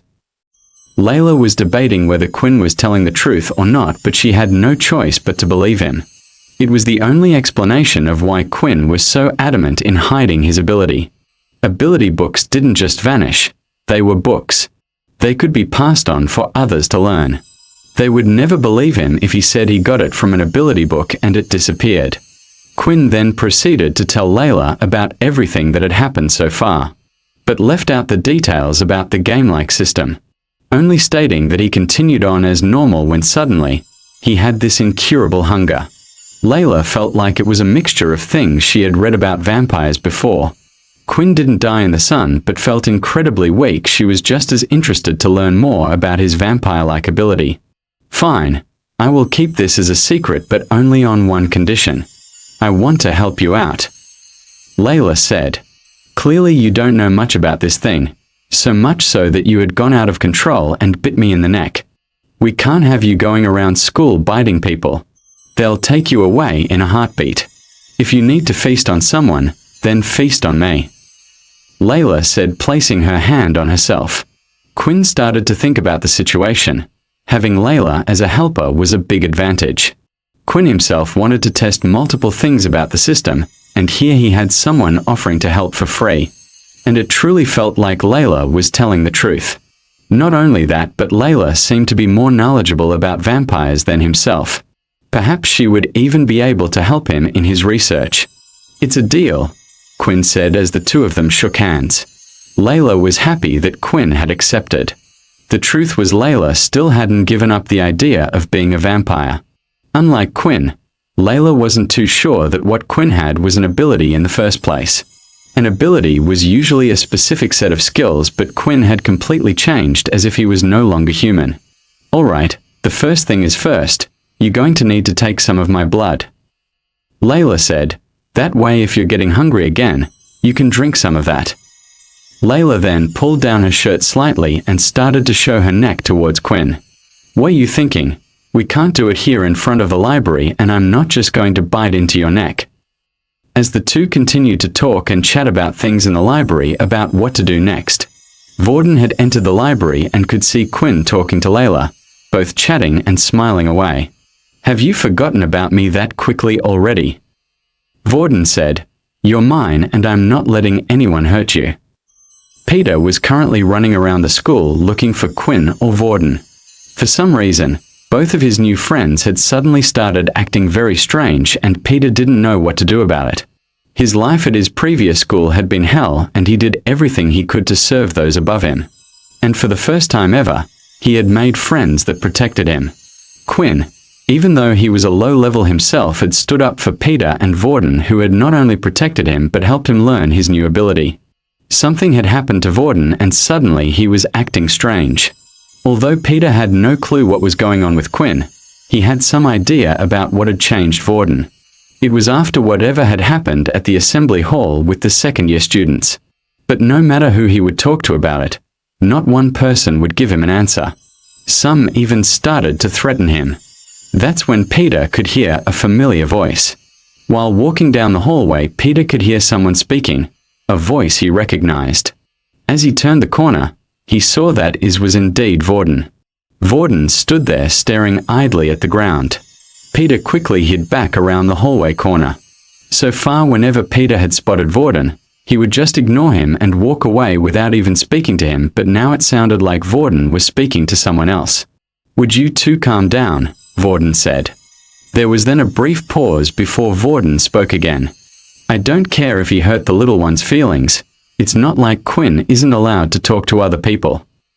Again, there was a slight pause. "Look, if you get involved and hurt them, I won't forgive you. I won't let something like last time happen again." The whole time Peter was listening into the conversation, the only voice he could hear was Vorden's, but it was clear that he was speaking to someone. Peter couldn't take it anymore and decided to take a peek, and as he did, still the only person he could see was Vorden. Did the other person leave already? Peter thought. Just then he saw Vorden start to walk off. The bell rang, indicating that it was the end of their lunch break and it was time to head to afternoon classes. That's when the library doors opened and Quinn and Layla appeared out walking together. "Quinn," Peter said as he waved him over. "I'll meet you at the front gate tonight once classes are over," Quinn said to Layla before leaving to join Peter. The two of them then started to walk off to class together. "Hey, are you okay, man?" Peter asked. "I was worried about you when you suddenly bolted out of the room like that." "Yeah, sorry, man. I couldn't hold it in any longer, otherwise my underwear would have turned brown." Whoa, too much information," Peter said. "Anyway, I'm glad you're okay. Look, I'm really worried about Vorden. Ever since he came back from that assembly hall, he's been acting strange." Quinn placed his hand on Peter, seeing that he was clearly startled. This whole time Quinn had more important things to worry about, but now that he had solved the most pressing matter, he had time to focus on other things. "Don't worry, we'll find out what's going on together." When they entered their next class, they could see that Vorden was already in his seat, sat down, ready even before them.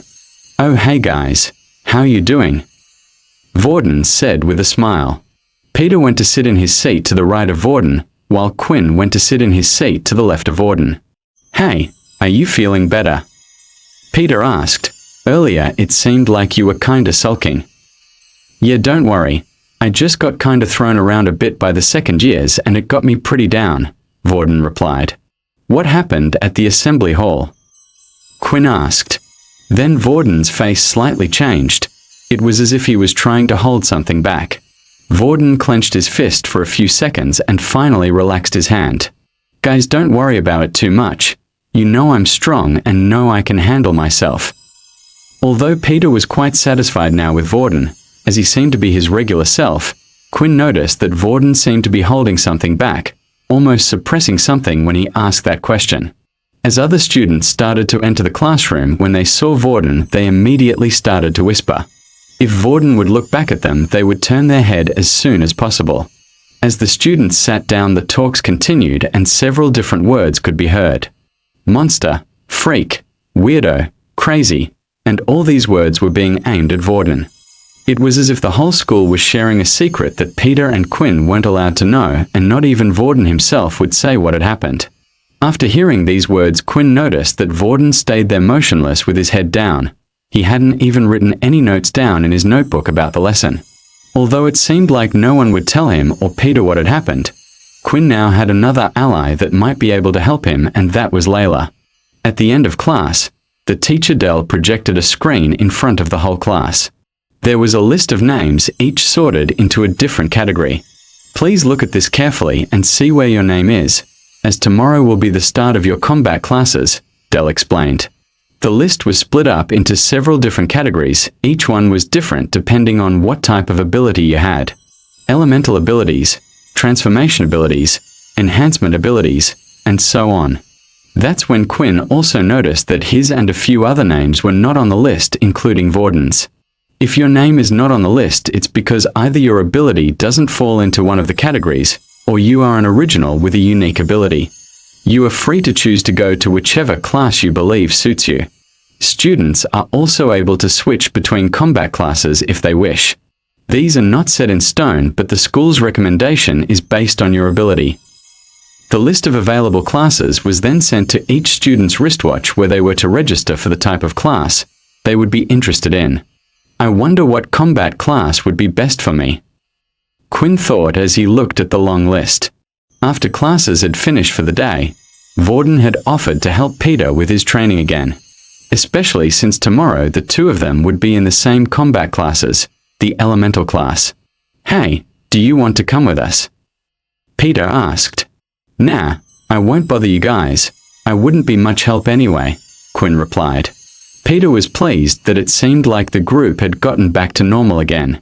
There was no tension between the three of them, and Peter wished it would stay that way forever. Just then, when Quinn had left, Vorden and Peter were left in the room. That's when Vorden asked Peter a question. "Hey, have you seen Quinn hanging around with a girl lately?" Vorden asked. "Come to think of it, I saw him exit with a girl at the library. It was the same one who was at the test with us that day, with the bow and arrow." After Peter had given an answer, for a split second, Peter felt like he saw the expression on Vorden's face change.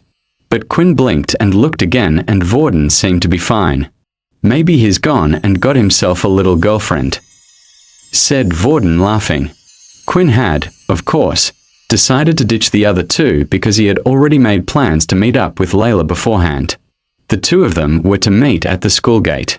But before the two of them were to meet, Quinn decided to stop by the science lab. Although most lessons in military school were about combat or how to use technology, science was still a core subject. It was because of scientists that the human race had discovered how to use all the different technologies they had in the world today. So students were encouraged to continue to learn science throughout their service time, in hopes they would continue to in the future.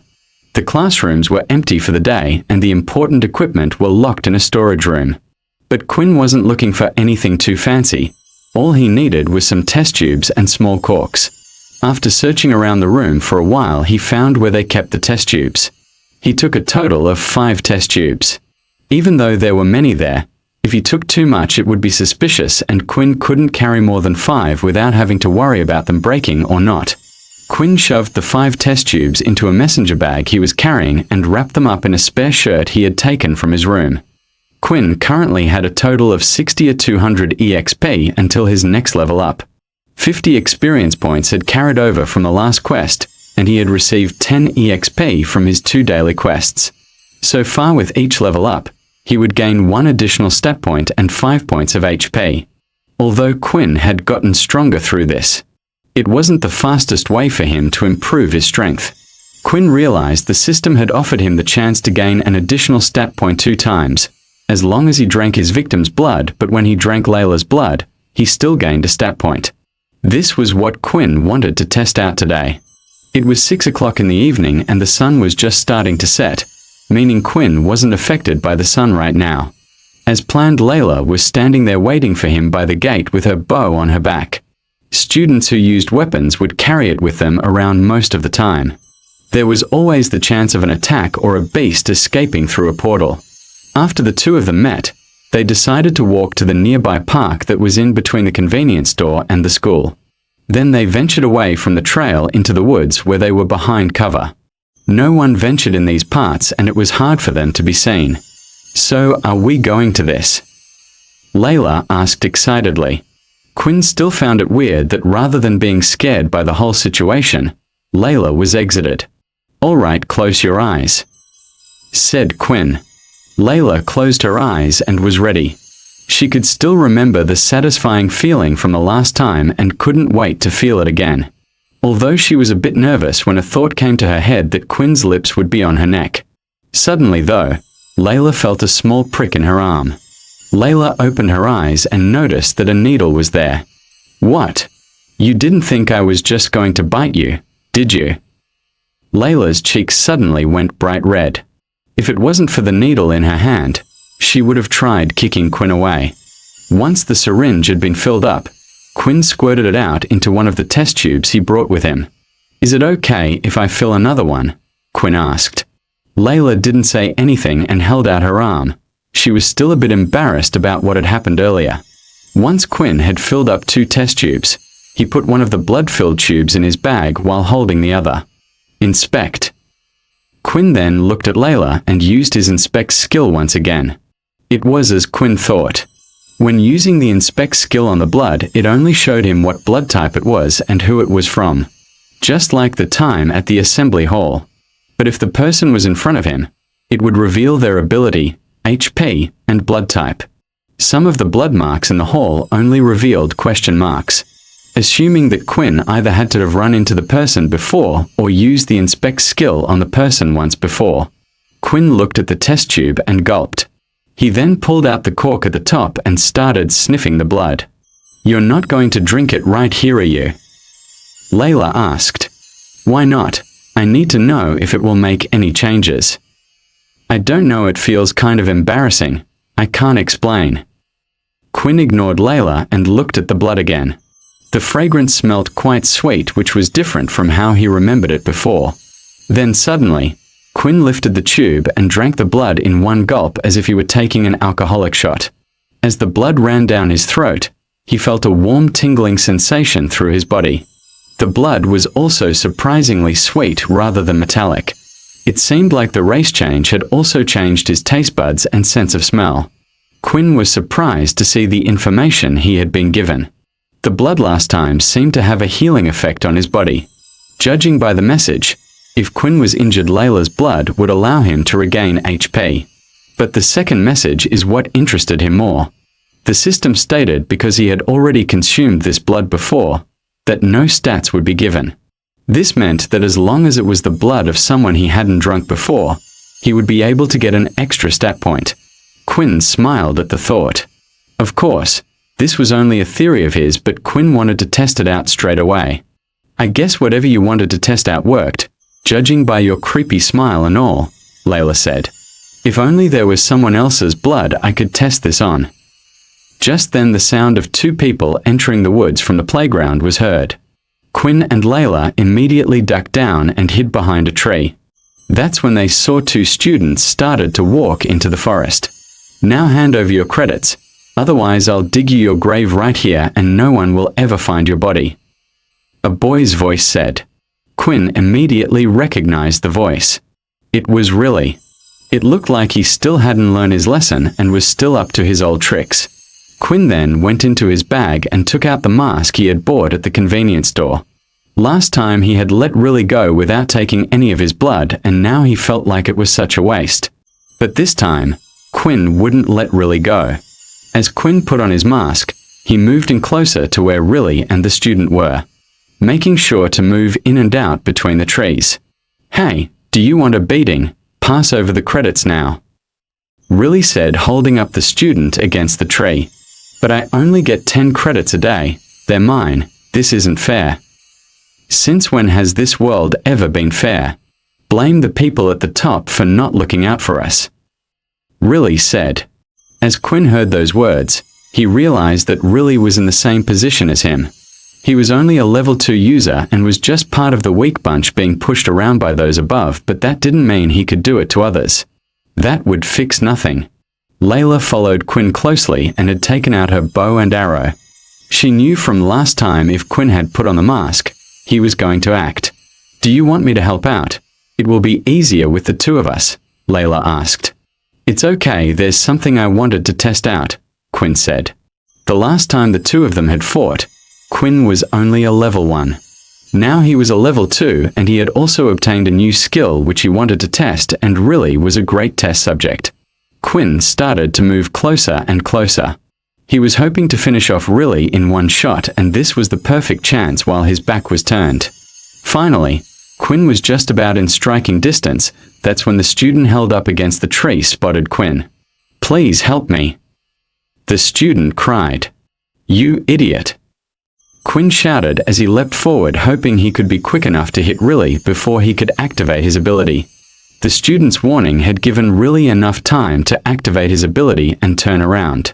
However, Quinn's fist was fast, and even though Riley put out his hands to stop the attack, Quinn's fist still managed to hit Riley in the stomach. The impact was just like last time. It was solid and felt like he was punching a wall, but the blow managed to still hurt Riley a bit. The attack was slightly stronger, and this time Quinn's fist hadn't broken. I've been waiting for you," Riley said as he put 2 fingers in his mouth and whistled. Just then 2 students came running in from the park and into the forest. "You think you can take on 3 of us?" Riley said. Quinn looked at the 2 students running towards them, and that's when an arrow came flying from the woods and hit one of them in the knee, causing the student to instantly fall to the ground. The other students went down to his friend. "What happened?" the student said.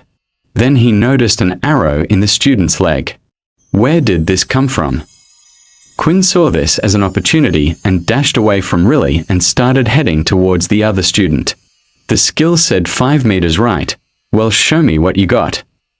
As soon as Quinn was within 5 meters, he activated his skill blood swipe, at the same time swinging his hand across. A red line of power came surging out of Quinn's fingertips and hit the student right on his chest, causing a claw-like mark, but it wasn't enough to knock him out. Blood swipe, blood swipe, blood swipe. Quinn then cast 3 more blood swipes, swinging his arm out. Each blow managed to hit the student dead on. With multiple marks across his chest, he had finally collapsed to the floor.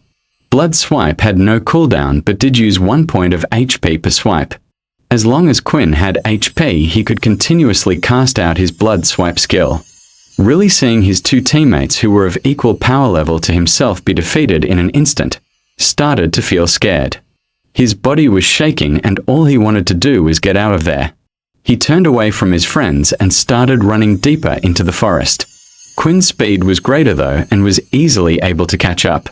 When his attack was in range, Quinn cast 2 more blood swipes, aiming for the back of Riley's ankles. As they hit, Riley fell to the ground. Please don't hurt me, I'll do anything," Riley begged. "Oh really?" Quinn then placed his watch up against Riley's hand. "Over all your credits." "But if I do, I won't have enough credits for Dan. He'll kill me," Riley said. "Is now really the time to worry about Dan?" Quinn asked. Riley quickly transferred over 50 credits that he had obtained that day over to Quinn. "So will you let me go now?" Riley asked.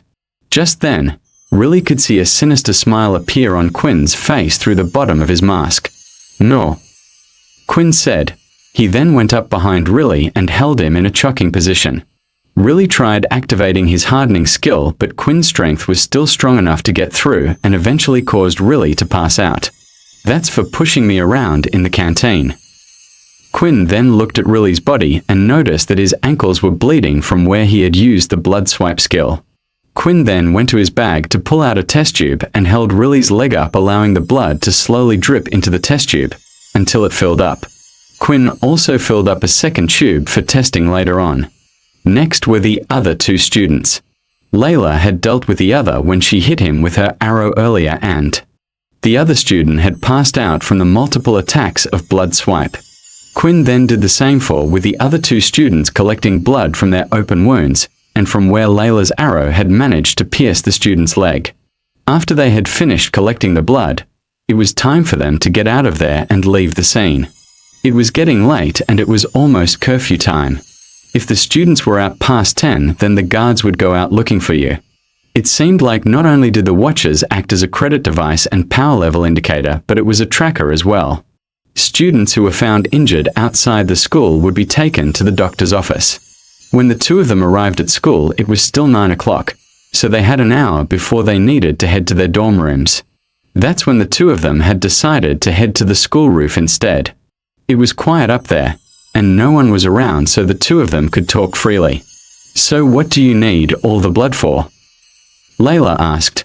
"You know, if you need some blood, you can just take some of mine anytime. I really don't mind." "Thanks, but I just wanted to test something out." Inspect. Quinn had used his inspect skill on each of the containers. The first was Riley's blood.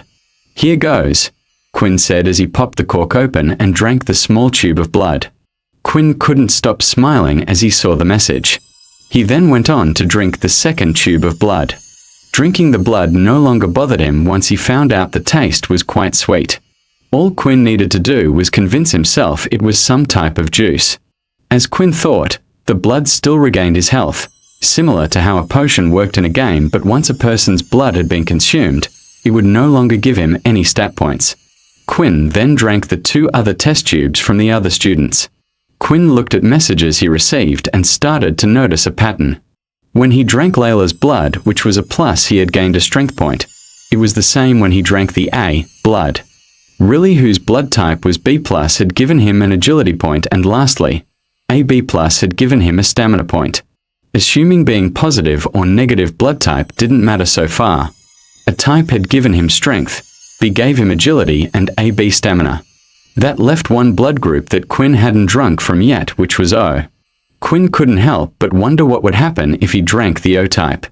After absorbing all the blood tubes apart from the spare one that contained Layla's blood, Quinn was feeling stronger than ever.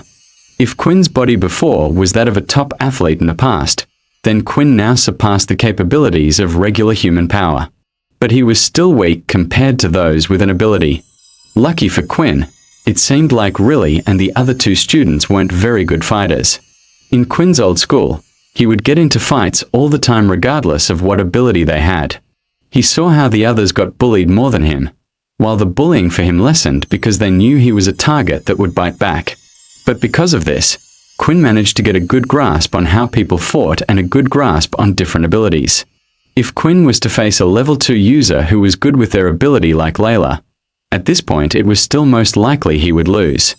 What Quinn needed more than ever was more skills he could use. Blood Swipe was great, but it only had a distance of 5 meters and it took away his health. With other abilities, you would be able to obtain new skills by purchasing books or being taught by someone who already knew the skill. Quinn didn't have this option as there was no one who he knew that had the same ability as him, and that, of course, meant there were no skill books either. Before Layla and Quinn split ways to head back to their dorm rooms, Quinn had one last request. "Do you know about what happened to Vorden?" Quinn asked. "Oh, your blonde friend," Layla replied. "Honestly, I don't know too much because when everything happened I was stuck in the hospital bed because of someone." Layla pointed at Quinn. Quinn laughed nervously. "Well, do you mind finding out for me? It seems like the second years are behind this and are stopping me and Peter from getting any information." "The second years are involved in this? Well, that's not good. You're not planning to get involved, are you?" Layla asked, concerned. Quinn thought back to when the second years had called Quinn, Peter, and Vorden out. That mono person had warned them not to disturb the system within the school. Quinn wanted to punch his face in, but at the time he couldn't. But now with this ability, he could grow stronger, without the need of help or relying on others, and he couldn't wait for the day he could punch that mono's smug face in. "Yeah, but I need to get stronger, of course." There was one big difference between the second years and first years, and that was something called awakening. The second years had learned how to awaken their ability. This allowed the user, regardless of the power level, to get a power boost for a short period of time. Once a user had awakened, they then also could form something called their soul weapon. A powerful weapon unique to each user that was formed in the body itself. This was different from a beast weapon, as a beast weapon could be used by anyone. After finishing everything he needed to do with Layla, the 2 of them split up and Quinn said he would contact Layla via his watch when he needed her. Quinn also kept the test tube containing Layla's blood on him. What he needed to do now was figure out how long his body could go without needing blood. If Quinn was to go out on a mission or through a portal to another planet, there might be times where Quinn wouldn't be able to contact someone for a while. In these situations, he needed to know how many test tubes of blood to take with him. So, for now, Quinn would do his best to avoid blood until the system message appeared again. If he fought anyone along the way, he could keep their blood for after. He didn't want to waste any precious stat points after all. Quinn headed back to his dorm room where Vorden and Peter were still practicing their Earth abilities. "I did it! I finally did it!" Peter shouted. Peter held a small round solid lump of mud in his hand. As he moved his hands, he was able to change the shape of the mud. He turned it from a ball into a long staff. Then back into a ball again. The only problem is as a level 1 user, you will need to keep some type of mud on you at all times, Vorden explained. Perhaps it's best you keep it as a round staff and carry it around with you. Then you will always have something to take with you. Vorden then grabbed the mud and started to demonstrate. He did the same thing as Peter and started to change the mud ball into different shapes. But the difference between speeds was noticeable. While Peter took a long time to form the shape he wanted, Vorden was changing the mud in seconds. Wow, is this cause you're a level 5 user, Vorden? Peter asked. No, this is something you should be able to do as well. It just takes practice. When I copy someone's ability, I also copy whatever power level it is at. So everything I can do with this mud, you should be able to as well. Vorden then turned the mud ball into a sharp dagger and placed it up against Peter's neck. See, not so useless after all. Peter gulped as he looked down at the sword, but then realized that Vorden had already changed the ball shape into a harmless stick and handed it back to Peter. Oh, Quinn, you're back, Vorden said, smiling. Did you have fun? Yeah, a little bit, Quinn said. Vorden here said you got a girlfriend. Peter quickly added. What? Quinn said. You know that girl that was with us at the testing that time? Oh, her. No, we are just. Quinn started to think about what his relationship with Layla was. He wouldn't exactly call them friends, and they defiantly weren't lovers. Layla did almost everything Quinn asked without answers. It was almost a master and servant relationship, but if Quinn said that, they would definitely get the wrong idea. We're just acquaintances. I was talking about how she got to use her weapon and discussing what classes to take since I won't be going to the elemental class with you too.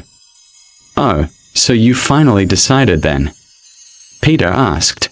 Yeah, I'm going to join the beast weapons class. When the next morning had arrived, Quinn made sure to pack some things with him in his bag. He put in the blood tube that contained Layla's blood, the 4 remaining empty tubes, and also the mask that he had bought at the convenience store. He never knew when a situation would come up when he had to use these things, so it was better to be prepared than unprepared. The 3 boys headed down for breakfast as a group as usual, and like always, people would give Quinn, Vorden, and Peter looks. Vorden decided to split from Quinn and Peter and sat on his own on the higher power level tables. But even then, no one seemed to be sitting next to Vorden. It was clear for some reason the second-year students were making Vorden a target, even though he was no longer hanging out with Quinn and Peter. Do me a favor, will you? Quinn asked. Keep an eye on Vorden while you're in your combat classes today. If anything happens, let me know. But if something happens, I won't be strong enough to help, and you can't exactly do anything either, Peter replied. Peter was right. Quinn right now could barely deal with the level 2 first-year students, never mind the second-year students.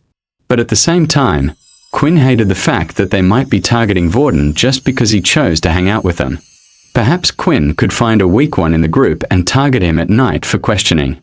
These groups always had a weak person acting as a shuttle for them, asking them to carry their things, grab their food for them, etc. I'm not telling you to get involved. I don't think Vorden is expecting you to help him out either, but just to let me know what you see.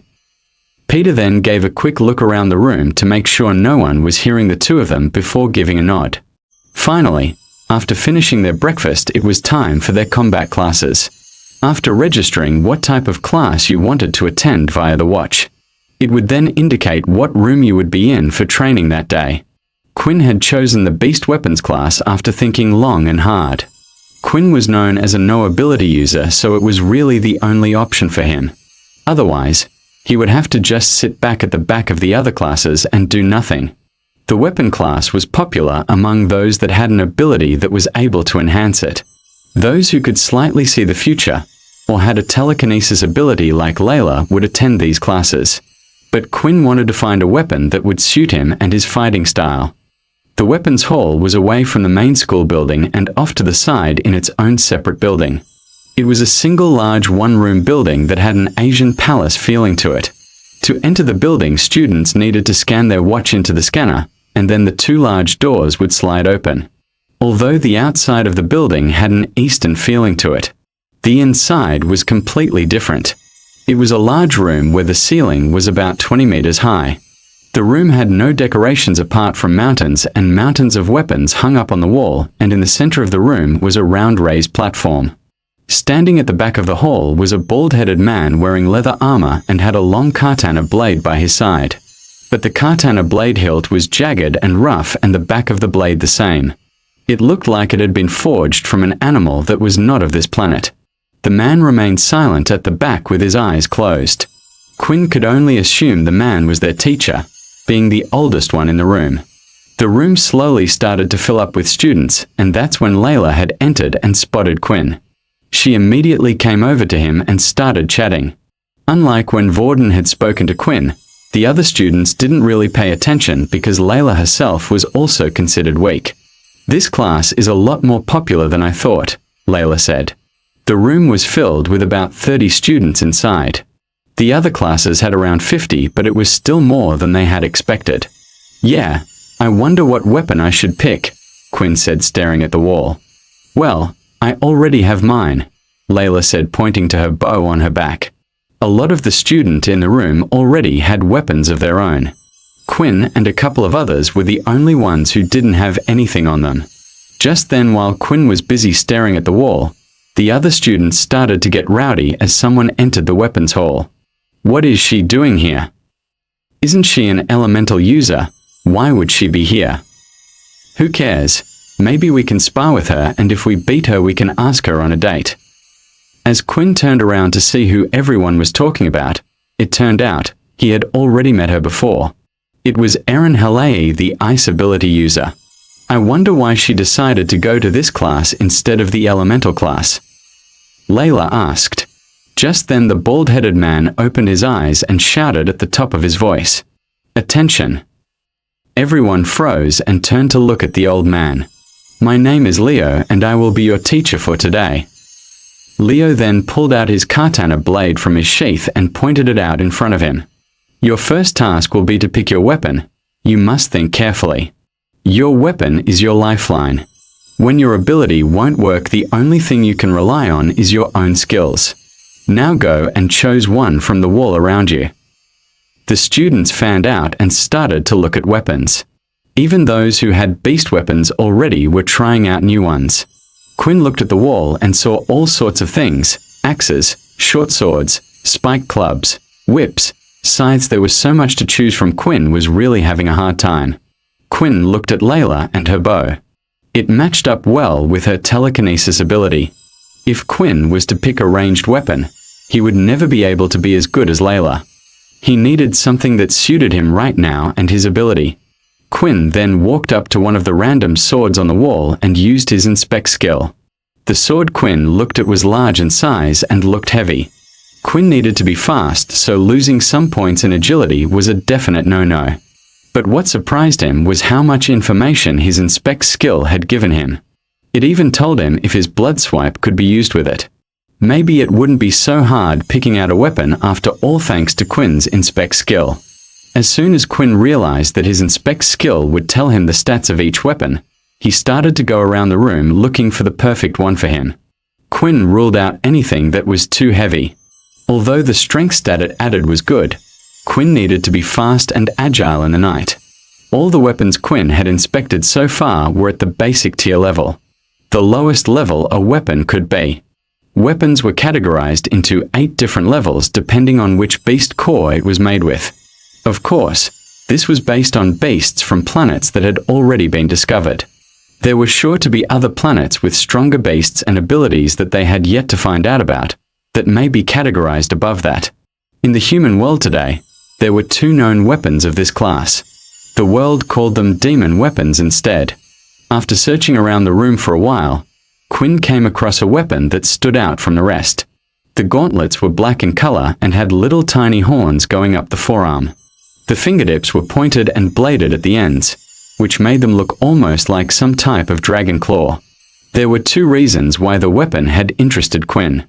The first was it was the only one that had also given him a defensive stat, not just a strength stat, but the second one stood out to him even more. It was the fact that it increased the power of his only skill, blood swipe. 5% didn't sound like a lot right now, but if in the future Quinn was to get more powerful, 5% would make a huge difference. There were also other bonuses. The gauntlets acted as armor for his hands, and he could still hold other weapons if he needed to. What a strange choice, young boy, Leo said. Quinn looked to his side to see who had spoken to him. Then he noticed it was the bald teacher. It's not many people's first choice. With a weapon like this, you have to have no fear and get close to your enemy. But that is also the reason it is more sturdy than most and can be used as a form of defense. Quinn had already experienced fighting more than most kids. He was used to using his fists, and with his blood swipe skill as well, he didn't always have to get up right close to his opponent. Do you mind if I try it? Quinn asked. Go ahead, Leo said as he left to check up on other students selecting weapons. Now when Quinn checked out his status screen, he had a smaller number next to his stats which would indicate the equipment level. Quinn now had 15 stat points in strength. He felt 3 times stronger compared to before he had discovered the system and was ready to test out his newfound strength. Once everyone had finished picking out their weapon, Leo called everyone to gather around the center ring. In an instant, Erin was the first to put her hand up. Without even waiting for Leo to say anything, she headed for the arena in the middle and stood inside. She held a single silver long sword that shined bright. It wasn't one of the weapons that Quinn had seen on the wall, so he could only assume it had been one she already owned. At first, a lot of the students were hesitant to go up against Erin. Her reputation for being a high power level had already reached many people's ears. Oh, I also forgot to add that abilities will be banned during today's sparring sessions, Leo added. It is important that you know how to use your weapon first. Only then can you truly bring out the full potential of the weapon with your ability. After saying those words, students raised their hands like a rocket. They all wanted to get the chance to beat the famous Ice Queen. Now that she wasn't able to use her abilities, this was their chance. In the end, a large man was selected from the crowd who wielded a two-handed axe. He was about double the size of Erin in terms of muscle. I think you chose to join the wrong club. Your ice abilities will be useless here, the man said. Erin didn't reply though and simply took a stance, waiting for her opponent to come forward first. The man charged in wielding his large axe above his head. When he swung it down, Erin spun her body to the side, avoiding the blow, and at the same time slashed at the back of the man's legs, causing him to stumble. She then placed her blade towards the man's neck, inches away from his throat. I give up, the man said. Everything had happened in an instant and the room was suddenly silenced. They all knew Erin was strong, but it was unexpected of her to be so skillful with the blade. Most ability users, if they had a strong ability like Erin, would rely on that power and not bother learning a weapon. But it was clear to everyone she had some practice. After the fight had finished, 2 men seemed to appear out of thin air wearing a black military uniform. They then grabbed the student by both arms and escorted him to the school doctor to get healed up. The group continued to watch a few fights. The rest of the fights had lasted a lot longer than Erin's, as most of the students were equally matched when it came to using weapons. Even when level 4 power users were fighting against level 2. When they couldn't use their abilities, it all came down to skill and the body. The next fight that had caught Leo's attention was the fight with Layla. Even though Layla could no longer use her telekinesis, with her bow, she was able to shoot ahead and predict where her opponent would turn. She had trapped her opponent multiple times and continuously asked him to give up. But her opponent was a level 3 power user and he had his pride on the line. He didn't want to admit being defeated by a level 2 user even if he wasn't using his ability. That's when he got reckless and decided to charge forward. But a few arrows in the boy's legs stopped him dead in his tracks before Leo had decided to call the match himself. The next pair, Quinn Talon and Brandon Richardson, to the arena. Now it was Quinn's turn. With the weapons hall being indoors, Quinn was able to use his full stats, and his opponent was unable to use his ability. Finally, for once Quinn was in a situation where he didn't feel weaker than the person he was going up against. As Quinn walked up to the stage, he noticed that Brandon, his opponent's indicator, showed that he was at the power level of 3. If this was a fight in the outside world, where they both could use their abilities, Quinn felt like he didn't have much chance of winning. But here in the arena, where abilities weren't allowed, Quinn had a body stronger than most. His speed was faster than most. In the novels he had read, a vampire's strength was far greater than the human race before the introduction of abilities. If they wanted to, they could have ruled the world. Brandon held a large spear in hand which had great reach. The end was sharp with a single curved blade at the end. It seemed like Quinn's day was only getting better. "Begin!" Leo shouted. Brandon immediately charged in with his spear, while Quinn stood there and took a fighting stance with both of his hands held out in front of him. When Brandon was within striking distance, he thrust his spear forward.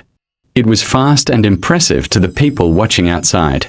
But to Quinn, who had 12 points in agility, it was easy for him to dodge. He avoided the spear strike and ducked down. Then before Brandon could pull the spear back, Quinn went and grabbed the spear with his hand. "What the hell?" Brandon said as he tried pulling the spear back. "Let go." While holding the spear with one hand, Quinn opened up his other hand and swung out his fist like a claw as hard as he could at the spear. Then a few moments later, the spear had been sliced in half. "What the? My weapon. It's faulty." Brandon complained, but Leo did nothing to step in. Quinn rushed forward, and before Brandon could do anything, Quinn punched him hard in the stomach. Brandon's feet lifted off the ground, and it looked like his body was about to fly away. Inspect. Quinn knew that if Brandon was to fly out of the arena, it would be considered his win, but the system wouldn't allow him to win like that. He needed to beat his opponent down to at least 1 HP. So before Brandon could be lifted into the air, Quinn grabbed him and pulled him back down, and at the same time kneed him in the face, causing Brandon's nose to bleed and his head to be sent backwards. And finally, Brandon collapsed lying there on the ground. "Winner, Quinn Talon," Leo said. After defeating Brandon, Quinn had received multiple messages and had even leveled up. The bonus reward for defeating a level 3 user was higher than when he defeated a level 2 user. However, it was a shame that the bonus reward was only a one-time thing. What a waste. It was a shame Quinn wasn't able to store or drink Brandon's blood. After all, everyone was watching, but if he did, he would have learnt what the O-type blood did as well.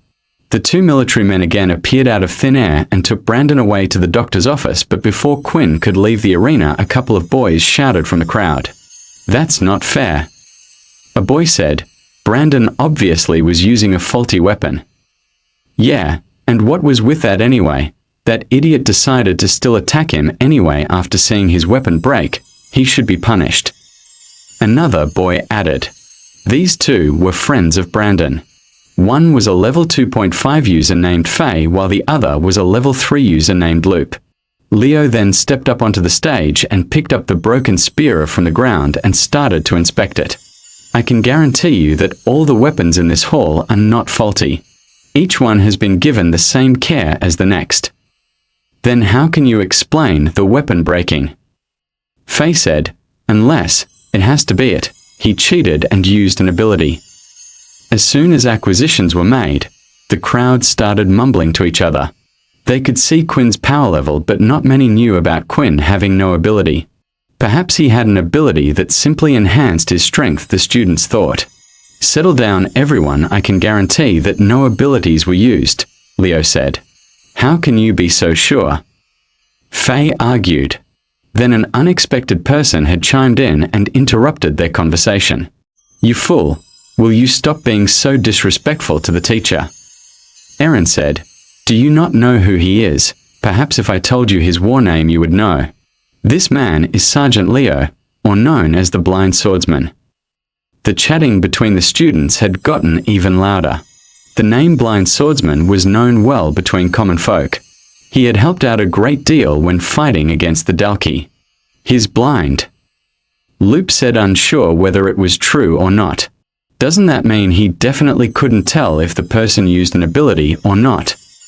In that instant, Leo threw a piece of the broken spear in the direction of Loop. The spear just missed Loop and had hit the back wall. Loop then started to feel a sharp stinging pain on his cheek. As he touched his cheek, he noticed a scratch mark. "I can see and hear very well. Better than most of you." My ability allows me to see the aura of people, and when people start to use their ability, their aura changes depending on what ability they are using. And I'm telling you now, Quinn didn't use a single ability.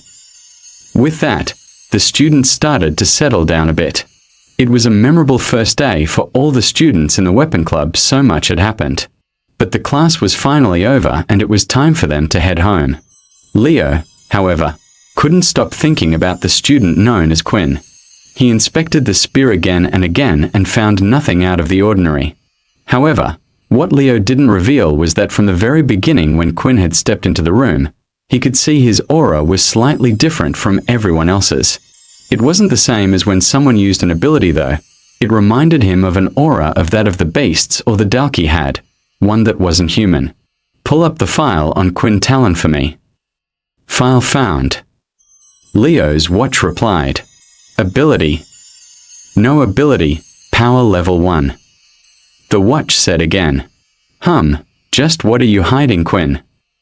Once the class had ended, Quinn had to give back the gauntlets and leave them in the weapons hall. After all, they didn't belong to him and was only there for the purpose of him getting used to using a weapon. Once Quinn went on his first portal outing, then he would be able to hunt for a suitable beast to make a weapon of his own. At that time, he would also be allowed to borrow the equipment. As Quinn was heading back to his dorm room, he decided to first put his stat point into something. So he opened up his status screen to see if there were any changes.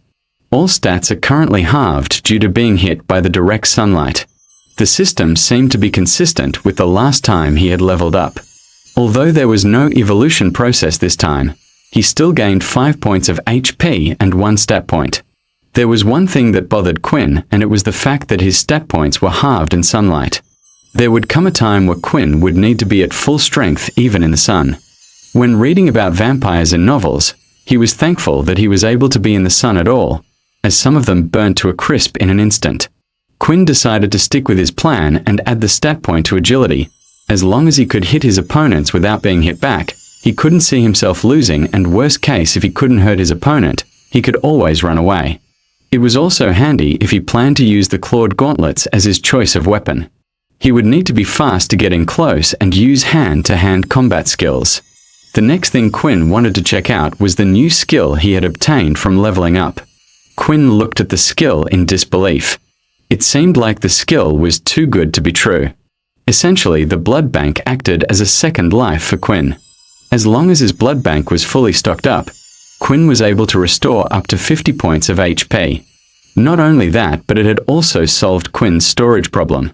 Although Quinn had used a test tube and cork to stop the blood from oxidizing, it still wouldn't delay the process of it being spoiled for long.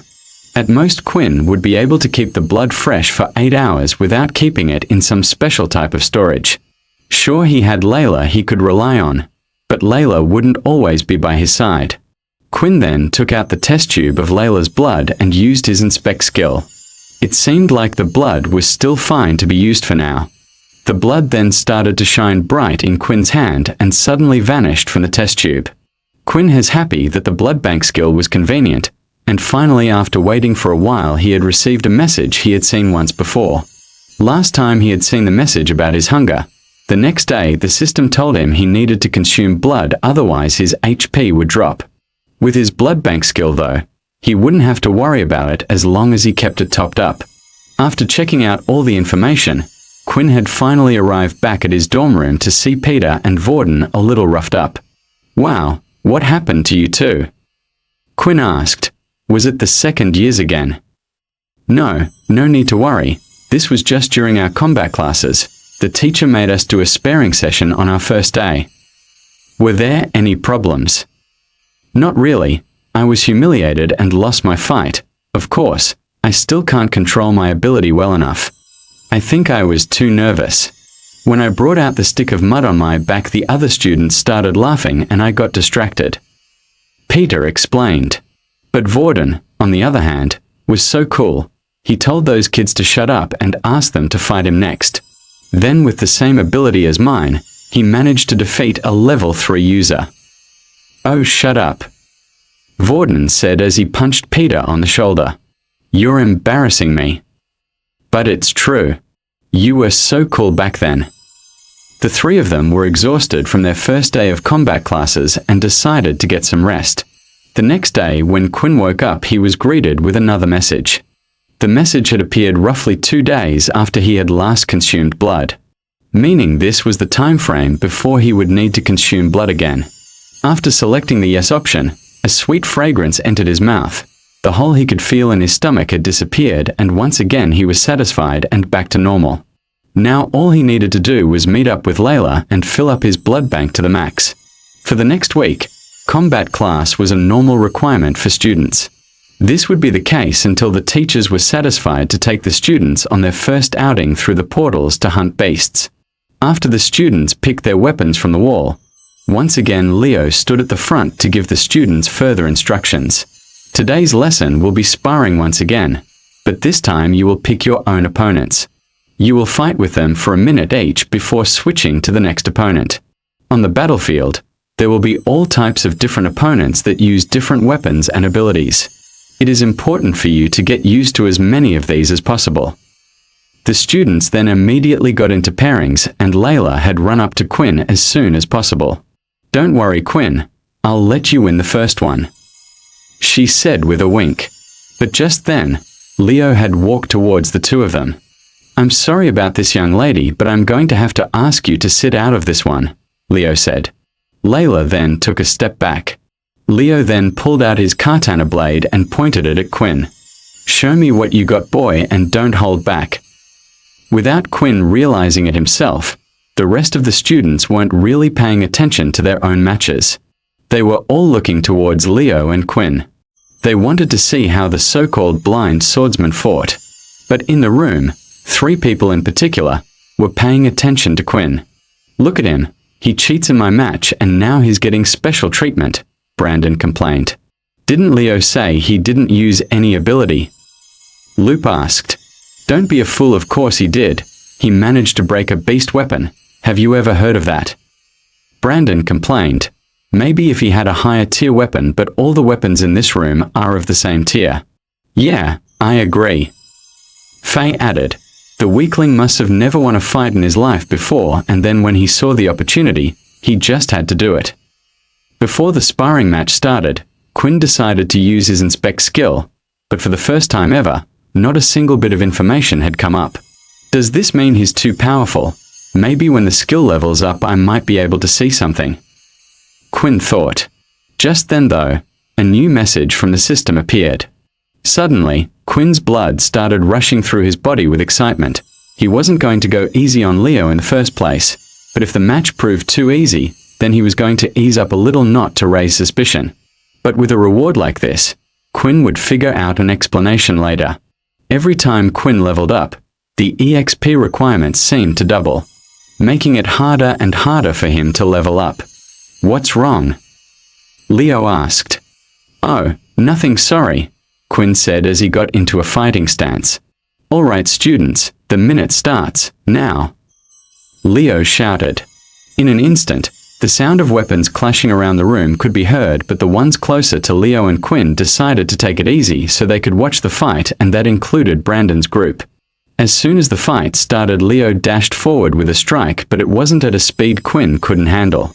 He blocked the first blow, knocking it away. However, straight after another attack appeared, but Quinn managed to block that as well. "A bit sloppy and rough, but your reflexes are good," Leo said. "Now let's take it up another level." Before Quinn could catch his breath, Leo attacked again with his blade, but this time even faster than the attacks before. But thanks to Quinn's agility points, he was still able to keep up. "Ha, ha, I can't believe I'm actually having fun against a student," Leo said, laughing. Once again, the attacks coming from Leo sped up again. This time it looked like Quinn was getting knocked around like a ragdoll. All the students watching from outside thought Leo was playing with him, but Leo was truly impressed. Although Quinn looked silly, Quinn was still able to block each and every one of his attacks with the gauntlets. "Now try this," Leo shouted. The attack from Leo's katana blade came from underneath. Quinn held out both his hands to block the attack, but suddenly it looked like the blade had disappeared and phased through his hands. Before Quinn knew it, the blade was right underneath his chin. Beep, beep, beep. Oh, looks like our time is up. Leo said, about level 14 or 13 maybe. That's pretty good for a first-year student. Quinn was in admiration for the weapons teacher. At first, he didn't have a lot of respect for the teachers at the school. They would usually just dominate over the students and tell them to toughen up and get stronger, but Quinn felt like Leo was different. Quinn could now tell that Leo was able to beat him in a fight anytime he wanted. Leo was just testing him to see how strong he was. What Quinn also learned during that fight was just getting stronger and faster wasn't good enough. He needed to learn how to fight properly. Please, would you be able to teach me how to fight? Quinn asked as he bowed down. Unfortunately, the weapon you have chosen I do not specialize in myself. Although I do think it suits your fighting style, it seems like you have had some experience in hand-to-hand combat. Leo explained. There is one thing I can suggest to you. There's a popular VR fighting game that the military students from all the other schools play. The first thing you will need to do is get experience. Although the use of abilities in the game is not prohibited, so you might have a hard time, but still, I think it will be a good experience for you. Thank you so much, Quinn said as he bowed down again. Oh, and before I forget, it's been a while since I have had fun like that. As a prize, feel free to keep the gauntlets. When you get better in the future, come and challenge me anytime. I will be happy to fight you again. Leo said as he walked off back to the center of the weapons hall. After watching the fight, many of the students were quite disappointed. After seeing Quinn fight well against Brandon, they were hoping he would be able to do something against Leo, but to them, all it looked like was Leo toying with Quinn and throwing him around like a ragdoll. Brandon then had come up with a brilliant idea and started to whisper into his friend's Faye's ear. All right, students, it is time to get into your next pairing, Leo shouted. Just then, before Layla could get up and ask Quinn for a match, Brandon had gotten up in front of her. Do you mind if us two have a round? Brandon asked. Layla kissed at her teeth and scorned, but she didn't exactly have a good reason to say no. After all, it would only be a minute. Then another student, Brandon's friend Faye, had gone and approached Quinn. Please, I would like to be your next opponent, Faye asked as he drew out his two short swords. I don't see why not, Quinn said. Quinn didn't mind too much. So far, every new opponent he faced, as long as he defeated them, would grant him 50 EXP, and this was the best chance he had right now, in the weapons hall where people weren't allowed to use their abilities. And please, begin. Leo shouted. Faye seemed to have some experience using the dual swords. His flow was natural and he was able to follow his attacks up well from one to the next, but after fighting with Leo, the attacks just seemed slow. Quinn was able to see the path of each strike. But just like Leo had said, the most important thing for Quinn was the experience. So rather than relying on his supernatural strength and end the fight in an instant, Quinn decided he wanted to fight a little longer. Meanwhile, in Layla and Brandon's match, Brandon didn't seem to be doing much at all. He didn't charge in and he didn't attack. All he did was avoid Layla's arrows. It was as if his mind was focused on something else. That's when a noise was heard. Faye was charging in at Quinn and did some sort of little battle cry. That was the signal for Brandon to act. Brandon then lifted his hand and at the right time, cast his wind blast right behind at Quinn's back. Quinn saw Faye's blades and was ready to block, but that's when he felt a strong force push him from behind. It knocked him off balance, and at the same time, Faye's blades went right into Quinn's stomach. You bastard! Quinn groaned. For a brief moment, Quinn had forgotten about a world with abilities. A world where people didn't try to get up on one another, just for the sake of what? Breathe. He looked down and could see the two blades stuck in his stomach, blood dripping off the blade. Faye had let go of the blades and took a step back, with his mouth wide open, acting like everything that had happened was an accident. But Quinn wasn't buying it, and he had a good idea what had just happened. As he looked around, he managed to catch a smile on Brandon's face. Quinn then grabbed the hilt half of the two blades and using his strength snapped the ends off. With the other half of the blade still in his stomach, he started to walk towards Faye. So you want to play games then? Quinn said, then let's play some games. You've taken some of my blood, so it's only right that I take some of yours." As Faye heard these words, he couldn't help but move back away from Quinn. Something was different, the look in his eyes. "Why is my body shaking? He's only a level 1 user, calm down." Then when Quinn was only a few feet away, he swung his clawed hand out. Blood SWI. But before Quinn could finish casting his skill, his hand was knocked away by a blade. "Enough, stop now," Leo said as he pointed his blade towards Quinn. "Two wrongs do not make a right. And you two don't think your plan didn't go unnoticed. I will not have students who can't follow the rules in my class. You can leave your weapons here and you are banned from any more combat classes in the weapon hall." Just then, 2 military men had appeared out of nowhere standing by Quinn's side. "Take him to the doctor's office and make sure he gets treated," Leo said. "Wait!" Layla shouted. "Maybe I should go with him. Make sure he is okay. He's a strong boy. Worry not, young lady, he can take care of himself." Although Layla was worried about Quinn being hurt, that wasn't her main concern. It looked like from the wounds on Quinn's body that he had lost a lot of blood. Even if vampires could heal at supernatural speeds, that energy had to come from somewhere and would soon need to be replaced. After grabbing Quinn by both of his arms, after a few seconds, Quinn was transported just outside the doctor's office. "Please get some rest once you have healed up," one of the men said before teleporting away once again. What a handy ability to have. After checking the men had disappeared, Quinn decided to head to the closest bathroom on the same floor. Nearly all the students were in combat classes at the moment, so the halls were empty. The reason why Quinn had decided to head to the bathroom rather than to the doctor's office was because he could already feel his body was healing up. His status screen also confirmed that fact. Just like before, as soon as Quinn was out of combat, his body was starting to heal at an incredibly fast rate. Quinn looked down and it looked like his body had healed most of the wounds. However, it wasn't able to heal the area where the blades were stuck. This is going to hurt. Luckily, Quinn still had his gauntlets on, so he didn't have to grab the blades with his bare hands. 1, 2, 3. He then pulled the blades out as fast he could in one action. The pain was quick and sharp, and he did everything he could to hold in his screams. Finally, the wounds around his stomach were slowly starting to heal until suddenly he received some new messages. Quinn looked at the message and was trying to figure out what had happened. When Quinn did his tests, he found out his body would need to consume blood once every 2 days. But this message had come up even though Quinn had only consumed Layla's blood this morning. It hadn't reached the time limit yet. Then Quinn thought back to how the blood was able to heal his health. If it worked the same way, then that meant his body was using blood as energy to heal himself.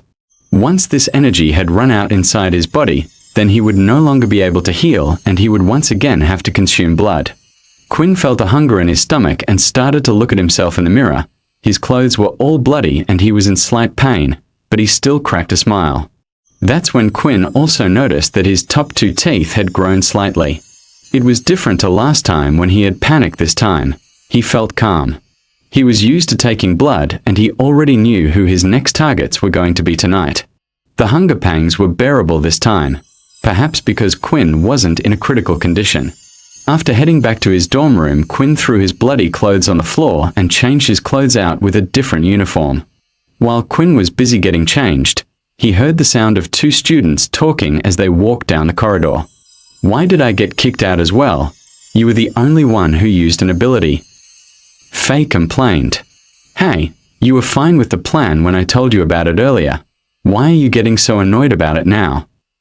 Brandon said, "You were the one who dragged me into it all because you lost to a level 1. Embarrassing."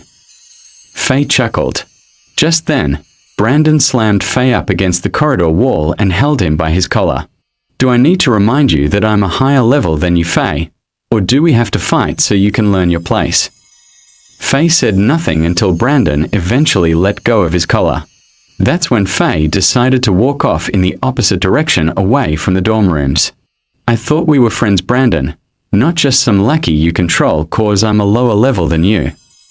Then as Brandon entered his dorm room, he slammed the door behind him. "Oh, a lover's quarrel, huh? Excellent," Quinn said, as he grabbed his bag and headed out to follow Faye. The combat classes had finished and the sun was starting to set. With that, a rush of students was now heading back to their dorm rooms, and that included Peter and Vorden. As the two of them entered the room, Vorden's eyes widened as he spotted something. "What the? Is that Quinn's clothes?" Peter said as he lifted them off the ground. "They're covered in blood. Did he get hurt during training?" Vorden's whole body was shaking as he saw the blood. What happened to him? Vorden thought. Did the second years target him too, or did something happen in training? "I told you we should have kept an eye on him. We should have killed those second years when we had the chance." "Stop it," Vorden said out loud. "Huh, Vorden, are you okay?" Peter asked. But without saying anything else, Vorden opened the door to search for Quinn, but as he did, Layla was stood there with her hand by the door as if she was just about to knock. "Oh, is Quinn here?" Layla said. But in the next second, Vorden grabbed Layla by the hand, dragging her in, and slammed the door behind her. Vorden then immediately pushed Layla up by the door and pressed his forearm against her neck. "Tell me what happened to Quinn, now." Struggling up against the dorm room door, Layla was finding it difficult to breathe. Vorden was applying an incredible amount of force with his forearm against her neck, and his face was only a few inches away. "What the hell's wrong with you?" Layla managed to groan. "Hey Vorden, I think you're hurting her," Peter said quietly. Vorden suddenly started pressing against her throat even harder. Layla was struggling with all her might to get air, and if she didn't do anything soon, she was worried she might pass out. "The little one didn't like you, and the other one told me not to get involved. But in the end, I'm always the one that has to deal with things," Vorden said. Layla's face started to turn a bright red. The veins on her neck were popping, threatening to explode as she struggled to breathe. "Hey, seriously Vorden, you're going too far," Peter shouted. "Shut up," Vorden shouted as he turned to look at Peter. "My name is not Vorden either." That's when Layla saw her opportunity. The grip around her neck loosened a little as Vorden was distracted. She reached down into her quiver that was attached to her waist and pulled out one of her arrows, then proceeded to stab the arrow into the top part of Vorden's thigh. "Arg!" Vorden cried as he flinched and let go of Layla. Layla quickly pulled out another arrow with her telekinesis ability and hovered it right in front of Vorden's face. "Don't you dare move, you psycho," said Layla. "I swear if you do, I will not hesitate to shove this arrow right in your head." Peter started to panic at the situation that was happening in front of him. There was no way he could jump in the middle of these two. He was too scared of getting hurt himself. "I don't even know why Quinn asked me to look out for you. If you ask me, he's better off without someone like you." "Wait, Quinn really said that?" Vorden said in a gentle tone. "Look, I'm sorry about what just happened, but I just want to know what happened to Quinn." As Vorden said these words, his eyebrows were slightly twitching. His personality had taken a complete 180 turn, and Layla didn't know what to make of it. For some reason, something was telling her that this boy was dangerous, and if she could, she would have nothing to do with him. But right now, she needed to find Quinn, who knew if he was going on another rampage right now. She was the only one that knew Quinn's secret, and Quinn needed her. "It was just an accident at the combat classes today," said Layla. "He wasn't at the medical bay, so I thought he was in his room, but it looks like he already left. I wouldn't worry about it." Layla then recalled her arrow back into her quiver and walked out of the room in a rush. Then as soon as she left, Vorden lifted the arrow out of his leg with the coppered telekinesis ability and threw the arrow to one side. "Hey, are you alright, man? You kinda acting a little strange there," Peter asked. "Yeah, I'm fine," Vorden said. "She's lying to you. Did you see how she rushed off like that? Something's up. Let's follow her. Or we could try asking the other students who were in the same combat classes as Quinn. They might be able to tell us who did this to him." "Oh, payback, I like it. And then on the way back maybe that pretty girl can get into an accident." "No, I told you she's just Quinn's friend. Can't you see she's just as worried about Quinn as we are? She's a good person." "Well, I don't like her." "I agree. We should get rid of her." Vorden, are you okay? Peter asked again. You've been standing there looking at the floor for a while now. Huh? Oh yeah. I just need to head off to the doctor's office to get this wound checked out on my leg. I'll be back when I can. Vorden said as he left the room and headed outside. Quinn had been following Faye from a safe distance for a while now, but it didn't look like he was heading out of the school and time was running out. If he lost any more health, he would have to go search for Layla and find his target another time. However, Quinn felt like he would never have an opportunity as good as this one again. Very rarely was there a time when people would be on their own, and especially one that Quinn had a grudge against. That's when Faye started to head up the stairs and eventually went up to the school roof door. After reaching the closed door, Quinn quickly moved and opened the door ever so slightly and started to peek through. Quinn glanced around the rooftop feeling happy for his luck. Faye was the only person he could see up there. Lady Luck is on my side today. Quinn then took the mask out of his bag and put it on his face. Before he moved onto the rooftop, he used a rag of ripped cloth from his old uniform and wrapped it around his watch to hide his power level. There weren't many other level 1 users who used gauntlets in the whole school. If Faye was to see his power level on his wrist watch, it would be a dead giveaway. As soon as Quinn would open the door, he knew the metal creaking sound would notify Faye that someone else was here. He needed to do everything as quick as possible. Ready and go. Quinn then pushed open the door and ran over to where Faye was in an instant. And as soon as Faye turned around, all he could see were red bloodlines in the shape of a claw coming out from a mysterious masked man. What the? Faye was too slow to react and all he could do was lift his hand, but the blow was extremely powerful. When the red lines touched his skin, it immediately caused blood to be drawn. It felt like 5 sharp knives were cutting him at the same time. Not only that, but the force was so strong it managed to throw Faye into the air. With his 12 strength and an extra 3 from the gauntlets, Quinn now had a total of 15 strength, and then the gauntlets also increased his attack power by 5%, making the attack far stronger than Quinn had predicted. Faye continued to fly into the air until his body had hit the back of the gated fence. He then collapsed on the floor and passed out. He slowly walked over to Faye and could feel his heart beating faster. The sweet fragrances were getting stronger, but Quinn didn't care about the blood that was on the floor. He was more interested in the single vein that he could see pulsating through Faye's neck. Quinn then lifted Faye slightly off the ground and without even thinking about it sunk his fangs into Faye's neck. Quinn continued to drink Faye's blood until multiple notifications had appeared. As Quinn was enjoying the last few drops of blood, the sudden sound of the roof door being opened was heard. Huh, so why did you want to meet me on this roof again? Loop said, rubbing his head. Then when he looked up, he could see his friend covered in a pool of blood and a masked man with his teeth in his friend's neck. You monster, get off of him! Loop shouted. Inside one of the dorm rooms, Peter was waiting inside patiently for either Vorden or Quinn to come back. Usually, he would have gone off with Vorden, but the way Vorden had acted earlier had given him second thoughts. Even if Vorden was worried about Quinn, it made no sense for him to attack someone as soon as they opened the door. It was irrational, and not just that, but something stuck out to him at the time. The fact that Vorden said that Vorden wasn't his name. Peter wasn't exactly sure what he had meant by that. While Peter was busy worrying about the others, there was a sudden knock at the door. Are they back already? Peter said as he answered the door. When he opened the door though, Peter immediately tried closing it, but a hand had come out and held the door open. Looks like he's not here. Mono said, looking around the room. It was Mono who was at the door, and behind him, he had 2 other second-year students. Peter didn't have a good feeling about this. He remembered the last time they had met and how he had given Vorden a warning. Not only that, but one of the second-year students standing behind Mono, Peter recognized as well.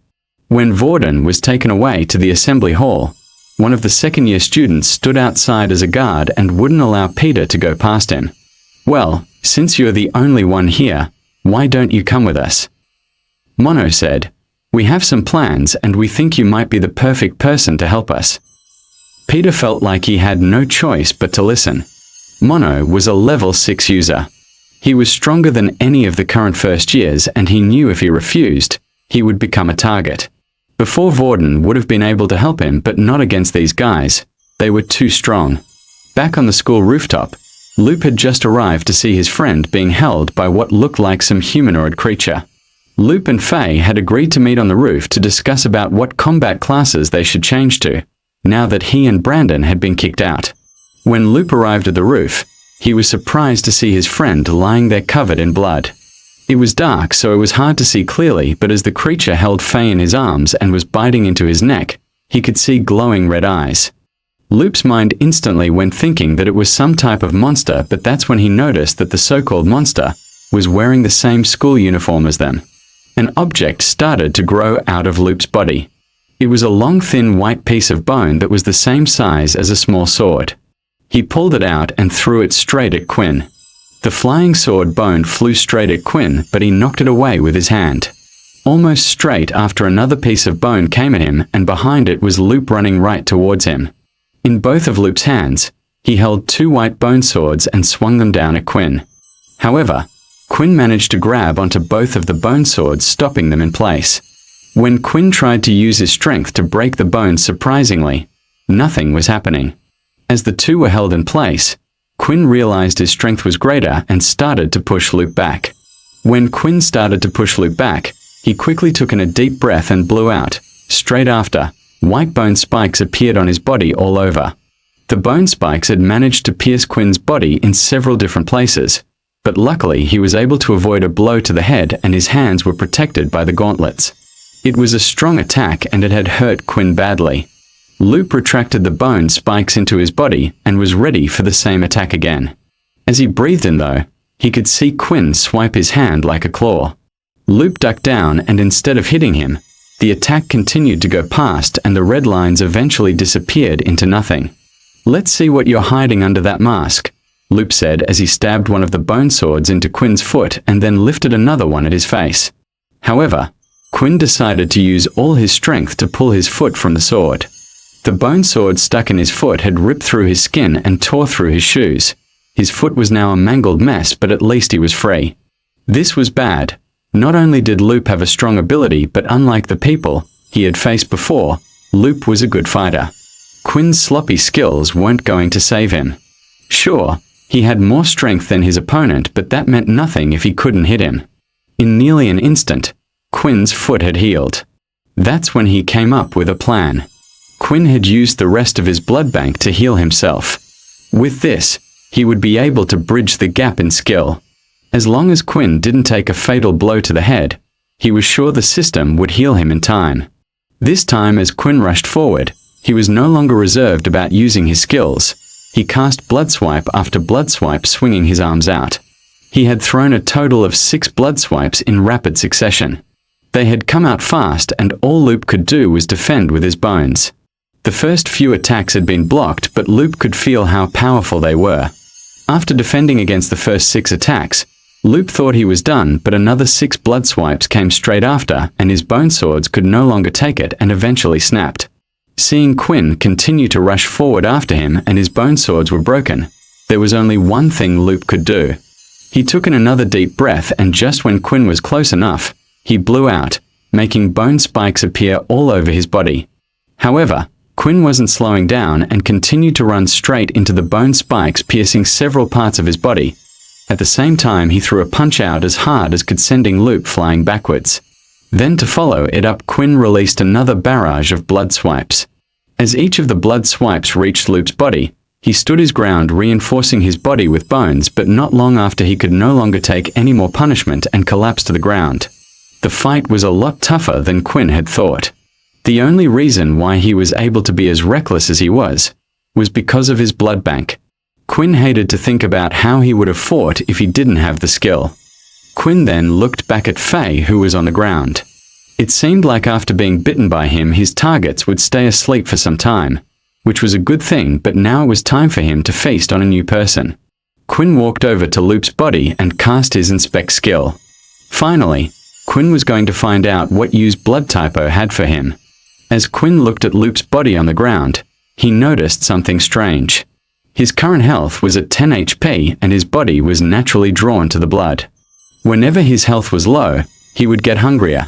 That bit was a given, but something that also happened was his 2 canine teeth would start to grow longer. When they grow longer, it made it easier to pierce his victim's neck. Although Loop was bleeding and Quinn was able to just drink from the open wound, this would only give him the extra stat point. He needed a good supply to also fill his blood bank. When inserting his teeth into his victim, it felt as though he instinctively knew the best location that would allow him to take as much blood as possible. Quinn lifted Loop's body from the ground. Only a few inches were separating their faces.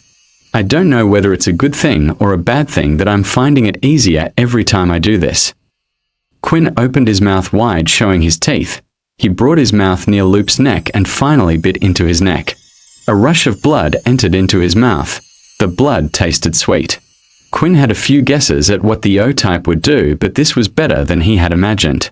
Quinn quickly opened up his status screen and wanted to decide what to put the stat into right away.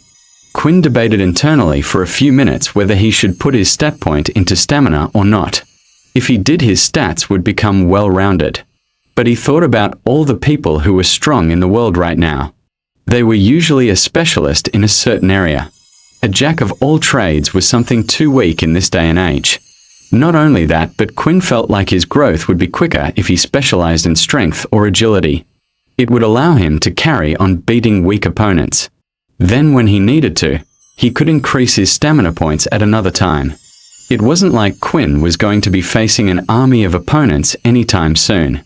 In the end, Quinn decided to stick to his original plan and add his stat points into agility. Quinn stood in place looking at the duo's bodies, wondering what he should do. He was fairly certain that he had acted fast enough during his fight with Faye. He hoped that he hadn't seen anything that could give him away, but he couldn't say the same for Loop. When Quinn started to inspect Faye's body, he noticed that the bite marks on Faye's neck from Quinn had already disappeared. The doctor said the same thing happened with Layla, perhaps some type of effect from my ability. Quinn thought, well, that solves that problem. Now what to do with you? Quinn pondered, looking at Loop's body. Although Quinn wore his mask, there was still the chance of someone figuring out it was him.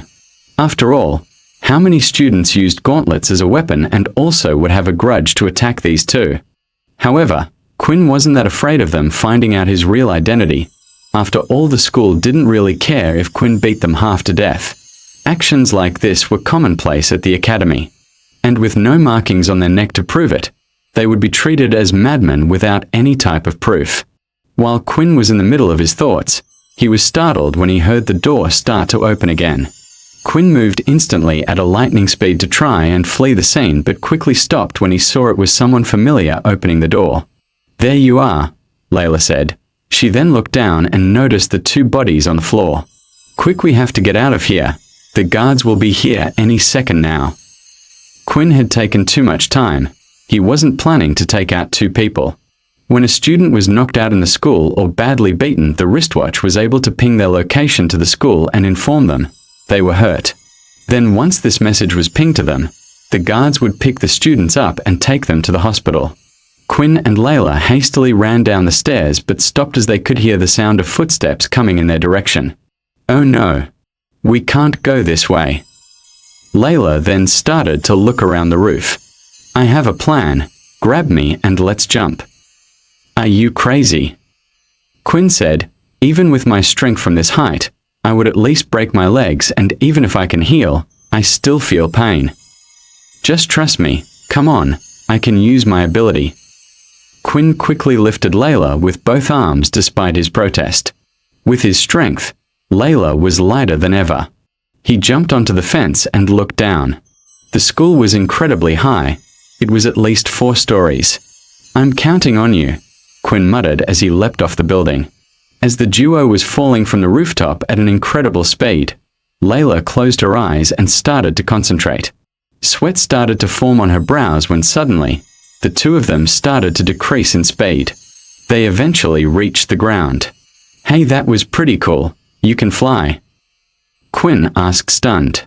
No, my ability isn't that strong yet, Layla replied. At most, I can only slow us down. Come on, let's head back to our rooms. As the two of them headed to their rooms, Quinn explained everything that had happened on the rooftop. Wait, what?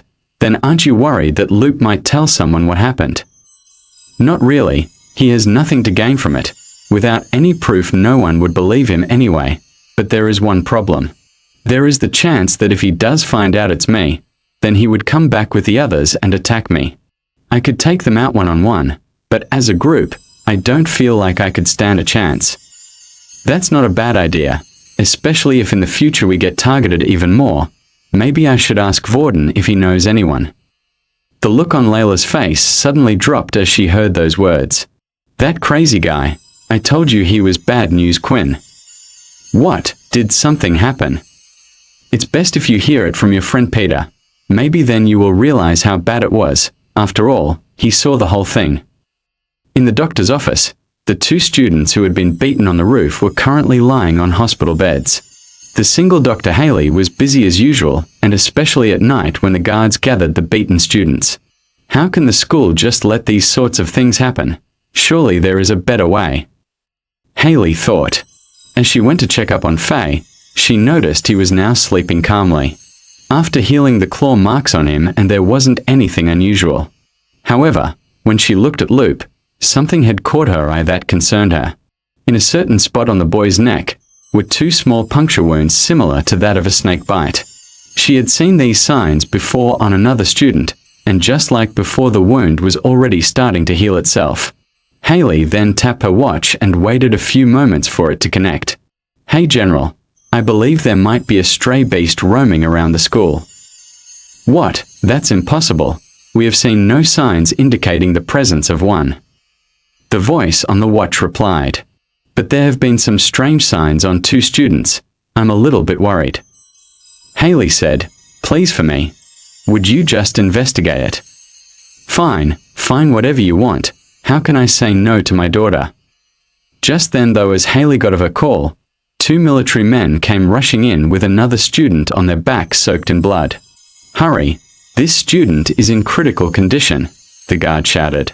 They quickly placed the student on the bed and Haley quickly got to work. She tried to use her abilities, but it was useless. The student was already too far gone. He had died. Haley then tapped her wristwatch once again to open up a digital report log. Report, confirming the time of death 9:30 p.m. A first-year student named Brandon Richardson. When Quinn arrived back in his dorm room, he was surprised to see that neither Vorden or Peter seemed to be there. It's nearly curfew time. I wonder what they're doing out so late. It was a shame because Quinn was hoping to either ask Peter or Vorden what exactly happened between them and Layla, but with it getting late and Quinn low on energy, he decided to get some sleep ahead of the others. As soon as his body had hit the bed, he was out in an instant. He didn't even change his clothes and he just laid there on top of it like an old drunk man. A few moments later, and Peter was the first to arrive back in the dorm room. He slowly entered the room and didn't even acknowledge the fact that Quinn had returned. He walked slowly over to his bed and placed the quilt over his head, slightly shaking. Then soon after Vorden had arrived. He could see a bulge wrapped underneath the sheets on Peter's bed, and then Vorden noticed that Quinn was sleeping. As Vorden looked at Quinn's peaceful face, he smiled. Looks like you were fine, Vorden whispered to himself. I'm sorry. As Quinn woke up, he was greeted with his usual morning message.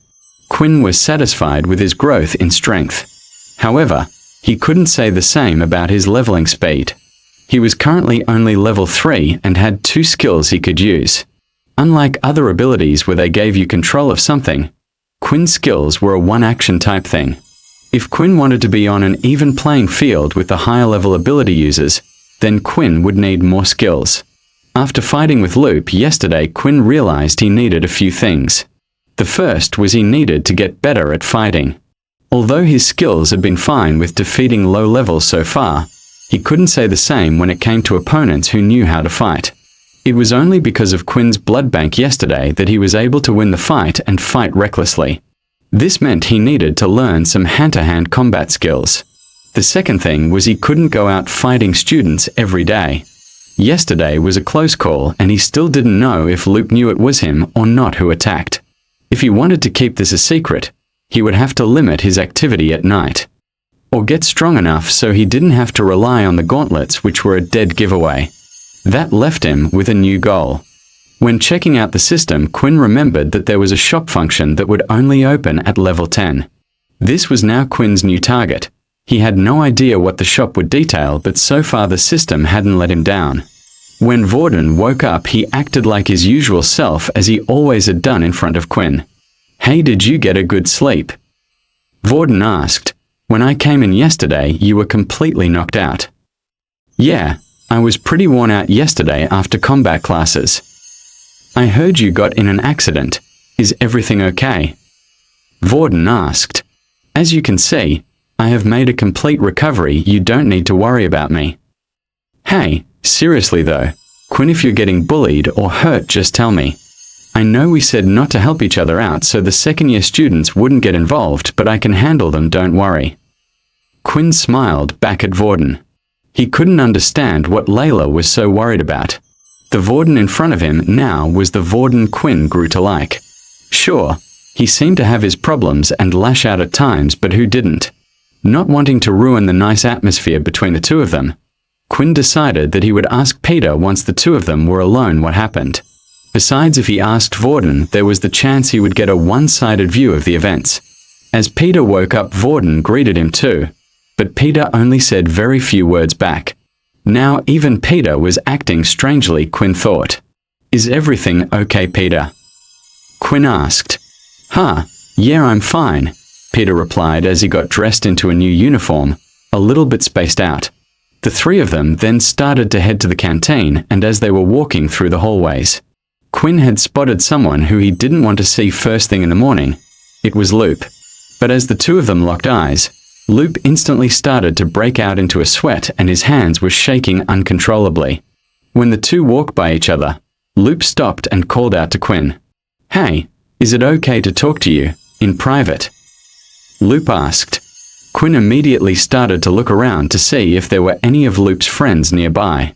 If Loop was calling out to him, it was most likely because he had figured out that Quinn was the one who had attacked him and Faye. Quinn had put this into his calculations that they might group up to attack him, but he didn't think something would happen so soon. However, when he looked around, there was no sight of Brandon or even Faye nearby. With multiple students surrounding them, Quinn felt like it was unlikely that Loop would try anything here, and even if he did, he could at least defend himself without reviling his skills. "Hey, is everything okay?" Vorden said in a stern voice, not breaking eye contact with Loop. "Yeah, it's fine, Vorden. You two go ahead, I'll catch up with you in a bit." As Vorden and Peter walked away, Vorden couldn't help himself. He kept staring back at where Quinn was. The two of them then walked off to a nearby classroom just down the hallway to the canteen. It was breakfast time, so classes hadn't started yet and the classrooms were empty. Of course, Quinn made sure to stay by the door just in case Loop started to attack. That way he could run out into the hall where the rest of the students were. Loop stood there nervous and fidgeting. It seemed like he was struggling to get his words out, until he finally spoke. "I'm sorry about yesterday," Loop said as he bowed. "I know we hurt you in training and you were probably coming back at us for revenge, but please forgive me." Quinn was speechless. This was unexpected and he didn't have a clue what was going on. "I promise I won't tell anyone about your secret. Please, whatever you do, just let me live. I won't bother you again and no one will ever know anything happened." Although Quinn had his suspicions that this was all an act, it seemed like Loop was genuine. Either that or he was the best actor in the world. But what Quinn didn't understand was what on earth had happened to get Loop to act like this. "Thanks for keeping my secret. Besides, I don't really have a grudge against you. Although your friends were the ones to act on me, you didn't do anything. You were just trying to help your friends." Quinn said. Thank you for sparing me," Loop said. "I promise if you need anything, I will help you. I just don't want what happened to Brandon happening to me." "Brandon?" Quinn said, confused. What happened to Brandon? At first, Loop was confused by the words that had come out of Quinn's mouth. There were two possible reasons he could be acting like this. Either Quinn was just pretending not to know, or when Brandon entered the hospital, he was still alive at the time. Meaning Quinn thought Brandon was still alive after attacking him. "Look, I promise I'll keep your secret.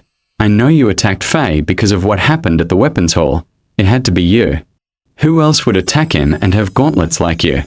So you decided to go after Brandon next after taking down me.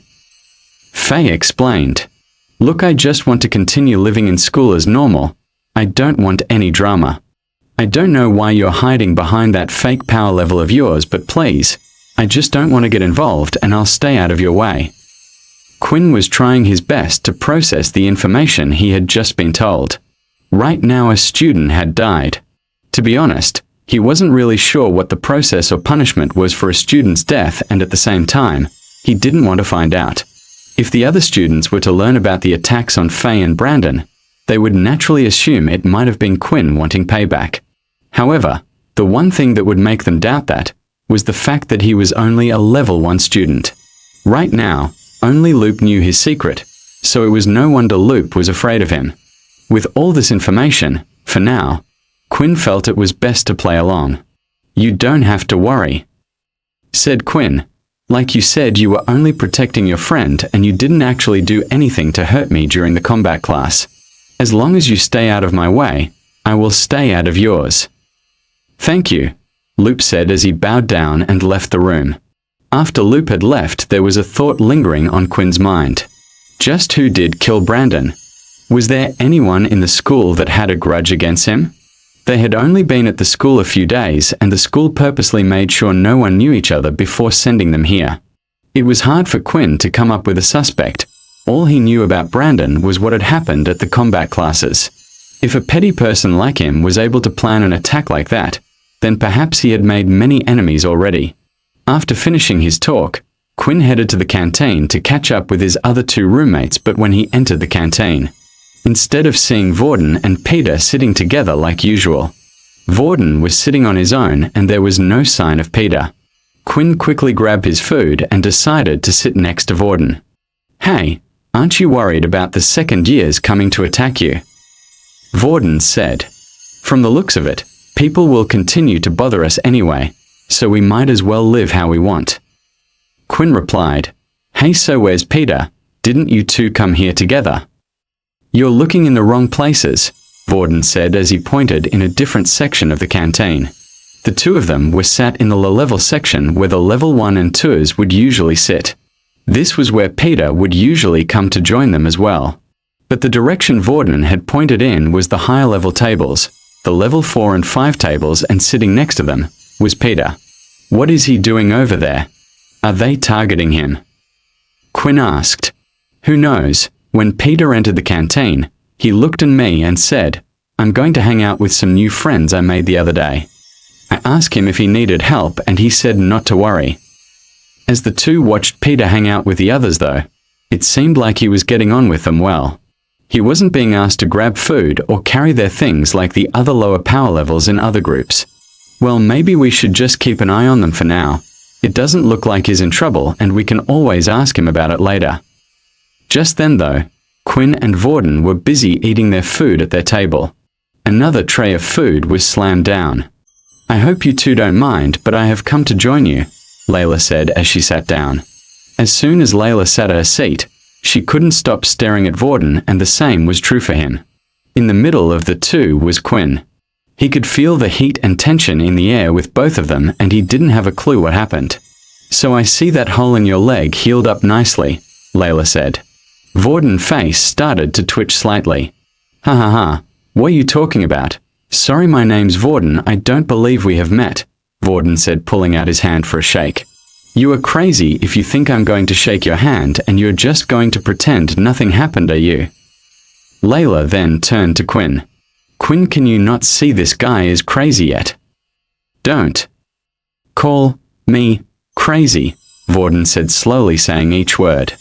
Hey, I think you both need to calm down, said Quinn, feeling like any second now the 2 were going to clash in the canteen. I don't even know what happened between the 2 of you. Please explain. This crazy boy attacked me when I went to your room last night. Look, Layla said as she pulled down her uniform slightly to reveal the red marks on her neck. I keep telling you, Quinn, he's dangerous. Leave him. Vorden was visibly shaking at this point, but it was hard to tell if it was with anger or something else. I said don't Call me crazy, and again just like last time. Vorden slowly said each word, one by one. Judging by the tone of Vorden's voice, it felt like he was going to snap at any second, and Layla was prepared for it. She kept her senses on high alert, ready to use her ability any second now. Even Quinn was unsure about what Vorden was about to do. Vorden, is what Layla said true? Did you attack her? Quinn asked in a soft voice, hoping to diffuse the situation. After hearing Quinn, Vorden stopped shaking and lifted his head up. I'm sorry about attacking you. When I saw Quinn's blood, I thought that maybe the attacker had come back to get revenge. I thought you might have come in to attack me and Peter as well. Vorden explained, I don't know if you know this, but Peter is only a level 1, and even though my indicator says I'm a level 5, I have to touch people to use my abilities. When you came through the door, I had no choice but to act first. How can we even believe you? Layla said, still annoyed by the whole thing. It was clear to her that Vorden was unstable. It was as if his mood and mind were changing all the time. Just seconds ago she felt like Vorden was going to attack her again, and all of a sudden he was calm. Layla wasn't buying it. However, even Quinn felt like Vorden was acting strange. It seemed like Vorden was always trying to hide something. When Vorden was asked about what happened between him and the second years, and even now with what had happened between him and Layla. I'll just leave you two be for now, Vorden said. I'm sorry about what happened. Quinn, if you need anything, just let me know. He then got out from his seat and left the two of them alone. Do you see what I mean? Layla said, the man is unstable. I understand he might have protected you a few times and he hasn't hurt you yet, but someone like him can hurt you at any time. Quinn knew what Layla was saying was right. This wasn't the first time Quinn had seen Vorden lash out, and it didn't seem like it would be the last either. But for some reason, Quinn was unafraid of Vorden like the others. All the acts of aggression that Quinn felt, it never felt like it was aimed towards him. In the hallway, while Vorden was heading to his elemental combat class, he decided to quickly step into an empty classroom on the way. He leaned up against the wall and took a deep breath. As he looked at his hand, blood could be seen. Vorden had clenched his fist so hard that his own fingernails had pierced his palm. Why did you get in my way? We could have taught that girl a lesson. What did I tell you? It's because of you we are in this mess in the first place. You attacked her. It's our fault, to begin with. Fine, but you understand that if you keep suppressing us, the little one's anger will only build up. The more he thinks Quinn is trying to get away, the angrier he will be, and then when he takes over, there is nothing me and you can do. I won't let it get to that point. I'm sorry, Quinn, for getting you involved in this, but you were just unlucky the little one chose you. With breakfast over and done with, it was time for Layla and Quinn to head to their beast weapons class. When they entered the room, Faye, Brandon, and Loop were nowhere to be seen. Of course, Faye and Brandon were banned from the class, and Loop had decided to make a transfer to another combat class. Loop just wanted to be as far away from Quinn as possible. Leo stood at the front of the class and was prepared to give out his instructions for today's class. Now for today's lesson, it will be individual practice. You have fought for the last couple of days with your weapon. Now you must learn how to get the hang of it. How to make it a part of you. Maybe come up with unique ideas to combine the use of your ability with a weapon. Then tomorrow you shall put today's hard work into practice. With that, everyone went into a separate space with their weapon. A few of the students sat down and started to think about how they could use their ability with their weapons. One student covered their whip in flames, making a fire whip. Another held a shield and managed to alter its shape to form spikes. While Quinn had no clue what to do. His only skill was easy to use, and there wasn't much to do with it other than swing his hand, but what Quinn wanted to do more than anything was learn how to fight.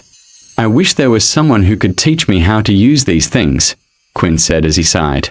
Just then, as Quinn said those words, he seemed to have activated something within the system. In front of his eyes, a video started to play.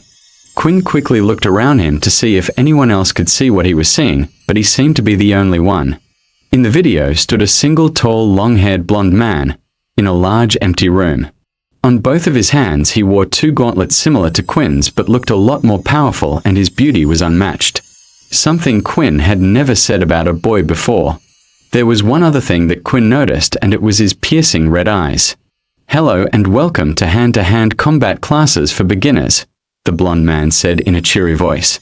"I don't know how much time has passed, but if you have come across this video, that means you're one of us. And I hope that the information that is being provided isn't useless in your day and age." The appearance of the man and the man's words made Quinn think about who exactly the man was in a video, and he had good reason to believe that he was a vampire.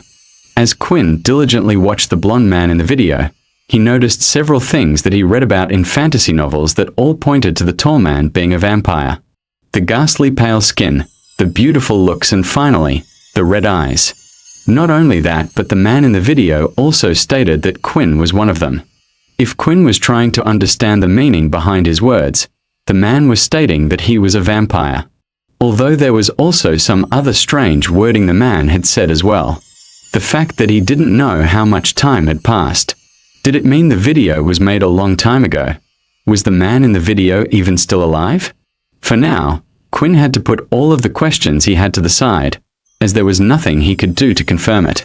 The video continued to play, and the tall blonde man started to speak again. "To whomever this video happens to be shown to, I will now demonstrate a set of skills that you should be able to perform at your level. Our kind and/or abilities work best when we use a weapon that covers our hands." The man then proceeded to get into a fighting stance. "I will cover 2 sets of basic moves, and it's up to you to learn them and figure out how to use them in fights. If you forget, feel free to open up your system at any time and watch the videos again."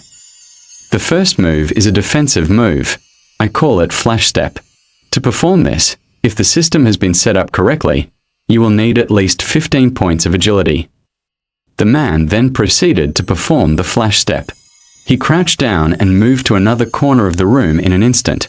At the same time, an afterimage of him was being shown. Now this skill uses up a lot of stamina, so even if you have enough agility points to perform this skill, be careful not to wear yourself out. I would only use it when avoiding a fatal blow or going in for an attack. Please also make note that although the move is fast and hard to be seen by the naked eye, at most it can only move you at the distance of 5 meters. Looking at the move, Quinn straight away realized how handy it would be to have something like this. In his last fight against Loop, he could have avoided several blows at the last second. The only thing was, it was a shame that Quinn currently didn't have enough agility points to practice the move. The next skill I will show you is the Hammer Strike. Once again, the man got in a fighting stance. This time he lifted his right foot and slammed it onto the ground, while at the same time, he pulled back his left hand and threw out his right hand. All of this was done in one smooth motion. Just from watching the video, Quinn could see that the air had slightly moved. After the man had finished talking, the video immediately ended. As Quinn opened up his system, there was now an extra tab that stated tutorial, and in it were 2 videos of the skills he had just been shown. When watching the videos, it was just as the man had said. Quinn couldn't help but think who this guy was. The way he spoke clearly meant he knew about the system. Did that mean he was the creator of the book Quinn's parents had left him? But it was hard for Quinn to remember meeting anyone like the man in the video. He didn't even know what his parents' faces looked like that well. Whatever it was, he was happy that the system was starting to help him out more. He felt like the system at first had given him a hard time, giving him quests to drink blood and drawbacks such as halving his stats while in the sun. But now Quinn was starting to feel happy that he had discovered the system more than ever. Quinn immediately started to watch the Hammer Strike video. As long as he wore the gauntlets, he technically had more than 15 strength. He wasn't sure if that counted, but there was no harm in trying. But as Quinn was watching the video, Leo had come up and approached him. "Quinn, I'm afraid I have some bad news," Leo said. That's when Quinn also noticed 2 military men were standing behind. "I'm afraid you will have to follow these men. They have a few questions they would like to ask you. Don't worry, I will be coming too." With that, one guard held Quinn, while the other held Leo. "Hey, what's going on over there?" the student said, noticing the commotion. Is he being taken somewhere? Students, we shall be back in a while, said Leo. Please continue to watch, and if I spot any of you slacking or breaking the rules, you know the consequences. A few moments later, the two of them were teleported into a small square room. There were no windows and a few lights above them. Inside the room was a single table with a hooded female sat on one side and an empty chair on the other. Standing behind the female was a man who had the rank of general on his clothing. Please sit, the general said. Quinn did as he was told and sat in the empty seat, but with the atmosphere in the room, he couldn't help but feel nervous. Don't look so worried, boy. As long as you have done nothing wrong, you have nothing to worry about. A million thoughts started to race through Quinn's mind. Had they found out about his ability? Were they going to force him to give it up and hand it over? Or had Loop informed them that he had killed Brandon and they were now going to punish him for it? Although Quinn was trying his best to calm down, it was nearly impossible. As he sat in the seat, he could feel his heart beating as if it was trying to escape from his chest. Boy, calm down, Leo said. I think even the others can hear your heartbeat. Now before we begin, I would like to inform you of a few things, the sergeant said. A student by the name of Brandon Richardson has passed away recently. Now your teacher here has informed me that he and another student named Fei Lan had attacked you during combat classes yesterday. Now not only has one of the students passed away, but Fei was also admitted to the hospital late last night. So it was something to do with Brandon's death after all. We currently have no leads to what happened to Brandon, so that eventually led us to you. Although it's hard to believe someone with no ability like you could do something like this, there is always a way. The woman sitting opposite you here has the ability to detect whether someone is telling the truth or not. Now please proceed with her demands. It's okay, the lady said. I just need you to place your hand over mine.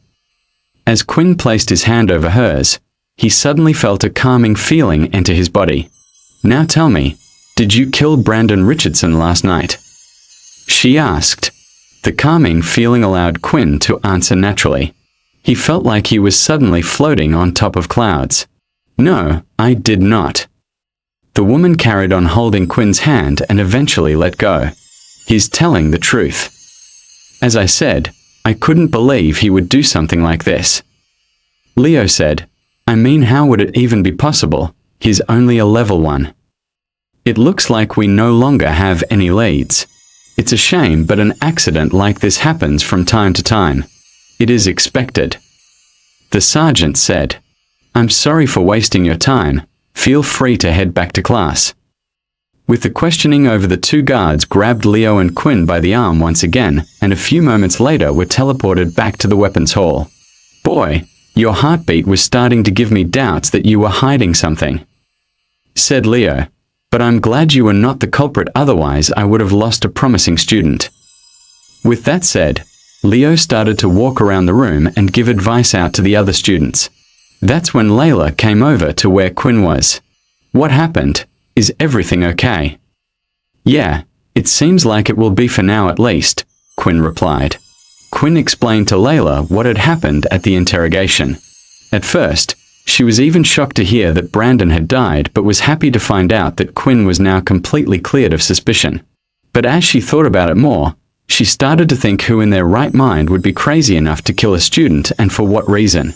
Hey Quinn, you might not like what I'm about to say, but do you think maybe Vorden did it? What makes you say that? Did something happen between Vorden and Brandon? No, I mean, is it not strange that Vorden approached you in the first place? He's a level 5 user while you're just a level 1, and when he attacked me the other day he kept shouting about you. And trust me, the guy seems crazy enough to do something like that. Really? But why?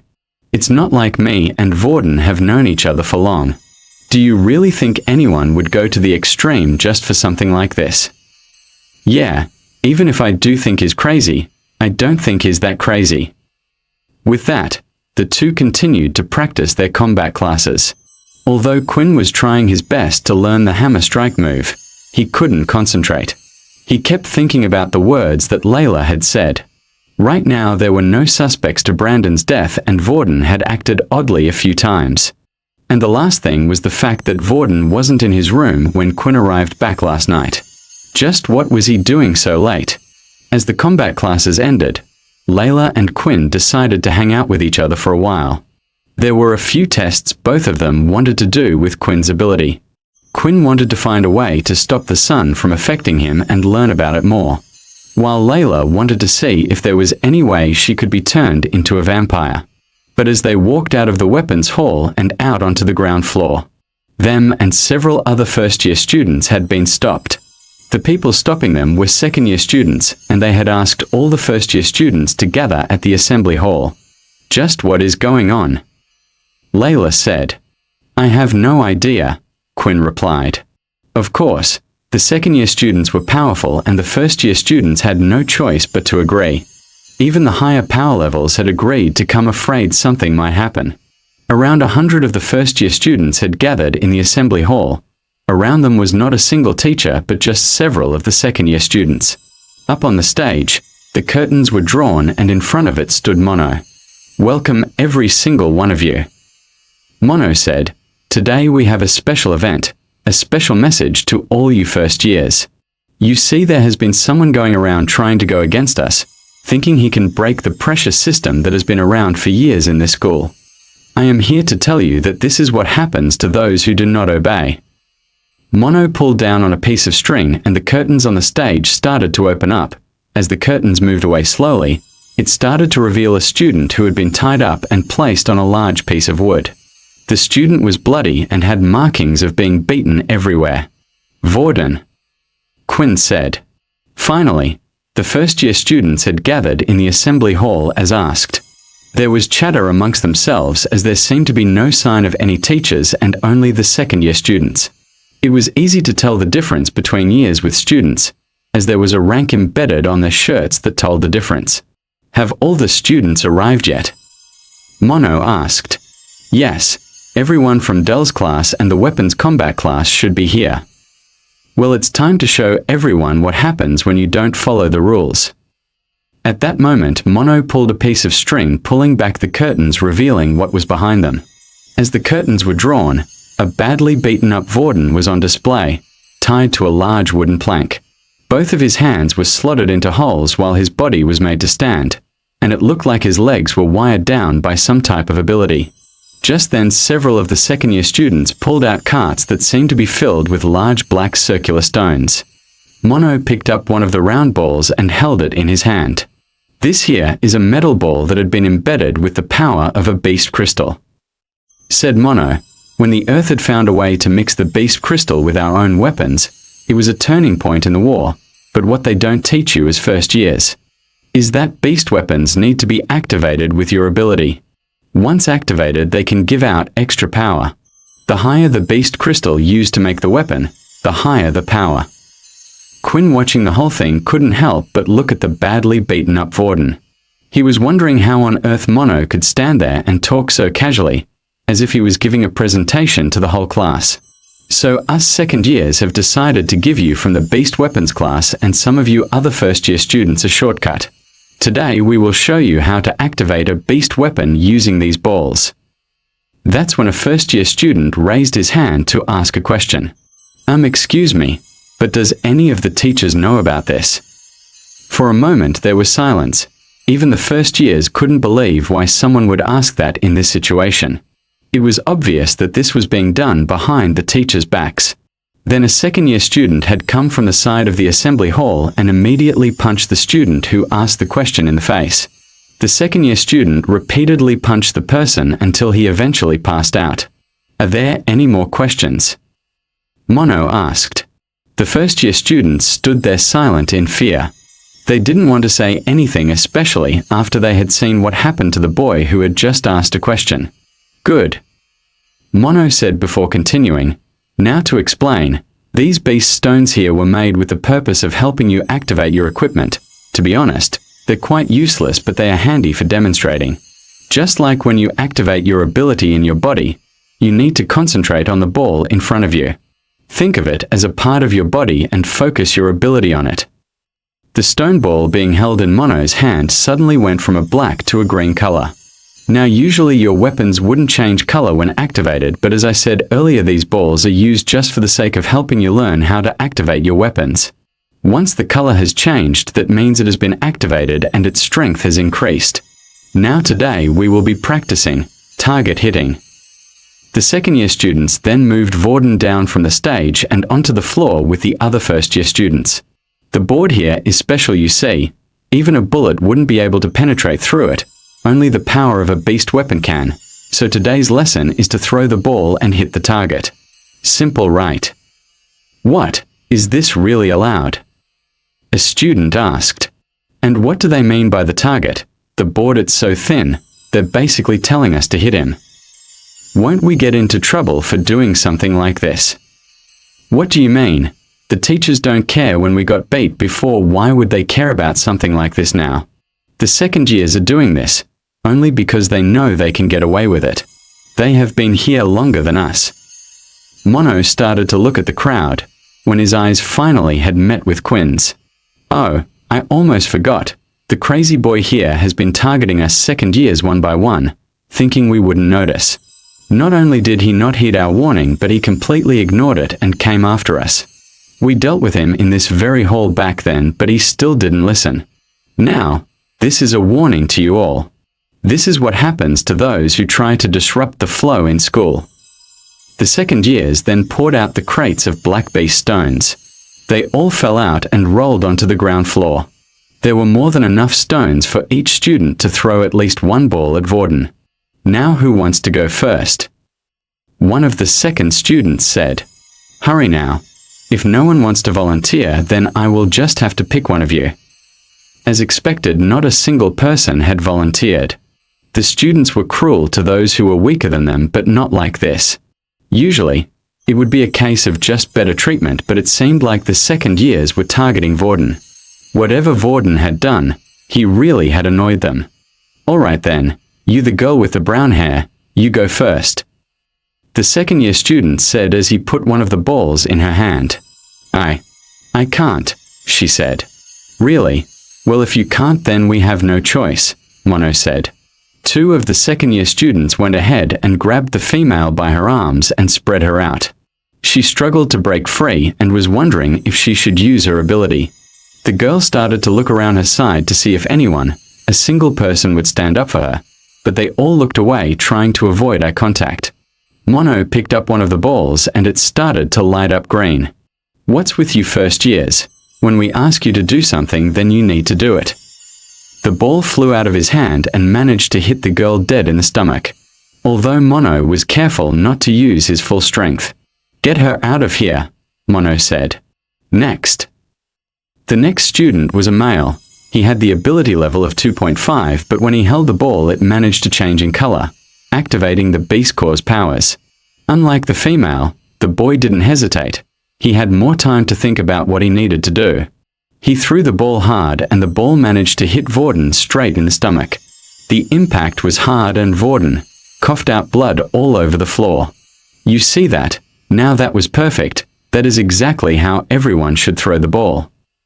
Layla and Quinn had been at the back this whole time watching everything. As they were one of the last ones to enter the room, and even though Layla had her grudges against Vorden, she knew this wasn't right. Those bastards, how could they do something like that?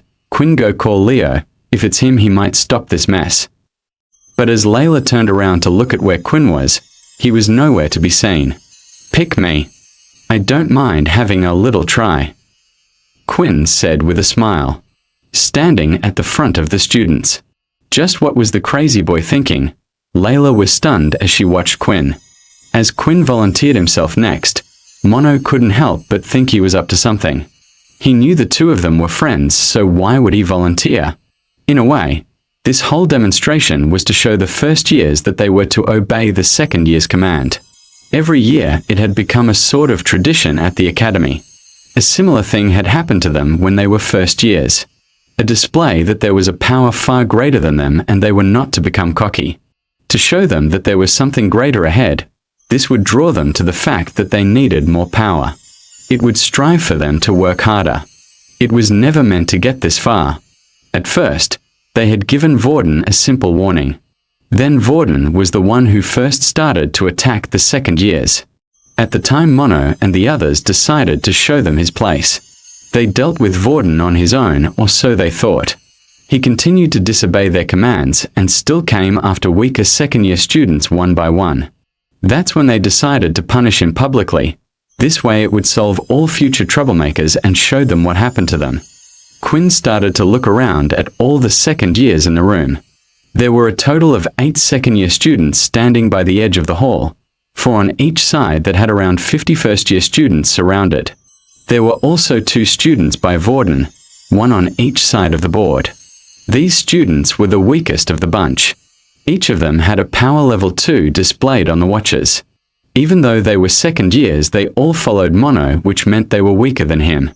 There was the chance that they had already learned how to use a soul weapon, but it was unlikely.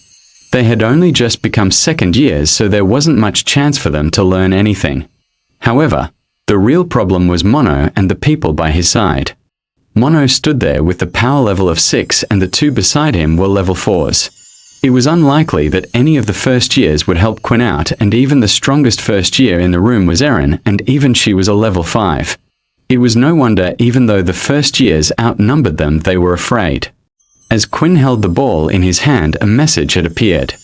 The percentage stood out to him. It was the same number his gauntlets gave when using them. Perhaps Quinn didn't need to figure out how to activate the beast weapons as Mono had said. It seemed like the system would do everything for him.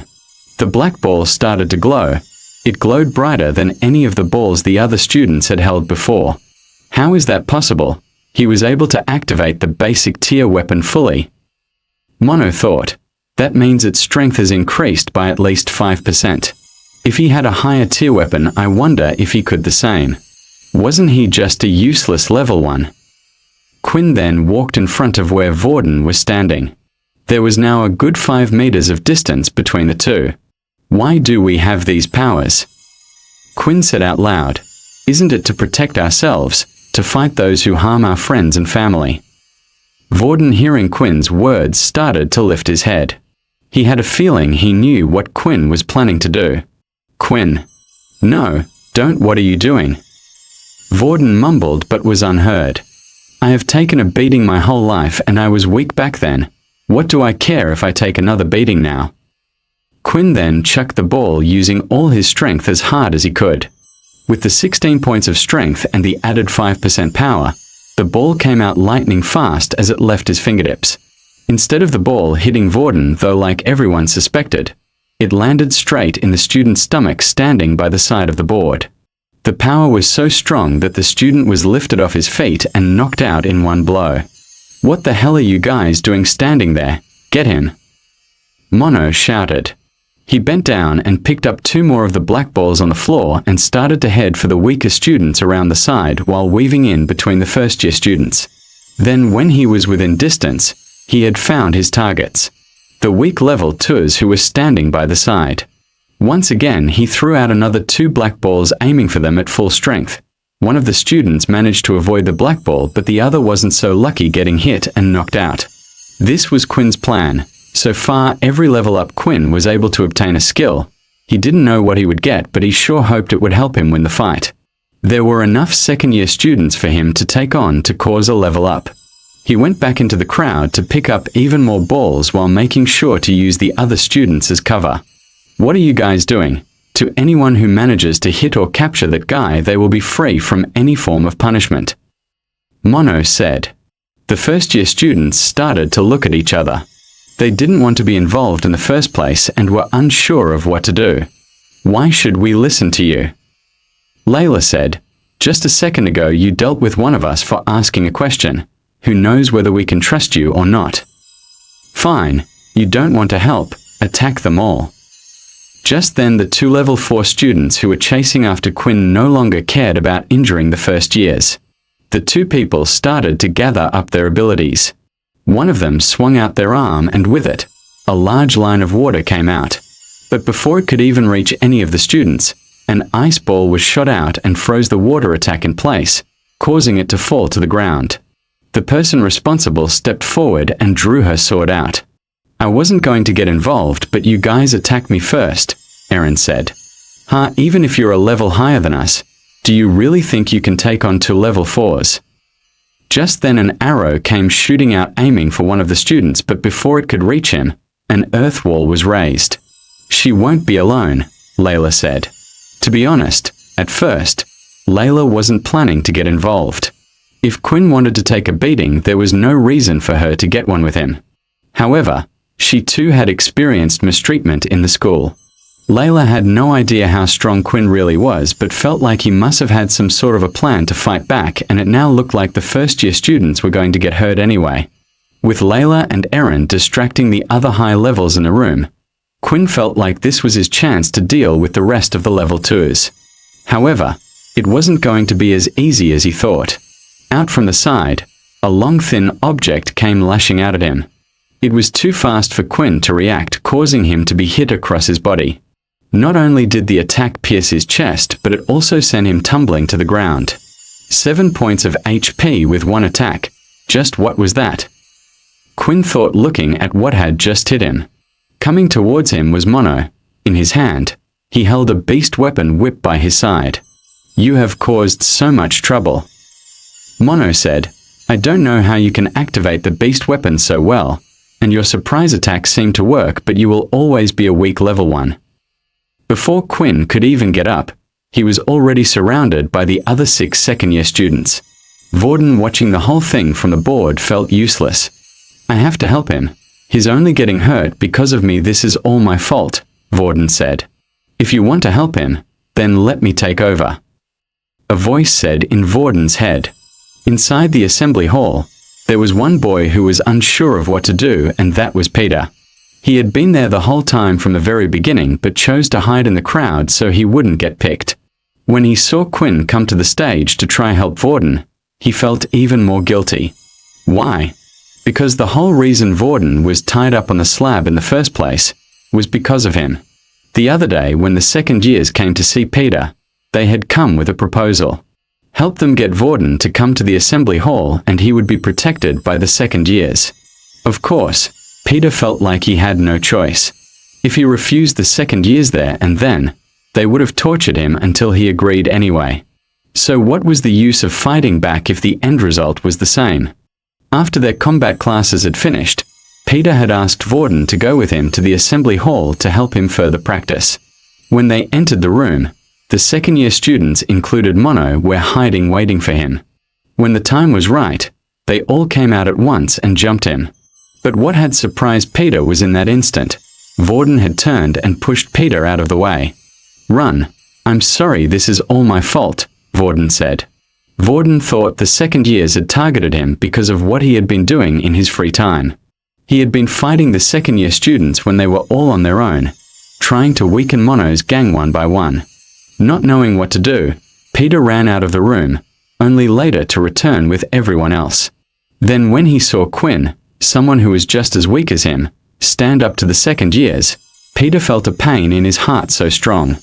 He had betrayed them. But Peter was going to make things right.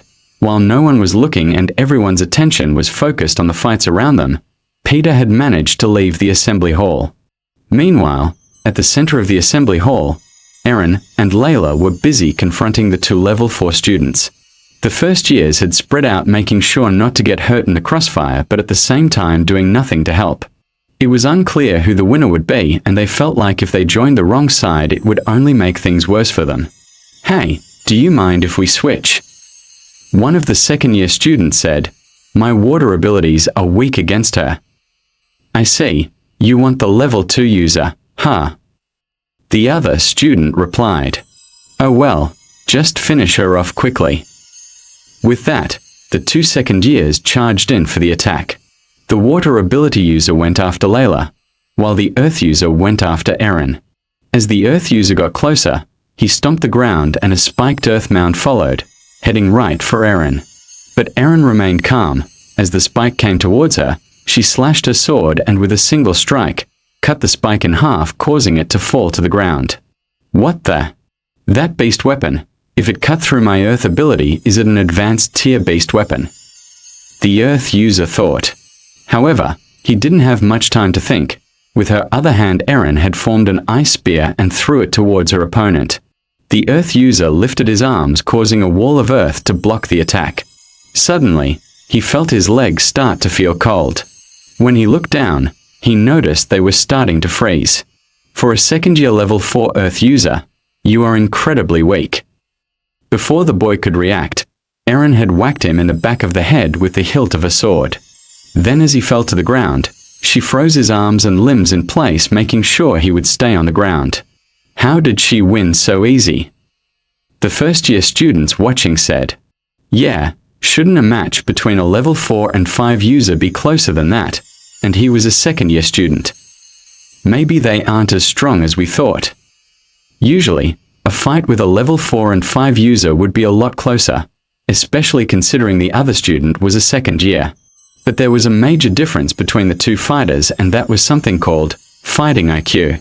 No matter how strong someone's ability was or how powerful a punch they packed, you needed to know how to use your abilities and when. This could be improved with experience, or some people were just naturally gifted. For Erin, she had always fallen into the gifted category. Although Erin had finished her match quickly, the same couldn't be said for Layla. Her attacks were basically useless. As an archer, her skills were best used when surprising her opponent and when there was a distance between the two. Here she had neither of them. Every attack of hers was met with a wall of water that would stop her arrows in their tracks, and finally, when she was tired, the second-year student threw out his fist and a ball of water came out towards her. It hit her dead in the stomach and sent her flying back towards the front of the hall near Vorden. The water user started running after her, planning to finish her. Layla, seeing this, struggled but was too hurt to get up. "Hey you, free me, I can deal with him." "What?" Layla said as she looked up, noticing that it was Vorden who was speaking to her. "Come on, hurry, we don't have much time, touch my leg." Layla hesitated for a moment. She still remembered what had happened when the two of them were in the room. She still had an odd feeling in her gut telling her Vorden was a bad person, but right now it was the only person she could rely on. She crawled over to Vorden's side and touched his leg as he had asked. Then the shackles tied around Vorden's arms and legs started shaking. "Come on, help me, you bitch." Vorden shouted at her.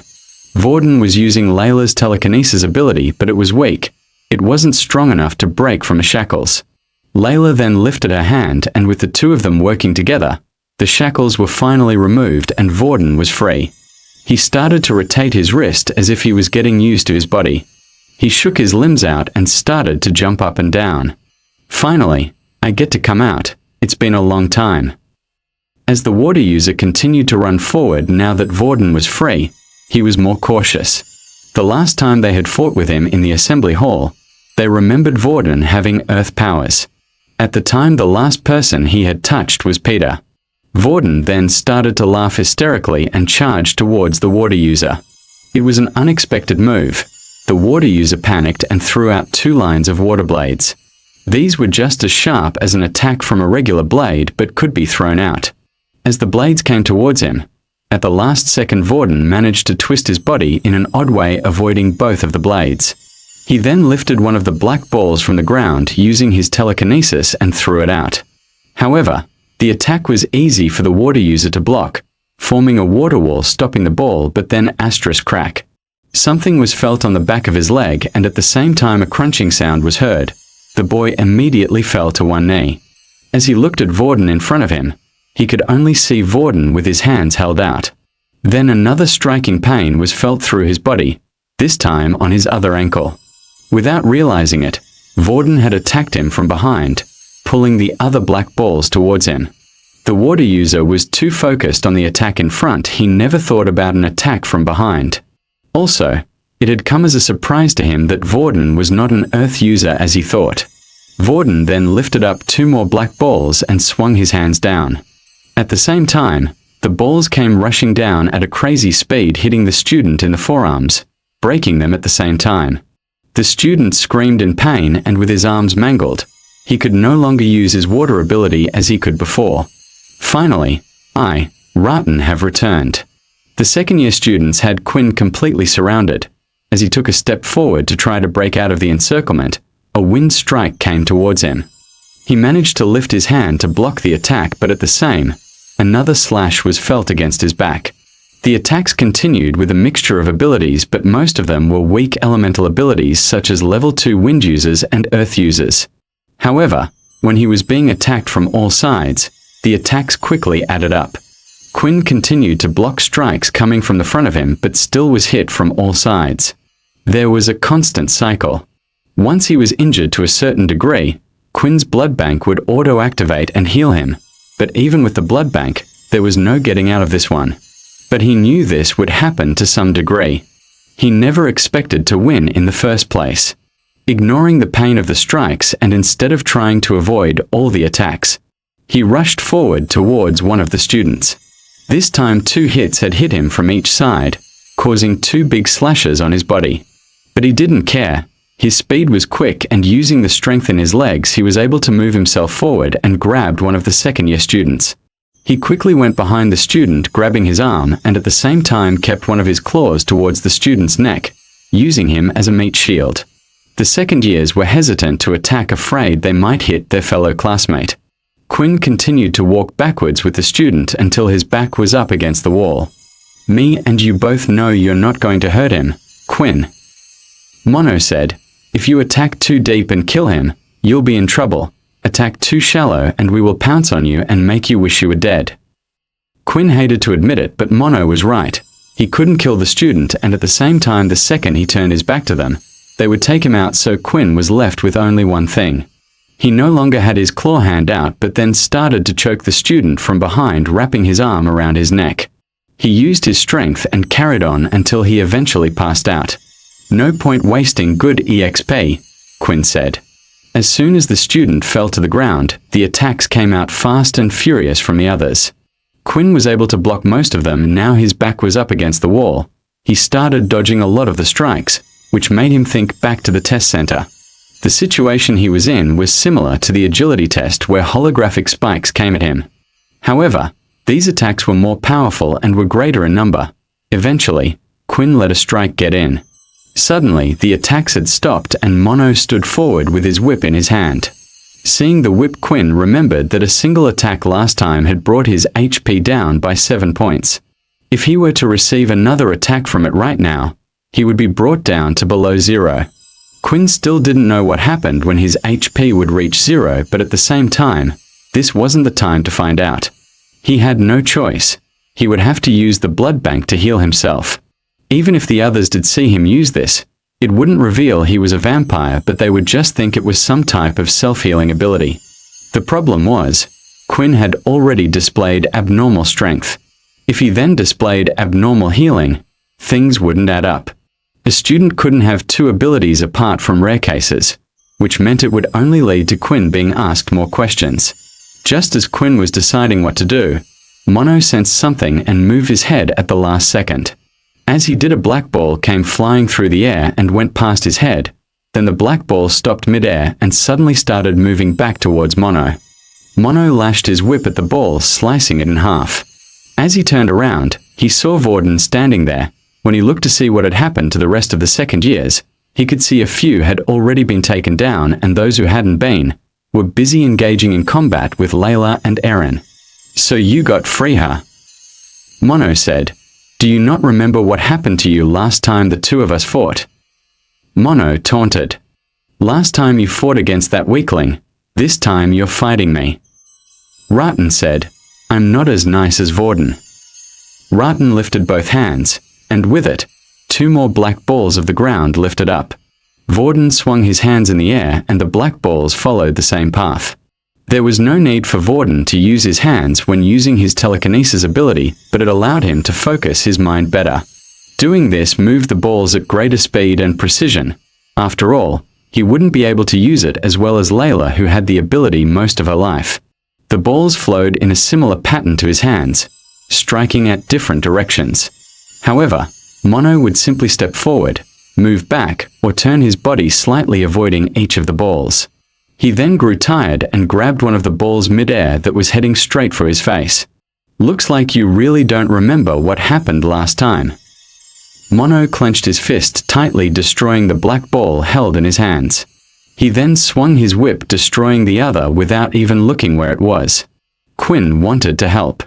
While Mono's back was turned, he tried to go in for a strike, but before he even took a step, the whip came flying out and landed just in front of him. "Don't even think about it," Mono said. Before Quinn had taken a single step, Mono had already acted. Then Quinn waited once again for the right moment, and when he thought it was right, he tried moving in again, but the same thing had happened. Mono swung at his whip before Quinn had moved. "It can't be," Quinn thought. So far Mono hadn't displayed anything reviling his ability, but just now and how he had acted before, it seemed like it was part of his ability. There were two guesses Quinn had. He either had some type of mind-reading ability or future-seeing ability. If that was the case, then the fight ahead would be a tough battle. Quinn's guess about Mono was nearly spot on. Mono could see 2 seconds ahead into the future, although it wasn't as clear as others might think. His ability was activated through his eyes. When he turned on his ability, a new type of vision would appear. Everywhere Mono looked, there was an outline of what a person or object was going to do next. When Mono's back was turned and the black ball had come towards him, he could slightly feel the outline of the ball touching him, allowing him to move his head just in time. Just 2 seconds before Quinn had even begun moving towards Mono, his outline had already shown where and what Quinn was planning to do. It was a strong ability that took years for Mono to get a hang of at first. Just because one could see the future didn't help out in any other aspects. Mono's strength, speed, and reaction time all had to be trained with his ability. Even though Mono's ability was a rare one that was available on the marketplace, not many people opted for it for these reasons. But Quinn wasn't the only one who had figured out Mono's ability. Ratten had as well. "Who cares if you know what I'm going to do?" Ratten shouted. "All I need to do is do something you can't block." Rattan then started running towards him. Mono swung his whip, while Rattan held out his hand, slowing the whip down with his telekinesis ability. The whip slowed down enough, allowing him to jump over the strike. Then with his other hand, something started to form. It looked like water was starting to surround his hand. With another swing, a water blade followed. Mono quickly moved to the side, avoiding one strike, but what quickly followed was a barrage of water strikes. Then at the same time from behind, another 2 black balls had been lifted and were coming right at him. Mono could see the black balls coming at him, and he knew he could do nothing but take a hit. He opted to avoid the water strikes, the more powerful of the attacks, and moved so the balls would hit his back. After being hit with the black balls, Mono moved away from Vorden, creating distance between the two. "I have to admit, I didn't expect you to be able to use 2 abilities. You didn't do something like this last time. It looks like you were hiding a trump card after all," Mono said. "But you weren't the only one holding back last time." While in his right hand he held a whip, something started to form in his left hand. At first, it looked just like a bunch of light particles forming something, but then eventually another whip appeared. Only this felt and looked different, as if it was alive almost. Just from holding it alone, the whip would continuously move like a snake. "Let me show you the difference between the second years and first years," Mono said. Even though Erin was currently busy fighting the other second-year students, she couldn't help but sense the power in the room. So he has one, after all. A soul weapon. While the distance between Mono and the others were far away, Layla had managed to make a break and get away from the other second-year students. Honestly, Erin was doing fine dealing with them on her own, and she wasn't much help in the first place. She quickly went to Quinn's side and could see he was badly injured. It wasn't so much that he couldn't move, but enough to say he was out of the fight for now at least. "Do you need some blood?" Layla whispered. "No, I'm fine. I'm not in any danger, don't worry about that. I just don't want to reveal anything in front of all these people." "I understand," Layla said as she then looked at Vorden. "Your friend, I hate to admit it, but he's strong." "Yeah." After looking at Vorden now and seeing how he fought so skillfully, as if he had done it 100 times before, and he was even using 2 abilities effortlessly, Quinn quickly realized there wasn't much he knew about Vorden, and that he probably had his very own secrets that he was hiding from everyone similar to himself. But again, Instead of escaping when he was freed and running away, he had decided to come help. Although Quinn wasn't strong enough to help now, in the future he would repay back this kindness. Then when the whip had reached the wall of water, it suddenly grew in length and had wrapped around Ratan's arm. Mono pulled forward, dragging Ratan to the ground, and then swung out his other whip, lashing against his back. Ratan tried rolling to avoid the lashes, but it seemed like the whip was following him, predicting where he would roll to next. Ratan had been lashed several times, and now his back was covered in blood. Then with Ratan's other hand, he formed a small water blade. He knew that the whip would be too strong to cut, so instead he went for his own hand, completely cutting it off from his own body. The whip was no longer attached to his body, and at the same time so was his hand. Although unlike one would expect for blood to be drawn everywhere, Ratan was using an absurd amount of energy concentrating to stop his blood from spewing out from the wound with the telekinesis ability. And he honestly didn't know how much longer he could keep it up. "Damn you!" Ratan shouted. "If only this body wasn't so hurt from before. Now you have gone and done it. You think a soul weapon is strong enough to defeat us? Well, think again. Little one, it's your turn. It's time to give this man hell." Just then though, the doors to the assembly hall were swung wide open, and in came a tall silver-haired female, and standing behind her was Peter. "I command everyone to halt this instant," she said. "If anyone does not obey this command, prepare to be punished." The woman standing next to Peter had long silver hair that went down to her waist. On her head, she was wearing a beret, and behind her side was her trusty rapier sword that was jagged and looked to be made from a long beast bone. She had a feeling that resonated off her body. She looked like the older sister type who you were able to trust to get you out of trouble when you needed it. As soon as she had entered the room, at that moment everyone froze, all apart from one student. A second year who was too heated in the moment. He had finally seen Erin drop her guard. He continued to charge forward and was ready to attack, but before even a second could pass, the female teacher who had entered the room was right by the student's side, and a few moments later he had collapsed on the floor with the back of his foot all bloody. When did she get over there? "Hey, look at his ankles. Do you think she did that?" As Mono looked at who had entered the room, he immediately put his soul weapon away. Mono knew a lot of the teachers and high-position people in the academy. After all, he had already been here a year, and the person who had entered the room was not to be messed with. When she said whoever didn't listen to her would be punished, she meant it. The female's name was Faye Dallum. She was a sergeant at the academy and was mostly in charge of squad training. Anyone else but her, Mono said. Not only that, but her ability was super speed, the worst matchup for Mono. No matter how far ahead he could see in the future, her speed was simply too fast to react. Not that he had planned to go against her anyway. He had already made that mistake last year when Faye was still only a private at the academy.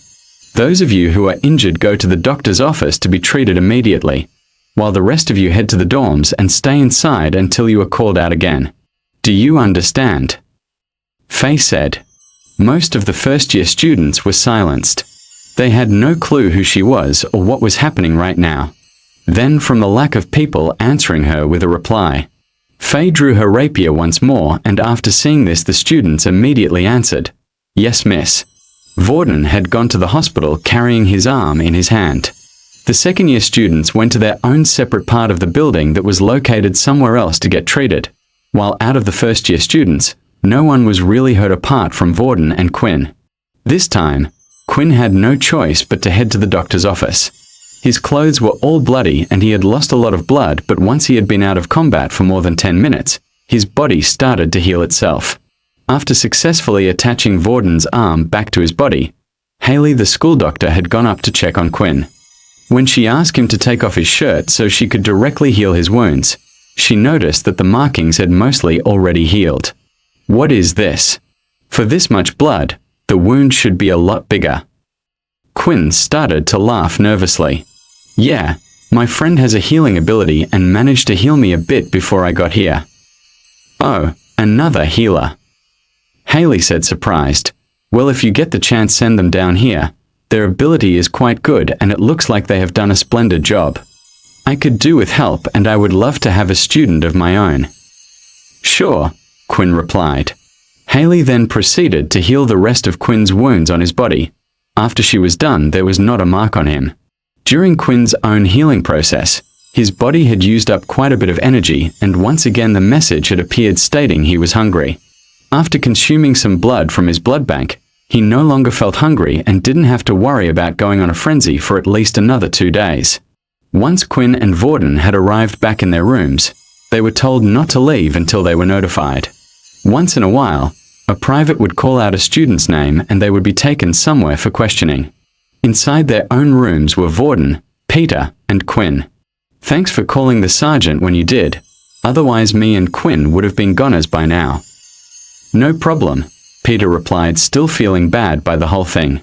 Although he had done the right thing by getting Faye, he still felt bad for having tricked Vorden into going to the hall in the first place. "What do you think will happen to the second years?" Quinn asked. I'm not too sure." Vorden replied, "If this was a one-on-one incident, then I'm pretty sure they would have ignored it, but this time, there were several students involved. Most likely they will look for one person to pin the blame on." Meanwhile, inside one of the interrogation rooms, a large muscular man with forearms the size of thighs was sitting opposite the second-year student Mono, and on his shoulder, the man had the rank of general. His name was Duke King, and he was head of the second-year students. "Of all the people, it had to be Faye to stop us," Mono complained. "I did as you asked, and now I might pay for it." "Will you relax? Nothing will come of this, I promise you that." Duke replied, "You're only students and these types of things happen, and I will vouch for you." "Really? So this won't all fall back on me then?" Mono asked. Then Duke stood up and went up behind Mono and whispered in his ear. "Of course, as long as no one finds out about our little secret," Duke said with a smile. All the students involved in the incident had been interviewed, and that, of course, included Quinn and Vorden.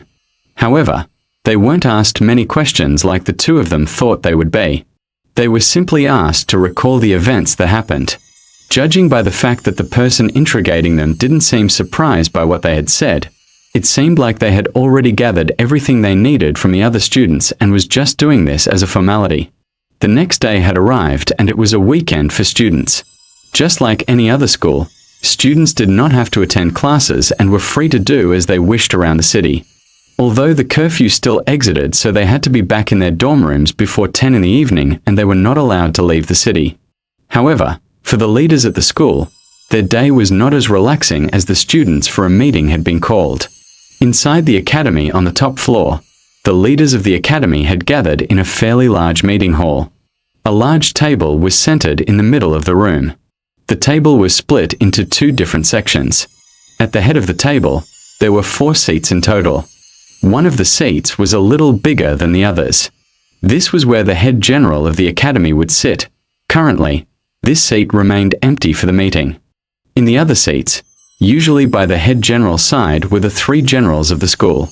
There was the head of the second-year students, Duke, with his large arms and muscular build. Then the head of the first-year students, Nathan, who looked the complete opposite of Duke. He was small in size and wore glasses. He was always casually dressed for important occasions, which annoyed Duke. The two of them did not get along. Lastly, there was the third general, who was head of staff and the rest of the privates and teachers in the academy. Currently, his seat was also empty. The 2 generals sat in their seats waiting for the others to arrive, and as usual, there was silence between the 2 of them. Then finally the doors opened and 8 people had arrived, all wearing the military uniforms, and each one of them had the rank of sergeant displayed. Out of these 8 sergeants, it included Leo, the beast weapons teacher, Faye, the head of squads, and Haley, the school doctor. The 8 sergeants sat in their seats opposite to the generals, and finally, it was time for the meeting to start. Faye was the first to stand and speak. "We are here today to conduct the meeting on what to do with the second-year students, who were involved in the case involving primarily the first-year student known as Vorden Blade and the students who are part of Dell's class and Leo's beast weapons class." "But then why gather the rest of the first-year students?" Nathan casually added. "It seems like to me other students had gotten involved. I agree the students fight all time and we purposely do nothing to stop this, but this seemed a little too much. No. Fine. Further restrictions will be put on the second years and first year students. They shall only meet when necessary. I will be in charge of issuing out the punishments to the second year students. Is that okay with you, Nathan? Nathan simply shrugged as if he didn't really care about the matter in the first place. He had only made his argument to annoy Duke. I urge the rest of the sergeants to take extra precaution, said Faye. It was only recently we had the death of a student in our school. Unlike with Brandon, Vorden is an original.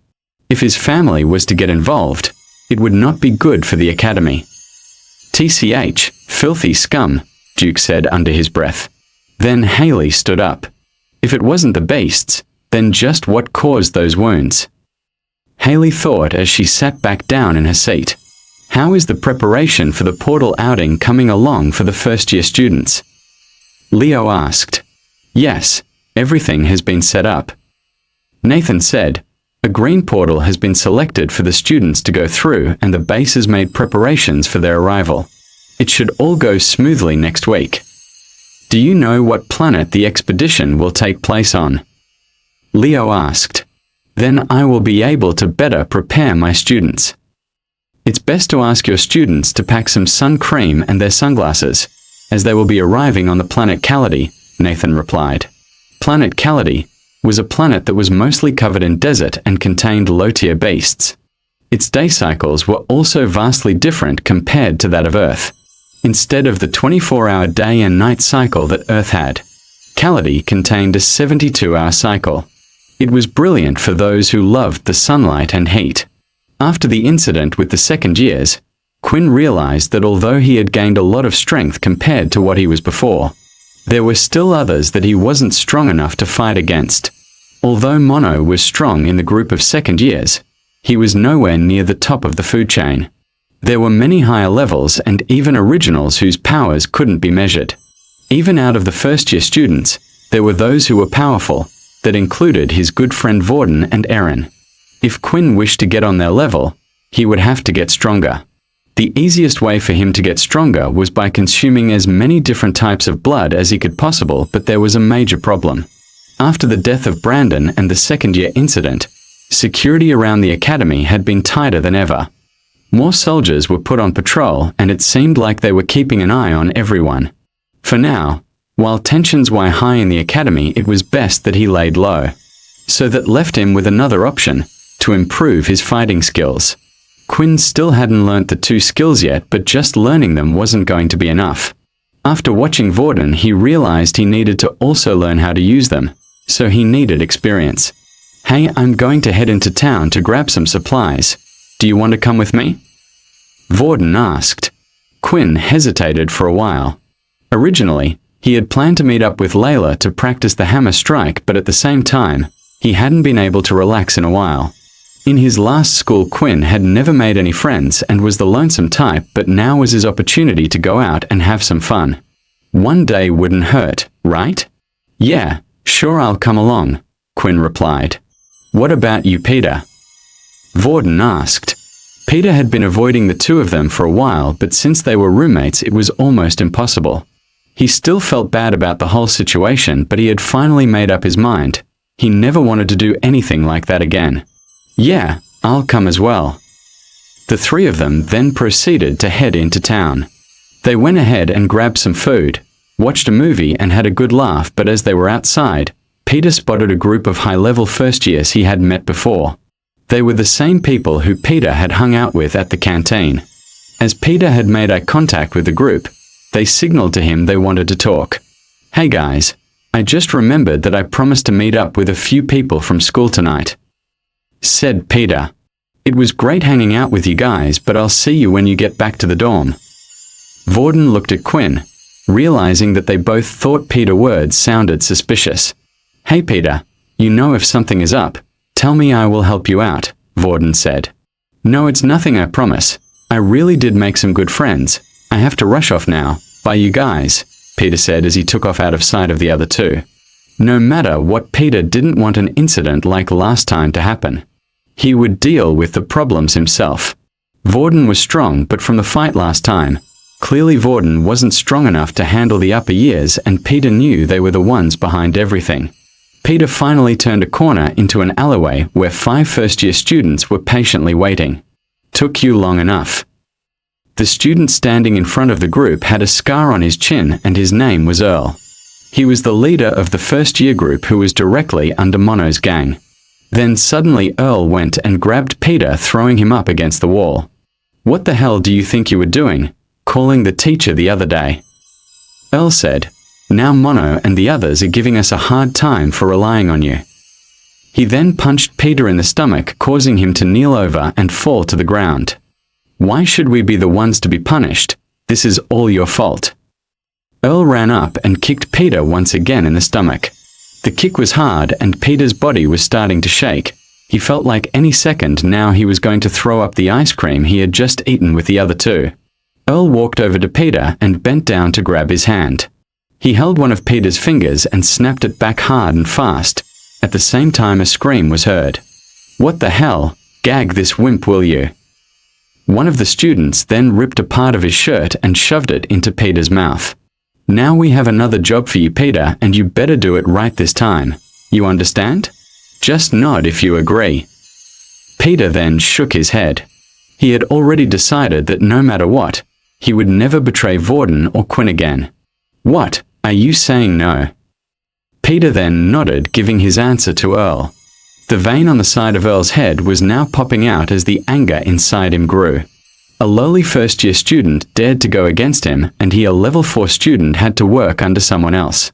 This wasn't the life he was expecting to have at the academy, and he needed to take out his anger somehow. Earl then immediately grabbed Peter's fingers and started to snap them one by one. Each time he would break a finger, he would ask Peter if he was willing to help them, but each time Peter shook his head. In the end, all 5 of Peter's fingers had broken, and Peter still hadn't agreed to their request. "Hey Jerry, get over here," Earl shouted. One of the first-year students standing behind Jerry came over and knelt down. "Do your thing, Jerry." Jerry placed his hand on top of Peter's, and slowly a warm feeling was felt, and the bones in Peter's fingers were starting to take shape. They reformed to what they once were, and he had been healed. Then a big smile on Earl's face could be seen. He grabbed Peter's fingers again and repeated the process again and again. Eventually, after an hour had passed of breaking, hurting, and re-healing Peter, Peter's mind had given in. Without him realizing it, he no longer wanted to feel the pain and nodded, agreeing to their request. "Good, see, now if you had done that in the first place, we wouldn't have had to go through all that," Earl said. "Now this time, you better do it right and be sure not to involve anyone." With Peter gone, that left Quinn and Vorden on their own. They were currently walking down the high street, which was full of clothes shops and restaurants. Students only received 10 credits a day as an allowance, but that didn't stop their parents from sending them extra money while they were in school. The richer students were free to spend and buy whatever they liked, and sadly the richer students were usually the stronger ones as well.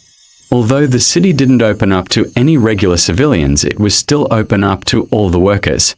The city was full of military personnel, but not all of them were soldiers. There were still cooks that were needed, admin staff, engineers, building workers, and even general people who would run the shop. They had all been granted special access from the military, and in return were given nice living accommodations and didn't have to worry about life on the outside world. So although they worked for the military, they weren't required to be relied on for fighting unless absolutely necessary. While the two were walking, Quinn couldn't help but think back to the fight between Vorden and Momo. "Hey Vorden, I know you said your ability resets every day, but you never said you could wield 2 abilities at once." Quinn asked. "Didn't I?" Vorden said with an awkward smile. "Well, there are some in my family that can even hold 3. "Really? So how does it exactly work?" "Well, if I told you our family secrets, Quinn, you would have to become a part of our family. Either that or I'd have to kill you." For a second, there was an awkward silence between the two, as Quinn wasn't sure if Vorden was joking or not. "Relax, will you?" Vorden said, "But yeah, I honestly can't tell you anything. You know Original's rules and all." Vorden belonged to one of the original families that had decided to keep their ability within their family, meaning the only people that knew how to copy other abilities were the Blades. Of course, Vorden wasn't allowed to talk to anyone about their ability. Yeah, sorry about that, but if you don't mind me asking, if you copy an ability you've never received before, how are you able to fight with them so well? Let me show you something, Vorden said. The two of them continued to walk down the high street, which was filled with shops, until Vorden eventually stopped just outside a game store. The two of them headed inside, and there were all types of games filled on the shelves. At the very back of the shop was a VR pod for people to test out before they bought anything. Just like everything else, even the gaming technology had improved significantly after the war. Then Vorden pointed at the VR capsule. You see that thing? I grew up playing on that. What? Quinn thought, but then Quinn remembered Leo mentioning something about a VR game that was popular between students. He said if he wanted to get fighting experience, it would be good if he played a certain game. Is this what he was talking about? There's a popular game played in the outside world and within the military schools called Power Fighter. The game is simple. It gives you an open empty room and the two of you fight until one loses. Although it sounds simple, the game itself is used to help people train. The VR capsule can record all attributes of your body. Anything you do in the real world you can do in the game. The only thing that it can't do is record your ability.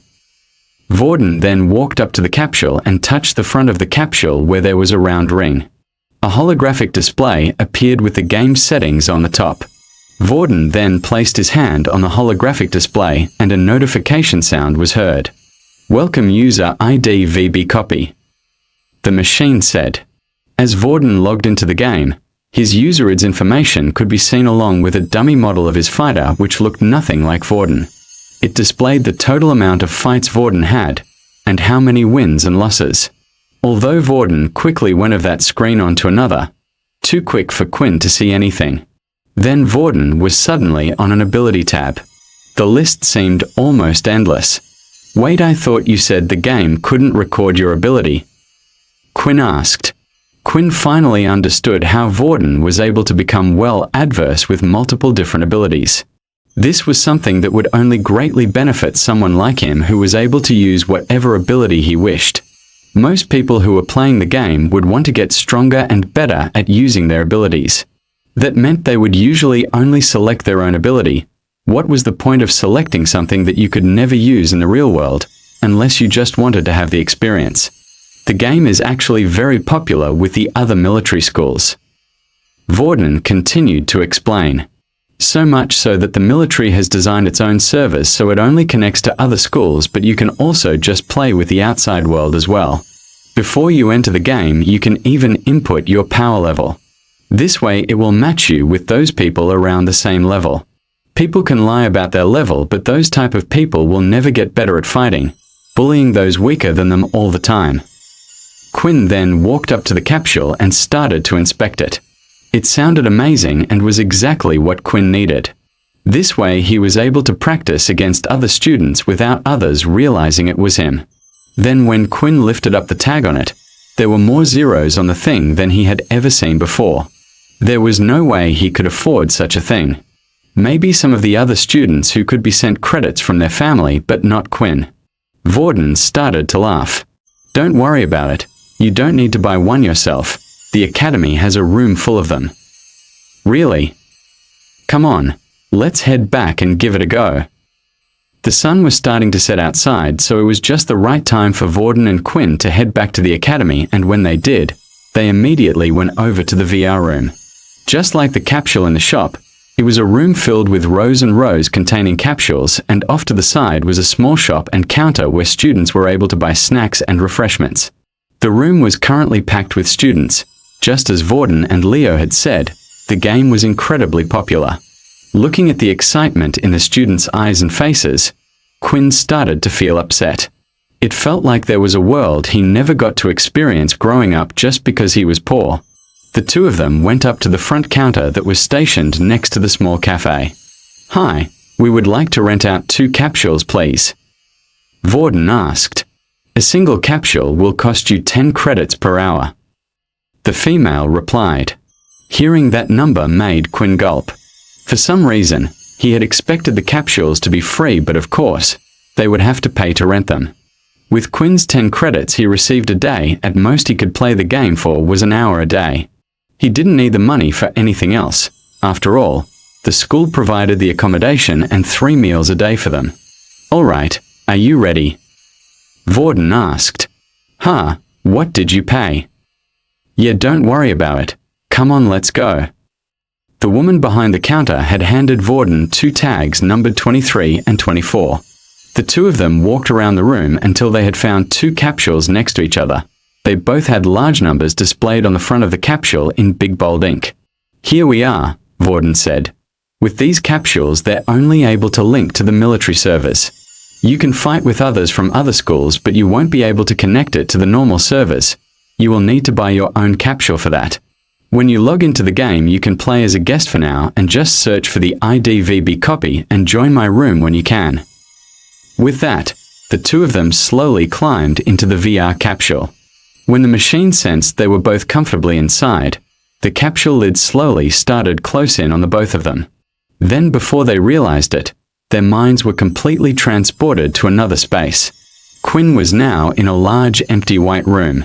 There were no walls in sight and it looked like the room was endless. Suddenly a screen appeared in front of him. Welcome to Powerfighter. Would you like to?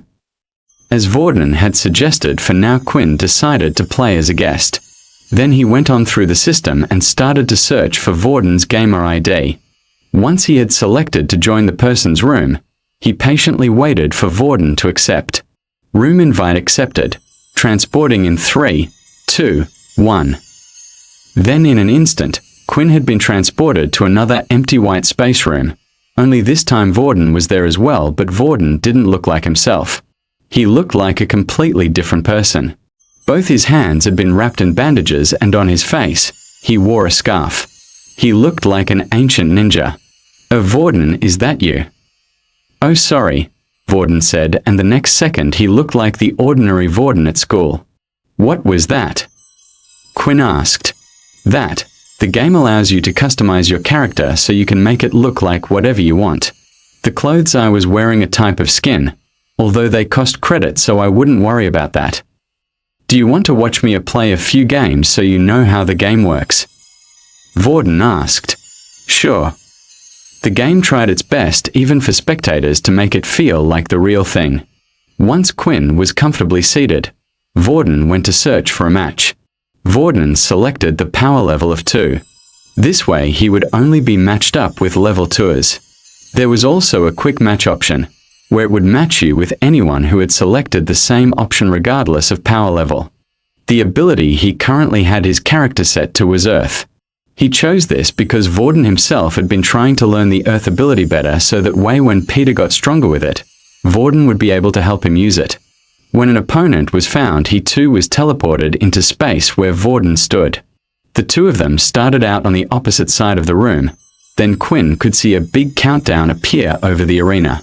When the countdown reached 0, the match immediately began. Vorden was going up against another Earth user. Earth users were the most common ability to be found. The match didn't last long though, as it was clear that Vorden had the greater experience when it came to fighting. The match had only lasted a total of 5 minutes, but while watching the game, Quinn started to figure out how it worked. Above each player's head was a health bar, but there was no way to show how much health each player had. Judging by what Vorden had said, this was most likely because everyone had a different set of health depending on what the VR headset was able to read from the body. Quinn himself knew this because of his inspect skill. Every time he would look at the stats of a different person, some of them had different amount, and that included him. The next thing he noticed was the fact that there wasn't actually any damage done to the player. When Vorden would strike or stab a person, the system would cause the player to react to these by startling the player, but it wouldn't permanently damage the person like it would have done in real life. Similar to a game, it would treat hits on vital parts as a critical hit, but the player could continue to fight like normal as long as their HP didn't hit 0. After that, Quinn continued to watch Vorden play a few more games, and before they knew it, their time was up. Although Quinn didn't have the time to play today, he couldn't wait to try out the machine tomorrow. It was getting late and it was almost time for their curfew, so Quinn and Vorden decided it would be best to head back to the dorm rooms. When they arrived, they noticed that the lights were out and Peter was already in the room fast asleep. "Does he look okay?" Quinn asked, as he noticed Vorden was looking around to see if he could see any markings on his face or body. "Yeah, he seems fine, but even if he was getting bullied, he could have gone to the doctor's office before coming here," Vorden replied. "Well, I still think we should keep an eye on him. There's no way higher levels would just become friends with a lower level for no reason," Quinn said. Vorden cleared his throat loudly and started to look at himself. "Of course, there are some exceptions," Quinn said, smiling. With the other two now fast asleep, Quinn was still awake messing around with his system. He was busy watching the tutorial videos of the hammer strike. He didn't have enough points in agility to learn the flash step, but with the gauntlets, he did have enough for the hammer strike. The video contained the blonde man demonstrating what to do step by step. It was incredibly detailed, showing everything in slow motion to the point where it also described the feeling the user should have every step of the way. Quinn repeatedly watched the video, as he wanted to learn and test it out in the game tomorrow. After finally remembering all the steps and believing he had a confident grasp on the skill, he shut his eyes and went to sleep. When he finally arrived, the VR room was emptier than it was yesterday, most likely because it was early in the morning and not a lot of students had woken up yet. Quinn then went on to do the same as Vorden had done yesterday. He went up to the pretty lady who stood behind the counter and asked to rent a capsule, only this time for 2 hours. There wasn't much use for his credits other than buying late-night snacks, and at the moment, not even that satisfied him. Ever since he had his first taste of blood, food was starting to taste bland. He still got hungry like everyone else, but the taste of ice cream and sweets just didn't have the same rush effect it once had. To get that feeling again, he could only get it from blood. But Quinn made sure to only consume blood when he needed to or to get himself stronger.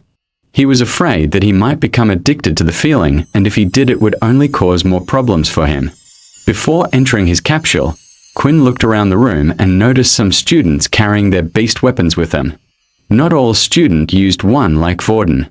But after watching the games Vorden had played yesterday, he did see a few of his opponents have one, which meant most likely that the students bringing their weapons with them meant that the game was also able to recognize the power of beast weapons. Just on the side of the capsule, there was a large rectangular box, and underneath were the words written, "Beast's Weapons." So it looked like Quinn was right after all. After taking off his gauntlets and placing it into the box, the capsule started to scan the weapons. He then hopped in and logged into the game. Only this time, instead of logging in as a guest, he decided to register an account. Quinn thought long and hard.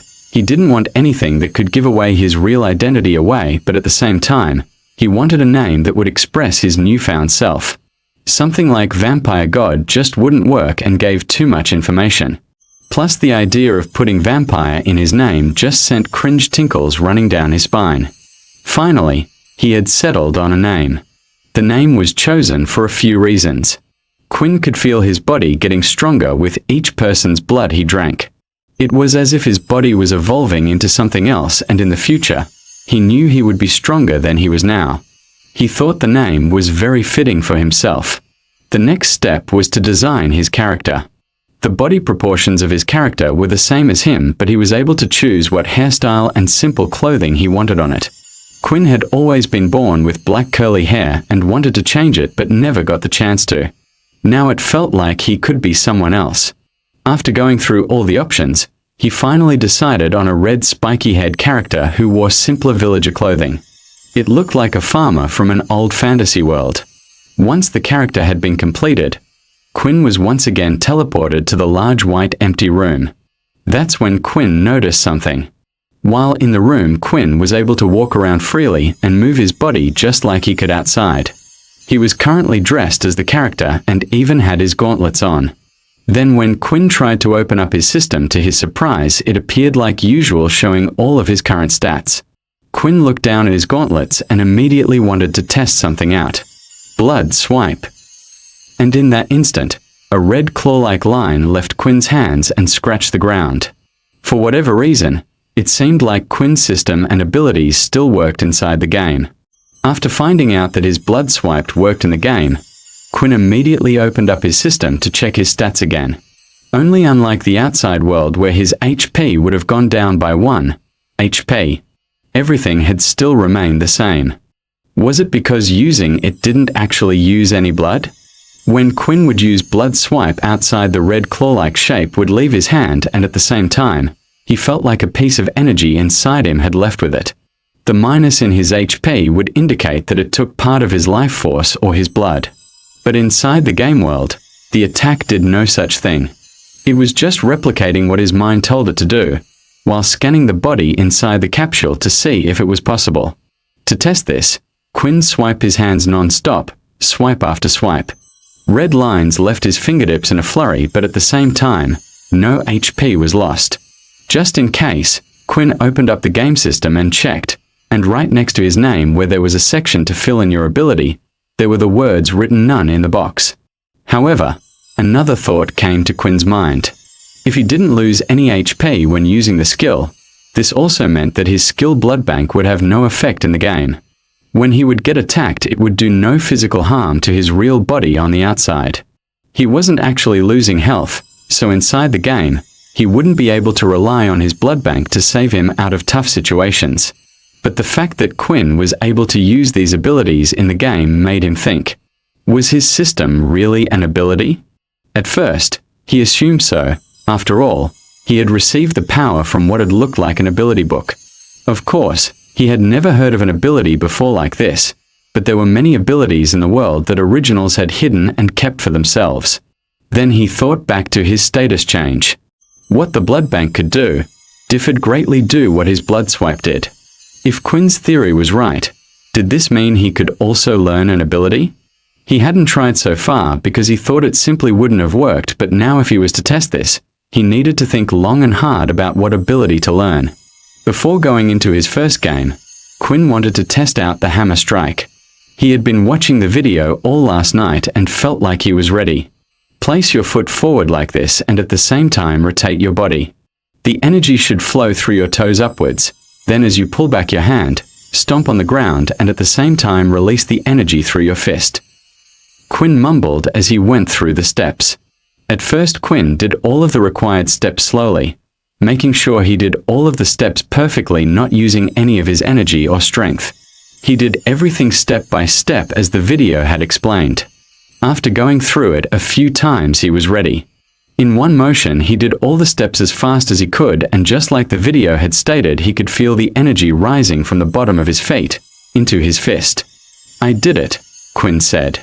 Although the shockwave was nowhere near the size of the man in the video, Quinn was still happy with the result. There was no longer any need for him to delay anymore, and he went and clicked on the search function. For his first match, Quinn wanted to go against the same power level user as him, a level 1. Technically, Quinn himself knew he was beyond level 1. If he was to take a guess, he would say he was around the same power level as a 2.5, but for his first match, he just wanted to make sure of a few things. The game had found him an opponent, and he was immediately teleported to an arena. When the countdown had finished, it was time for the match to start. The student in front of him had no beast weapon, so Quinn was cautious at first, and at the same time he wanted to test something out. Quinn got in close to the student and was ready for whatever was to come. That's when the student had shapeshifted his hands into a claw-like shape and scratched at Quinn's body. The attack was slow and Quinn was able to block but chose not to and allowed the attack to scratch against his chest. While playing the game, inside the user's view was his and his opponent's HP bar, placed in the bottom right-hand corner. When the attack went through, a small amount of HP had been taken. Quinn then quickly stepped back a few steps and proceeded to use his blood bank skill. It was as he had suspected. Although he took damage in the game, nothing had happened to his real body outside. With his thought confirmed, Quinn was now ready to end the match. He dashed forward, and when he was close enough, he threw out a blood swipe.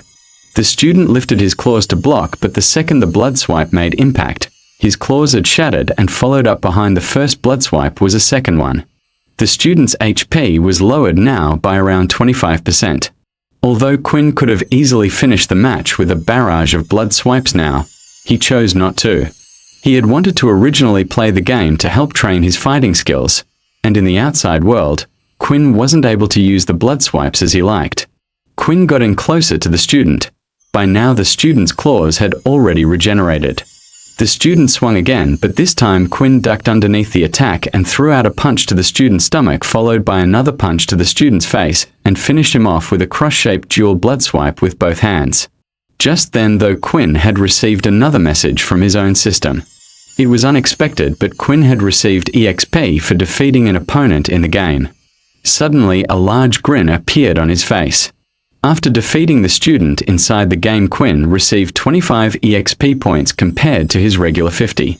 This was a large surprise to him, as Quinn didn't expect a fight in the game to contribute to points in his system, but at the same time, this was great news.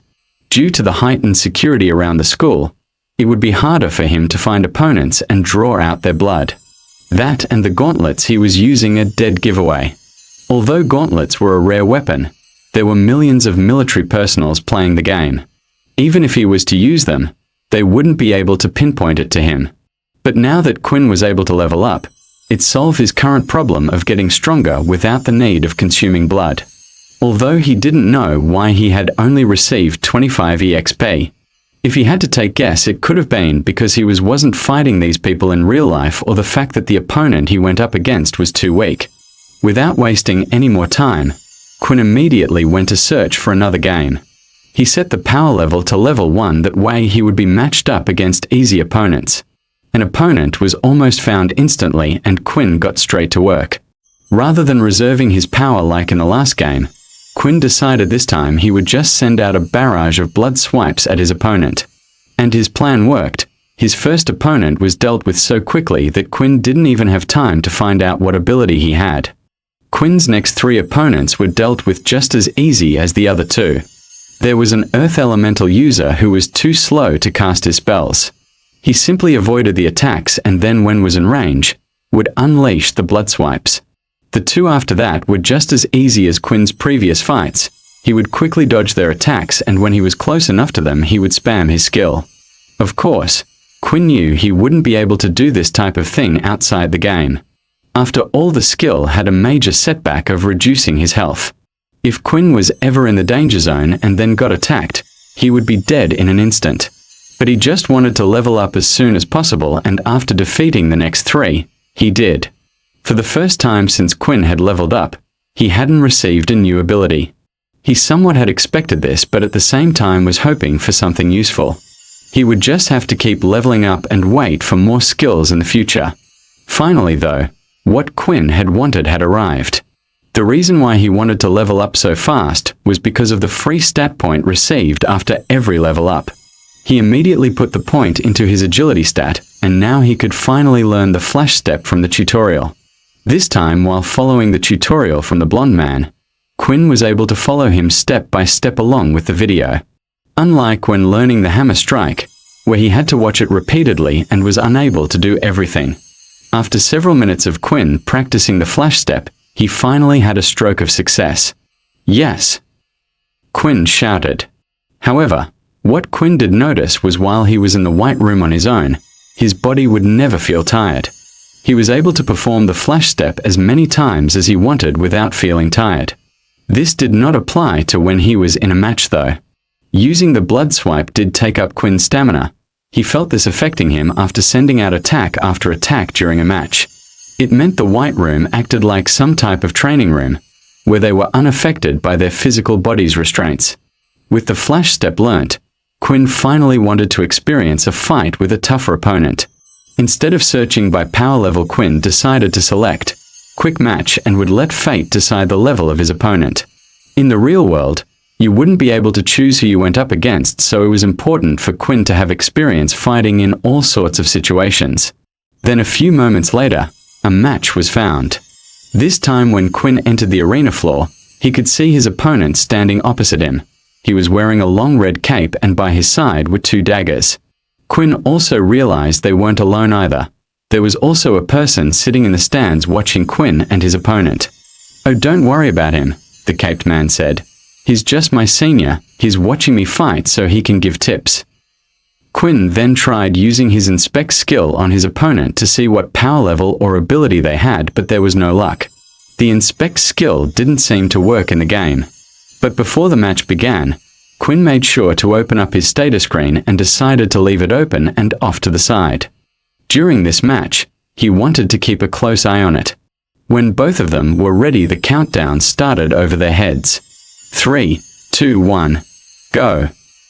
As soon as the sound dinged indicating the start of the match, the caped man took out his daggers and swung them out fast. 2 wind blades followed. The attack was similar to Quinn's blood swipe, only the distance the attack could be used was far greater and faster. Quinn then decided to attack with his own blood swipe. The 2 lines of power clashed in the middle and cancelled each other out. A red color, what ability is that? The caped man was wondering, and at the same time, the caped man senior was thinking the same thing. This time Quinn charged forward. His abilities all required him to be used at close range. The caped man seeing this threw more wind strikes out, but Quinn just replied back with his own blood swipes, but this time sending out 4 of them. When the first 2 cancelled out the wind strikes, the next 2 carried on moving forward. That's when the caped man lifted his cape and spun around. The blood strikes smacked into the cape, but there was no effect and not even a scratch left on the cape. Is that beast armor? And a high-level one at that. Quinn thought. The 2 of them were now in punching distance of one another. The capped man swung his daggers out fast. Quinn lifted his hands and managed to grab onto the daggers, allowing the blade to just come out from his fingertips. Then suddenly, the aura around the daggers grew, and the wind forming around dagger allowed the ends of the blade to grow and act more like a sword, piercing Quinn in both shoulders. The capped man pulled back and went for another strike. I don't know what your ability is, but it's over, the capped man said. But then suddenly, his dagger had hit nothing but empty air and space, and no one could be seen. As he turned around, a sharp claw penetrated the man's stomach. Then another attack after attack at great speed was tearing his stomach apart, and to finish him off, 2 more blood swipes. The man watching in the arena stood up on his feet as he saw his friend lose the match. The 2 of them so far had been on a winning streak, taking it in turns facing opponent after opponent. The sudden loss had come as a shock to them. That skill at the end, what was that? Then just as Quinn was about to log out and go find another match, he heard someone call out to him. Wait! The man in the seat shouted, please fight me. Quinn had no problem with this and accepted, but unknown to him, the man he was about to face was one of the strongest students from another military school. The student who had been sitting up in the stands and watching the fight between Quinn and his friend was known as Nate Snell. He was a second year from another academy, and in his academy, he was well known for being one of the strongest second years. Nate often played in the game to improve his fighting skills, as this was important for him due to the fact it went hand in hand with his ability. He was obsessed with learning all different types of martial arts skills. There was one area in the game that it didn't allow you to improve on though. Even though the game allowed you to use abilities, it did not have the system in place to use soul weapons. This would be an almost impossible task considering every person's soul weapon was different, even if they had the same ability. With a keen eye for martial arts, the second Nate had seen Quinn perform his flash step, he needed to know who this person was. The footwork in the skill was so beautiful, so quick, that even he wasn't able to keep track of where Quinn had gone. After asking Quinn for a battle, he was overjoyed that he accepted. For the 2 of them to start their match, they needed to add each other to their friends list first. Quinn accepted the friend request and was happy to fight. Honestly, Quinn wasn't too bothered who he went up against, but after fighting against Nate's friend, he felt like he should have a good match coming up that would help him improve. Blood Evolver. Does his ability have something to do with blood that would explain those red lines coming out from his hands, but was there such an ability in the system? Nate thought. There were thousands of different abilities in the system, so Nate wasn't sure of all of them, but he had fought many battles in the game, and this was the first time seeing someone with this type of ability. Before the match was about to begin, Nate had asked if he could speak to his friend Sam for a few moments. Quinn agreed as he wanted to check a few things out himself. During the match, when Quinn used his flash step, he was hoping his own system would show him something, but nothing happened. Of course, this was because he was in the game. but he knew that the flash step felt like it had taken a significant amount of stamina from him. His current stamina points were at a 12. If he was to make a rough guess, he would say that 4 strikes of blood swipe took down 1 stamina point, meaning he would be able to perform around 48 blood swipes before running out of stamina. However, if he did this, he would reach 0 HP before even using up all his stamina. But as the blonde man had said in the video, Flash Step took a considerable amount of stamina. At most, Quinn knew he would currently only be able to produce it twice in one game, meaning it took at least 5 points of stamina. Quinn would have to think carefully when using this information in a match. At first he thought it wasn't so important increasing his stamina. As long as he was strong enough or fast enough he could win his fights. But in a prolonged battle and matches against multiple enemies, as soon as his stamina dropped to 0 he would be as good as dead. Not only that, but Quinn dreaded the thought of having to fight in the sunlight with these stats. Over at the other end of the arena, Nate was busy talking to Sam about his match. "You are such a fool," Nate said. "I know, I am sorry," Sam replied. Nate looked at the flapping cape that Sam was wearing and started to shake his head. "We just got this incredible thing and you didn't even use it properly in the fight.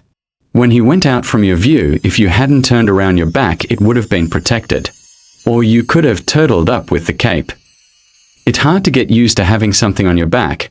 If someone vanishes in front of you and you know they're behind you, you naturally turn around.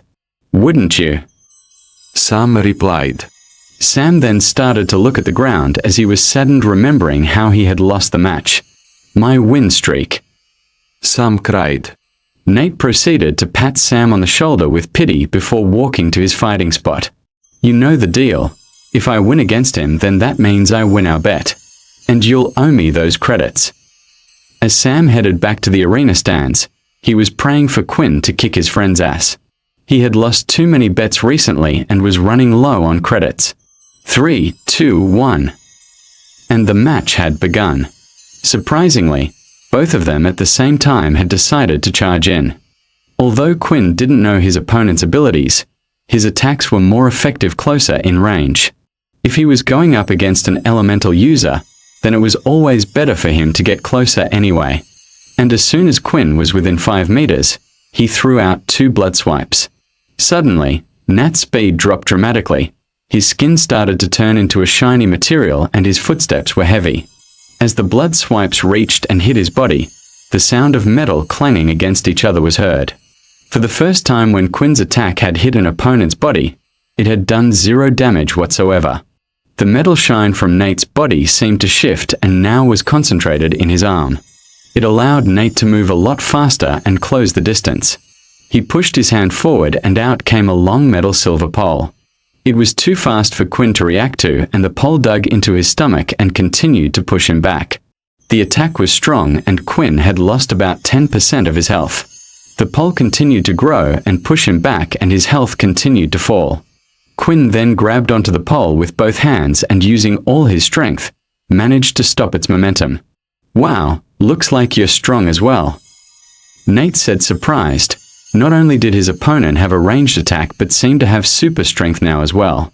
Quinn pushed the pole to the side and swung out his claws, this time firing for blood swipes. The pole then started to retract quicker than the blood swipes and absorbed back into Nate's body. He then put both of his hands together and the metal liquid started to form a large oval shape and eventually formed a shield. Each strike hit the shield and there was no effect. However, Quinn had expected this result. When Nate retracted the metal back into his body, Quinn was in front of him ready to strike, but Nate remained calm and shifted the metal over his body to the exact spot where Quinn was aiming for his head. The punch landed, but Nate's head didn't even move a single inch, and again the game had recorded no such damage. Nate then grabbed Quinn's fist and with his other hand formed the pole, whacking him to the ground. "Come on, you should be better than this," Nate said. The truth was Nate was purposely shifting the metal into a pole rather than a sword. This way the match would last longer. It had been a while since Quinn felt like this, weak. There was only one thing left for him to try. Quinn lifted himself off the ground and started to breathe in, calming himself down. Anger would only distract him. Then he was ready and Nate could see it too. "Come on." Nate said as he shifted the metal pole back into his body and into one of his fists. Quinn once again charged forward and threw out a blood swipe. Nate blocked the attack, easily lifting his arm and knocking it away, but it was only meant to serve as a distraction in the first place. When Quinn got close enough, Nate threw out his fist and at the same time, he responded with flash step, avoiding the strike and appearing behind Nate. Too predictable. Nate had prepared for this after watching the last match and made sure his back was already fully covered in the metal-like alloy. Quinn then lifted his foot off the ground, let the energy go through from his toes up into his fist. As he stomped down with one foot, he pulled back one hand and let out another fist. Bang! The sound of two solid objects hitting each other sounded loudly in the distance. For a brief second, the two of them was frozen in place, and for the first time, Quinn was able to do damage, and it was a lot. Nate's eyes grew in shock as he saw the attack bring his health down by nearly half. Nate knew he was in danger, and he could no longer take the fight as easy as he did before. He swung his body and at the same time had shifted a piece of metal into a sword. But once again, Quinn had used the flash step to avoid the strike. Damn it, again, how is he so fast? As Nate turned to look at where his opponent was, he was surprised to see Quinn collapsed on the ground. Quinn was breathing in heavy. He could no longer move. The use of using flash step twice, including the fact that he had used hammer strike, he had pushed his body way beyond its limits. Let's do this again sometime, Nate said as he stabbed Quinn on the ground, ending the game. Although the match had ended in Nate's victory, he was more excited than ever. Looks like the military tournament is going to be a fun one this year. After finishing his intense battle with Nate, his hour using the VR capsule was up and Quinn was no longer able to participate in any more matches. Although he had lost his match, he felt satisfied. He had learnt a lot during his battle with Nate. His attacks, including his blood swipe, were not strong enough to do any damage to Nate while he using his metal ability. However, his hammer strike skill was. Hammer strike didn't increase his strength, but now Quinn had a good idea what it did do. It was an attack that focused on the inside, an internal attack, the perfect counter to those with abilities who hardened or transformed their bodies. There were two things this meant. One might be when Quinn's stats were high enough to complete the fighting skills requirements, or when Quinn was a high enough level. The second lesson the fight had taught him was how important stamina was. The flash step was an incredible skill that allowed him to avoid a strike in an instant, but if he used it more than twice, then he would be done for, and if he was out in the sun, he wasn't even sure he would be able to use the skill at all. This made Quinn think long and hard about what to put his stat points into in the future. Perhaps going for an agility or strength-based character wasn't the best thing after all. With that in mind, Quinn had set up an important meeting with Layla today. There was one thing he needed to learn about more than anything, especially if he wanted to get stronger in the future. It was a Sunday, so Quinn still had the rest of the day off, before having to go back to the standard military lessons for the week. The sun was out bright and early, and Quinn was standing outside the school gates patiently waiting for Layla. Even though it was the weekend, Quinn still wore his school uniform, for he didn't have any other clothes, other than what was provided to him, and he had long grown out of his old school uniform. "This damn sun," Quinn said while his body was covered in sweat. Ever since he had evolved from a human into a halfling, the sun seemed to bother him even more. He was covered in sweat even though it wasn't that hot, and he was starting to have ringing headaches if he stayed outside too long. Finally, after waiting a while, Layla had arrived. She was wearing a beautiful red dress that showed off her long legs nicely along with her short hair. She still carried her bow and had her quiver by her side, and on her back was a fairly large bag. "You ready?" Layla asked, smiling. Quinn looked at the large bag on her back. It must have been heavy, he thought. "Do you want me to carry that for you?" Quinn asked, although with his stats halved and his strength draining from his body, he was hoping she would say no. "It's okay, the bag is lighter than you think. I'm using my ability to make it lighter," Layla replied. Quinn really wasn't sure if she was being truthful or not, and didn't really know what to do in these types of situations. Were you meant to insist and be pushy? Or be a gentleman-like and offer a hand? Or listen to the girl? If she said she could do it, then she could do it. In the end, Quinn didn't want to think too hard about it and decided to just let Layla carry on holding the heavy bag. If she wanted him to really carry the bag, then she should just ask him. The two of them walked out of the school's premise and carried on walking until they eventually reached a nice quiet park. There were some students outside messing around playing with their abilities, and at the same time there was some military personnel relaxing on the benches. Peaceful, isn't it? Layla said. Yeah, it's kind of nice. Then a thought came into his head, of all the news he had heard on TV, about what life was like during the war, how it could start up again any second, and finally the death of his parents. But who knows how long it will last? That's why I need to keep getting stronger. Layla placed the heavy bag on the ground, and it seemed like it was a weight off her shoulders. Even if she was using her ability, it would be tiring for someone to keep it up on the whole walk here. That's when Layla started to empty out all the contents in her bag. There were all sorts of things inside. There were several items of thick clothing, such as hats, scarves, sunglasses, and most of it seemed to be black in color. Then she continued to pull out even more stuff, lotions, and lotions of sun cream, and finally she pulled out an umbrella. Did it cost a lot? Quinn asked, worried after seeing how much she had bought. Don't worry about it. My family sent me the credits and I used up what the academy gave me. Layla replied, besides I got it all from the marketplace, so it was dirt cheap. The marketplace was an online store that was used all around the world. It sold your everyday items such as food, clothes, utilities, and other things. With the use of teleporters, your items were able to be shipped to you in almost an instant. As long as you could afford one of these. If not, you would have to go to a collection point. And the military school had one of these collection points for students to use. But other than just your everyday items, the marketplace was also used by people to sell and buy beast weapons, skill books, ability books, and all sorts of things that would be beneficial to you in battles. However, to access this part of the marketplace, you would either need military personal ID, which all students got a temporary one to use during their time there, or if you were a traveler. Travelers were people who didn't work for the military but worked for a private company and often went into portals to explore different worlds. So what do you want to try first? Layla said, holding the sun cream in her hand. The two of them had gathered in the park, not just for a casual chat and peaceful evening, but there was a goal in mind. And although Quinn usually found Layla obsessive, it seemed like her crazy strange self would come in handy.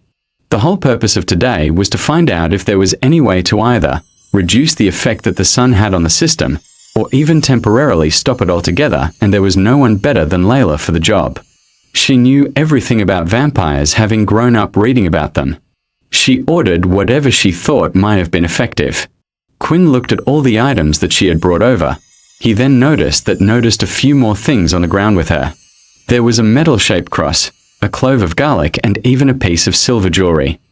Oh, those are for later, Layla said, embarrassed, noticing Quinn staring at her stuff. We should also try to find out if you have any other weaknesses of normal vampires as well. Alright, why don't we just try the umbrella first? Quinn said as he knelt down to pick it up. He then stood still and popped open the umbrella.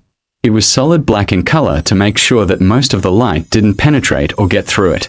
Quinn then adjusted the umbrella a few times to make sure his body was completely covered in the shadow.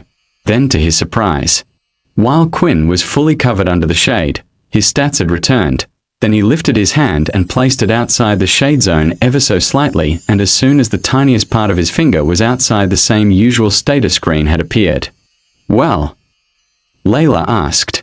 It works, but even if a little bit of my body is in the sun, then I start to feel weak. This wouldn't do. Holding the umbrella, although would return his stats, it would be difficult to use in a fight. One hand would be occupied holding the umbrella while the other would be free.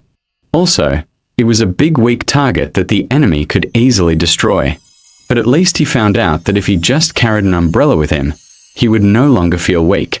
It was a good idea to keep one on him for now. That's a special umbrella, Layla said. It's one used to block out the UV from the sun. Although at most it can block out about 90%, it's not perfect. To be honest, I'm surprised it worked. Is the UV rays why I feel weak then? Not necessarily. I mean, vampire lore is all over the place, but these myths had to ground it somewhere, right? Layla then looked at the ground and picked up the sun cream. If the umbrella really worked because of the UV, then the sun cream should have some effect. Layla then walked up to Quinn, squirting some of the cream onto her hand. "You ready?" Quinn then went a little red, thinking about Layla applying the cream onto his body. Looking at Layla now out of her school uniform, he realized she was kind of cute. So what, she was a little strange and knew too much about vampires. Everyone had their geeky thing they knew about and was obsessed with. Then Quinn felt something cold on his leg. She had taken Quinn's silence as a yes and started to slather the cream all over his body. After making sure everywhere she could see covered in cream, to finish it off, she placed sunglasses over Quinn's eyes. "Although we can stop the UV on your eyelids, we can't on your eyeballs." Layla said, "Well, anything." This time, there was no such result. When opening up his status, the UV cream hadn't even made a little bit of impact. Quinn still felt incredibly weak and his stats were still halved. So it looks like it's not to do with the UV then. Although the umbrella worked, it can only block so much of the UV, and same with the cream. So I was hoping it would have some effect, but this means it's most likely some other property in the sun that we don't know about. To be honest, Quinn was thankful that the sun cream didn't work. The idea of waking up every day and doing it as a daily routine, at some point the cream would wear off too. He also couldn't imagine in the middle of the fight asking his opponent to wait to lather and cream himself all over. He had pictures in his head of asking Vorden to cover for him, while he brought out a bottle of sun cream. Finally, it was time for the last test. This one Quinn was dreading the most, the clothes test. He was already sweating and feeling hot as it was and couldn't imagine putting on a load of black clothing. But he thought it was best to get it over and done with as soon as possible. First, Quinn placed a sweater over the top of his body, then a pair of black thick trousers on his feet. Instead of trainers, he changed to black boots, then on his hand a pair of leather black gloves. Finally, on his head, he had a large back top hat. Looking at him, Layla could barely hold in her laughter. He looked absolutely ridiculous. "Breathe, breathe, Layla." She mumbled, "Well, anything." "No, not yet anyway." "Well, we might as well try the rest." Layla then continued to place clothes onto Quinn. This time she had covered his face with a balaclava, and even where his eyes were, she had put a sleeping mask on. More hats were placed on, and now every inch of his skin was covered. "Anything?" "No," Quinn shouted, but it sounded muffled through the clothes. However, Layla didn't give up yet. She felt like if the umbrella had worked, then this had to work as well. She continued to place all the remaining clothes she had brought with, and then finally, while Layla was piling on the clothes, Quinn managed to shout something. "Wait, it's working," Quinn said. Although the clothes had worked, Quinn was around 3 inches thick in black clothing. Layla quickly helped Quinn take off all the clothing, as it seemed like he was a bit wobbly on his legs and was going to pass out any second now. Once the two of them were finished, Quinn opened up the umbrella and the energy started to restore back into his body again. The two of them sat down on the clean-cut grass and were discussing the results of the test. "Well, you can't go out like that," Layla said. "You couldn't move in the thing." "Agreed, but at least we know that the most important thing is to stop the sun hitting me." Quinn started to feel the umbrella, wondering if perhaps he could get clothes made out of the same material.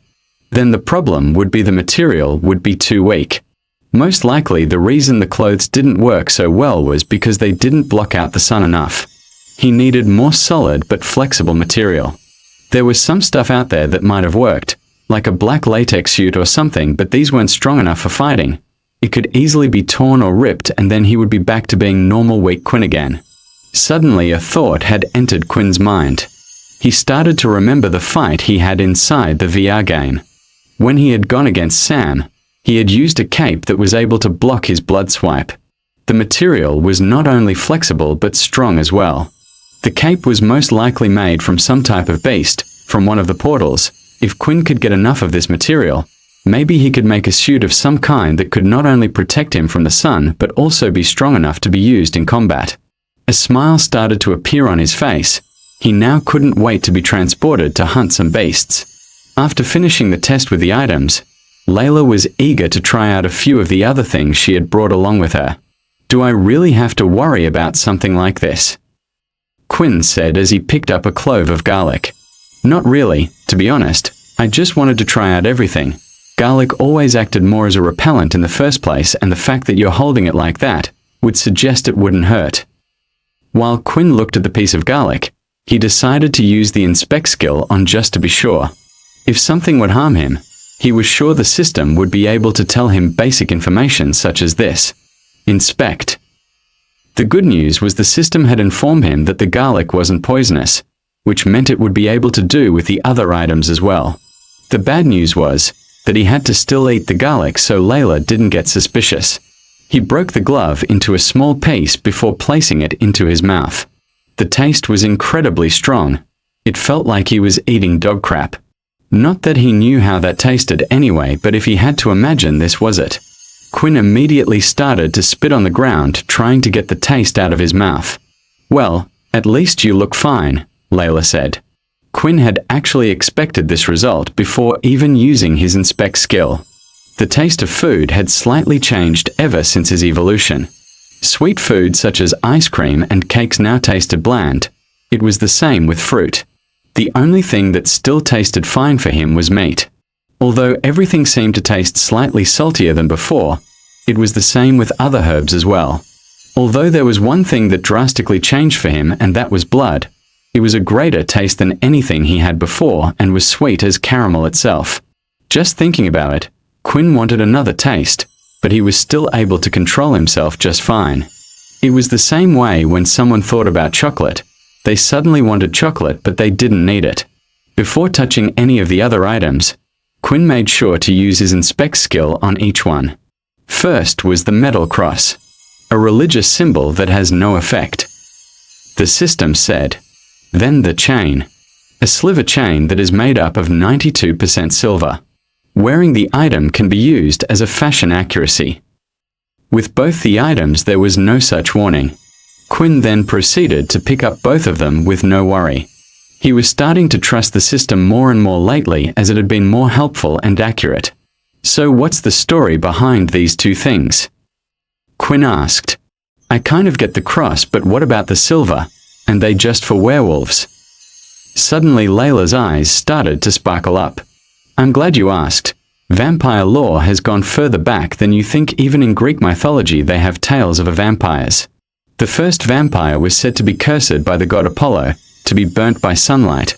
Then when the man tried to touch Artemis' bow, she cursed the human further to be affected by silver. Layla explained. Of course there are other reasons, but this is one of the older ones.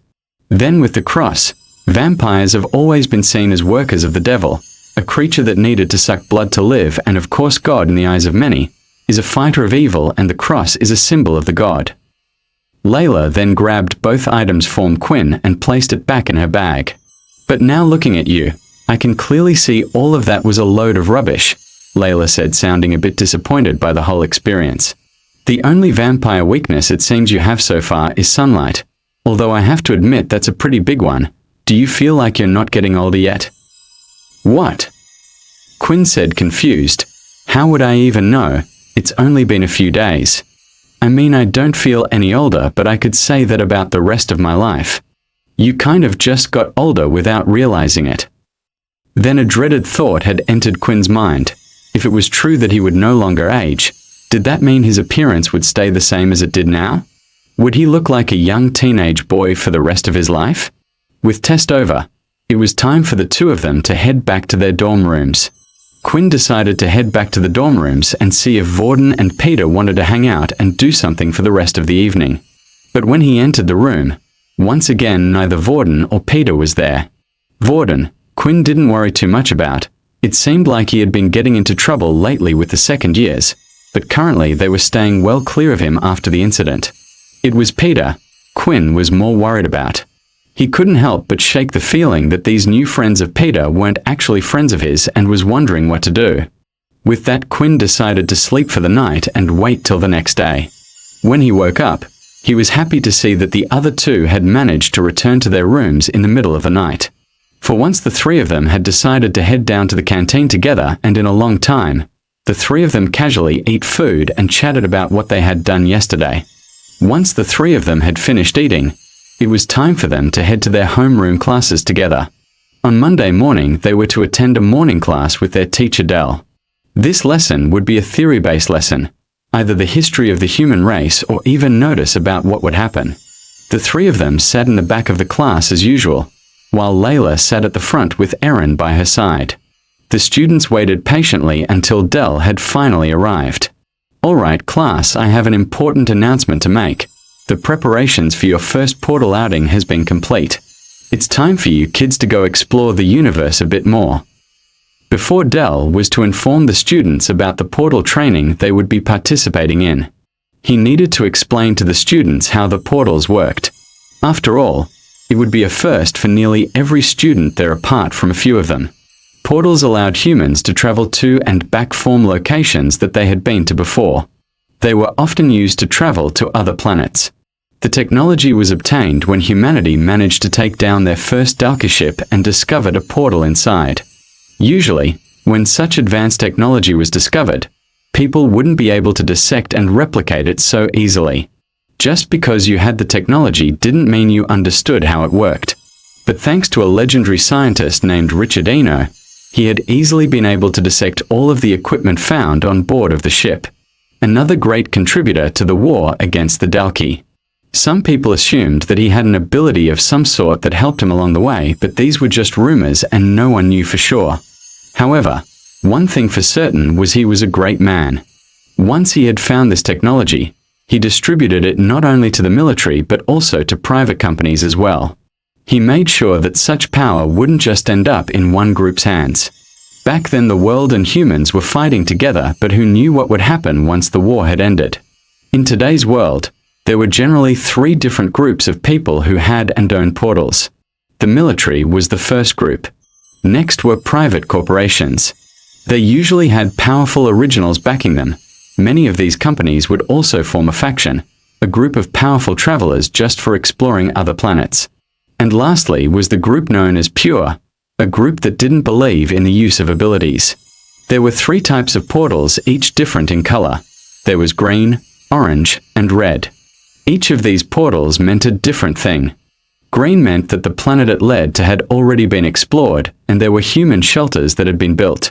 These allowed people to live there if they wished or just stay there temporarily. The next was orange. This meant that the planet hadn't been fully explored yet.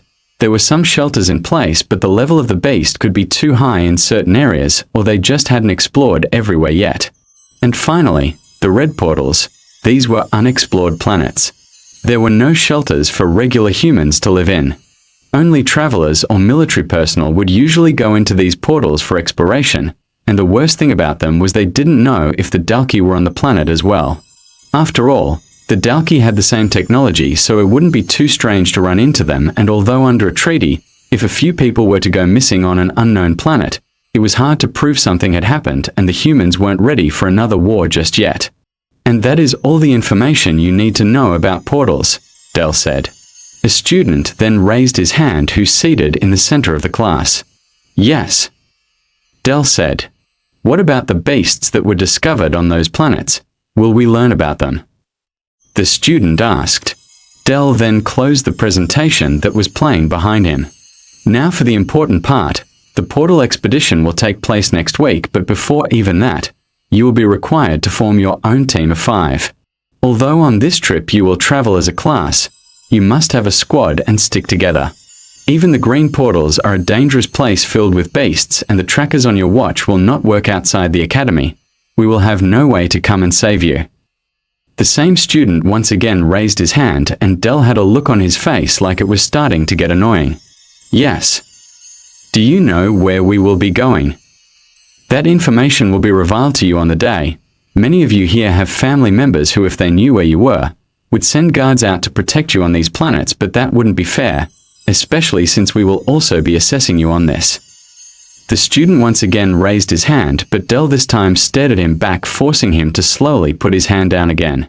Dell then left the room to attend to other business while allowing the students to form their own group of 5s. Vorden then turned his head immediately. "Hey Quinn, you want to be on the..." But standing by Quinn's side already was Layla, who had sprinted from the front of the class to the back. "Hey, Do you want to make a team with me, Quinn? Layla said, smiling. Sure, Quinn answered. Truthfully, Quinn wanted to ask Layla to be on the same team. They didn't know how long their first assessment was going to take, and if he was to get hurt or injured, he was going to need a blood source of some type.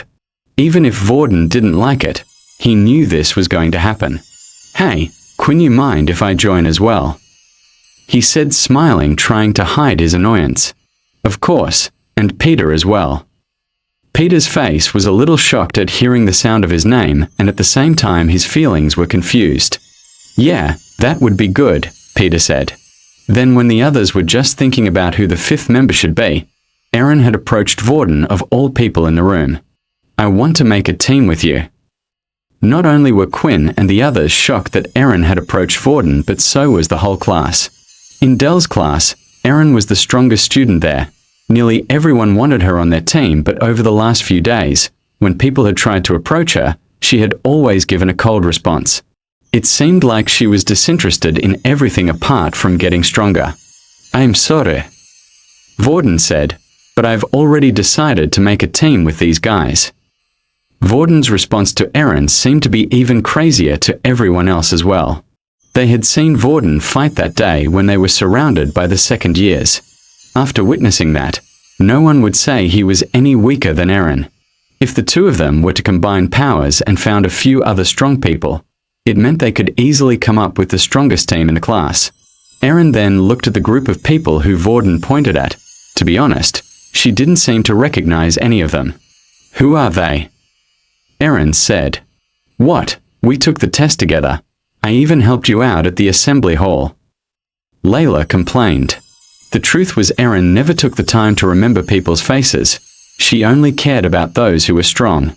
When she saw how weak they were in the test assessment, she didn't even bother with them any longer. Although there was one person who had caught her eye other than Vorden, and that was Quinn. She remembered him throwing the black beast balls at a lightning-fast speed and taking out a student.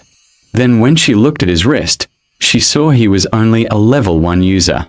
Why would you stay with these weak people? Surely you can get a better grade if you join me and a few others, Aaron said. The first assessment and future assessments in the portal outing would determine their final grade. For those who had a cozy family to get back to, it didn't matter too much, but to rest it determined their future. The grade they got when they left military academy would decide whether they could join a strong private company, or whether they would just end up joining the bottom of the barrel, being treated even worse than now. I don't care about the grades. I just want to have fun while I'm still in school, Vorden replied. But Aaron was determined to not give up. Fine, I can accept the girl and the strangely strong boy, but I can't accept him, Aaron said, pointing at Peter. Peter's heart suddenly started to thump louder. A fear started to take over him as he heard Aaron speak these words. If he didn't get in Vorden's and Peter team, he would be in huge trouble. Why do we need you anyway? Vorden said. Wait a minute, Layla interrupted. I think she would make a good addition to the team. Besides Vorden, doesn't your ability rely on those around you to be strong as well? As far as I remember, Beast doesn't have abilities, so you would have to rely on us, and we don't exactly have strong abilities. Layla, I understand what you are saying, but for once I agree with Vorden, Quinn replied. I don't care how strong she is. She can't just come in and kick one of us out. She can join the team, but only if Peter stays. It was good to have strong allies, but at what cost? If Quinn was to kick out Peter to replace him with a stranger, he would just be as bad as everyone else who had treated him like crap just for being weak. He didn't want to change into one of those types of people. Aaron then started to look around the room before looking at Vorden once again. She thought back to how Vorden was able to deal with Momo quite well before the use of the soul weapon. After looking around the room, there didn't seem to be a single person in Dell's class that matched up to him. Fine, I will join, but I wish for the 5 of us to have a retesting to see where we stand, Aaron asked. Perhaps we can go visit the training center, display what we can do to the rest. Layla and Quinn looked at each other with a half-worried look in their eye. The 5 of them then headed down to the training center. It was the same place that Layla had first spotted Quinn, who had sneaked in the place at night. Right now the room was filled with multiple different people from all sorts of different classes. All the other classes had also been informed about the upcoming test and had decided to find out what each other's abilities were. This would give them the best chance of defeating and capturing as many beasts as possible and increasing their chances of survival. Well, what do you want us to do? Vorden asked. I've already seen your powers, but I can't remember too much about the girl and the other two. Perhaps the girl can go first on the strength machine. Layla went up as asked and went to the large circular strength machine. She concentrated her mind and threw out her fist at the same time she used the force of her telekinesis to push her hand as strong as she could. The numbers slowly went up on the machine's display until it had eventually reached number 8. Damn it, same as last time. Looks like I haven't improved much, Layla complained. For a level 2, that's quite a weak strength score, but judging by the bow you're a ranged user anyway, it will be quite handy to have someone like you on the team, Erin said. She then walked up to the two boys, Quinn and Peter. Well, I'm hoping that both of you can at least get the same score as her. Quinn was starting to get annoyed by all her taunts, but he took a deep breath and held it in. With her on the team, it would cause fewer troubles with the others. Even if they did defeat beasts and obtain their crystals, there was a high chance that another team might target them and try to steal them. But just having Erin on the team would stop that. Peter walked up to the machine holding the mud staff in his hand. Looks like he's still level 1 then, Erin said. Level 1 Earth user didn't have the ability to extract Earth from the ground. All they could do was reform the Earth in their hand. They could only control Earth they were touching rather than the Earth around them. As Peter went to punch the machine, the Earth around from the pole started to form around his fist. As he hit the machine, the numbers started to go up and finally, it stopped at 8. The same score as Layla. Well, what are you waiting for? Erin said, looking at Quinn. As Quinn walked up to the strength machine, all he wanted to do was punch the machine as hard as he could. He wanted to shut up the arrogant Erin who felt like she was better than everyone else. Why did she choose to act like this? Simply because she had a better ability than others? Because her family was well off enough to buy her a strong ability book? But Quinn couldn't reveal himself here, especially in front of the others. They all had seen him on the test day, and they all knew Quinn still didn't have an ability apart from Layla. He looked at the machine and started to wonder, if he performed Hammer Strike using all his strength, would the number rise up? Surely the number would be above his 16 strength. He readied his fist and redid his footwork. The gauntlets were equipped on his hands and Quinn let his fist out. He tried controlling the power output, hoping to achieve a similar score to the other two. Bang! His fist collided with a large drum-like machine and the numbers slowly started to rise. 8, 9. And then finally the number had stopped at 10. Quinn estimated if his current strength with the gloves was 16, then he needed to use half his strength when hitting the machine to get an 8. But such macro-level control was nearly impossible to get right, and he had managed to go slightly over. Hey man, didn't you get stronger? Vorden said, surprised. I thought you got a 5 on the test last time. You been working out or something? Quinn started to laugh, trying to come up with something. Actually, it was thanks to that game you showed me.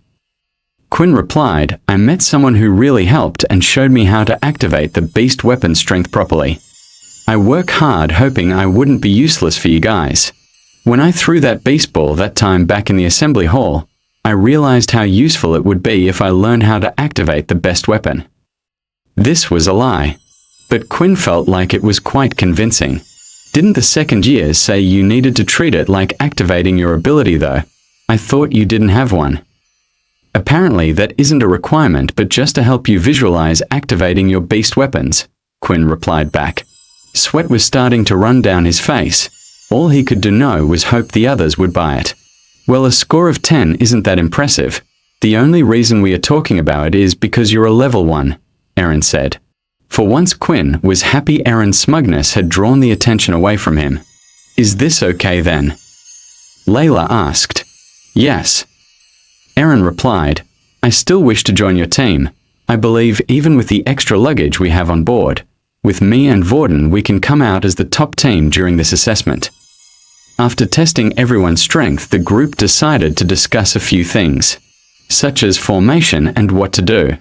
Although the discussions didn't last for long. If they were to travel as a group, Layla would stay at the back for support and Eren and Vorden would be at the front. Usually, the physical damage dealers would be at the front of the squad while elemental users in the middle. But in this scenario, Quinn and Peter were considered so weak that they were placed in the center for protection. Eren felt like it was quite useless to practice anything else after finding out how weak the other two abilities were. So the group's meeting had ended early and she decided to go off on her own to train somewhere. Well, if combat classes have been cancelled for the day, is there anything you wanted to do? Vorden asked. Actually, I was planning to head to the VR capsules, Quinn replied. I've been trying out a bunch of abilities so I can decide what ability to pick in the future. Suddenly Vorden started to shiver. You can go ahead, Vorden said. I know I showed you how to play the other day, but to be honest, I'm sick and tired of that game. I played it so much growing up and all.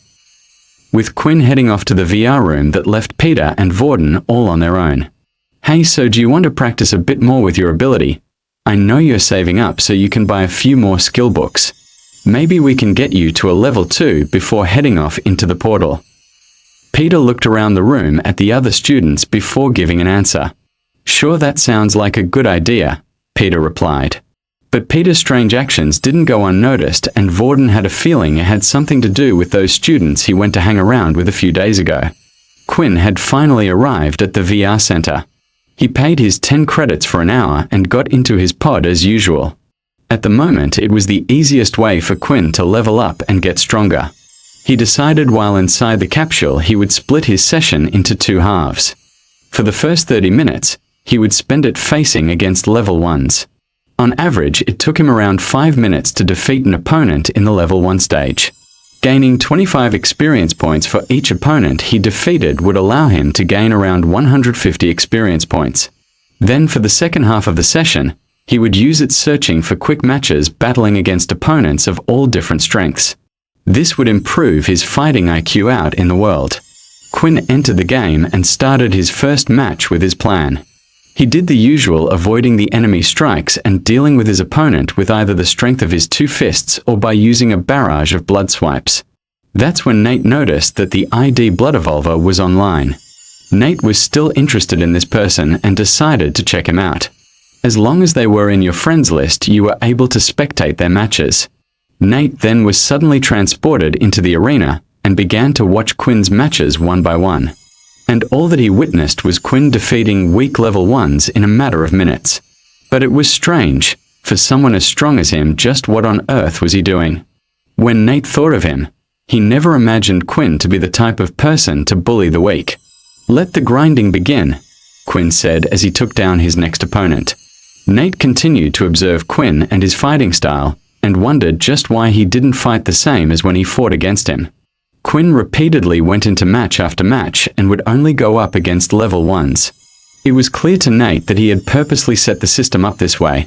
Now some players would do this if they perhaps were trying out something new, but from watching Quinn, all he could see was Quinn doing the same thing over and over. He would enter into a game and then immediately dash in, either using a barrage of the red line attacks of his or a flurry of punches, not caring whether he got hurt or not. It was clear he was beating them with pure strength and trying to win the matches as quickly as possible. Unknown to Nate though, Quinn was purposely doing this. He didn't have much time left between now and when he was to go out on to his portal training. So the only thing Quinn could do was grind a few levels to get stronger using the system. Finally, 30 minutes had passed and Quinn himself was growing tired of repeating the same thing over and over again. The only thing that kept him going was seeing his experience go up little by little. That's when Quinn noticed that he had a spectator. Nate, who was sat in the seats, gave a wave back. Oh, it's him. I wonder what he's doing here. Then a thought came to Quinn's mind. The fact that Nate was watching gave him the chance to ask him something. He then went onto the game system and sent out a part invite to Nate. At first, Nate was just planning to spectate and watch Quinn play a few games. He wanted to study Quinn a bit more before asking him to another duel. But when he saw the party invite, he was quite surprised. The game only allowed for one-on-one battles, so the party invite feature was only really used between teammates for practicing or if they wanted to chat and were far away.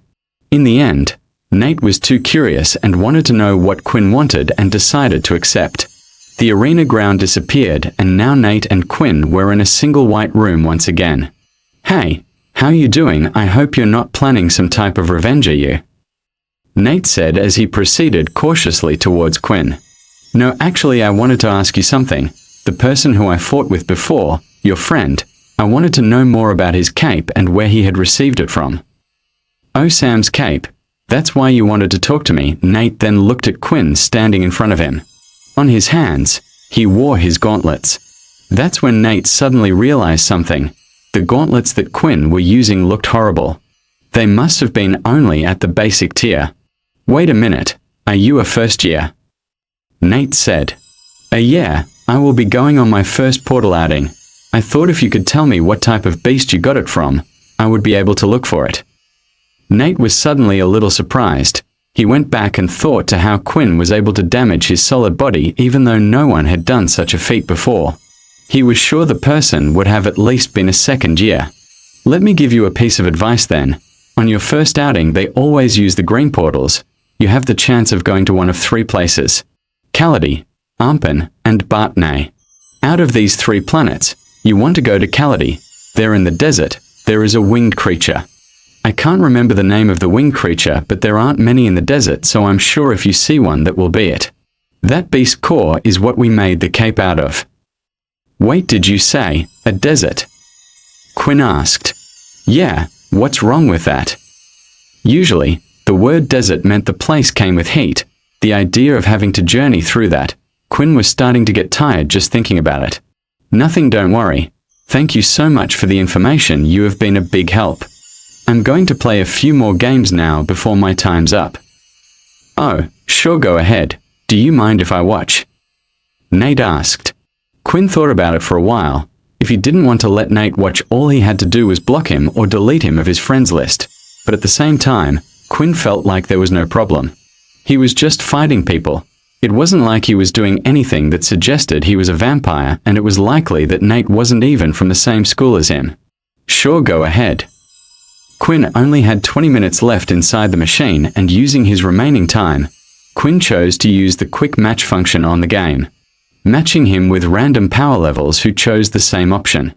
This half of his session would be used to practice his fighting skills. In the remaining 20 minutes, Quinn was able to have 2 more games. His first match he was against a level 4 user who had a transformation ability. His body was made of a rubber-like material, and he was able to stretch it as far as he liked. Quinn struggled against this opponent. The fighting style of the Rubberman was strange, and when Quinn wasn't expecting it, he would be hit at an incredible speed. In the end, Quinn managed to get a few blood swipes in and hurt the man, but still ended up losing. The next match there was much more success as he was matched up against a level 2 user who had a hardening skill similar to Nate, only weaker. He had an easier time dealing with this opponent as his blood wipe deal damage as well as his regular attacks. In the end though, Quinn decided to take the match just as serious as the others and ended up finishing it with a hammer strike.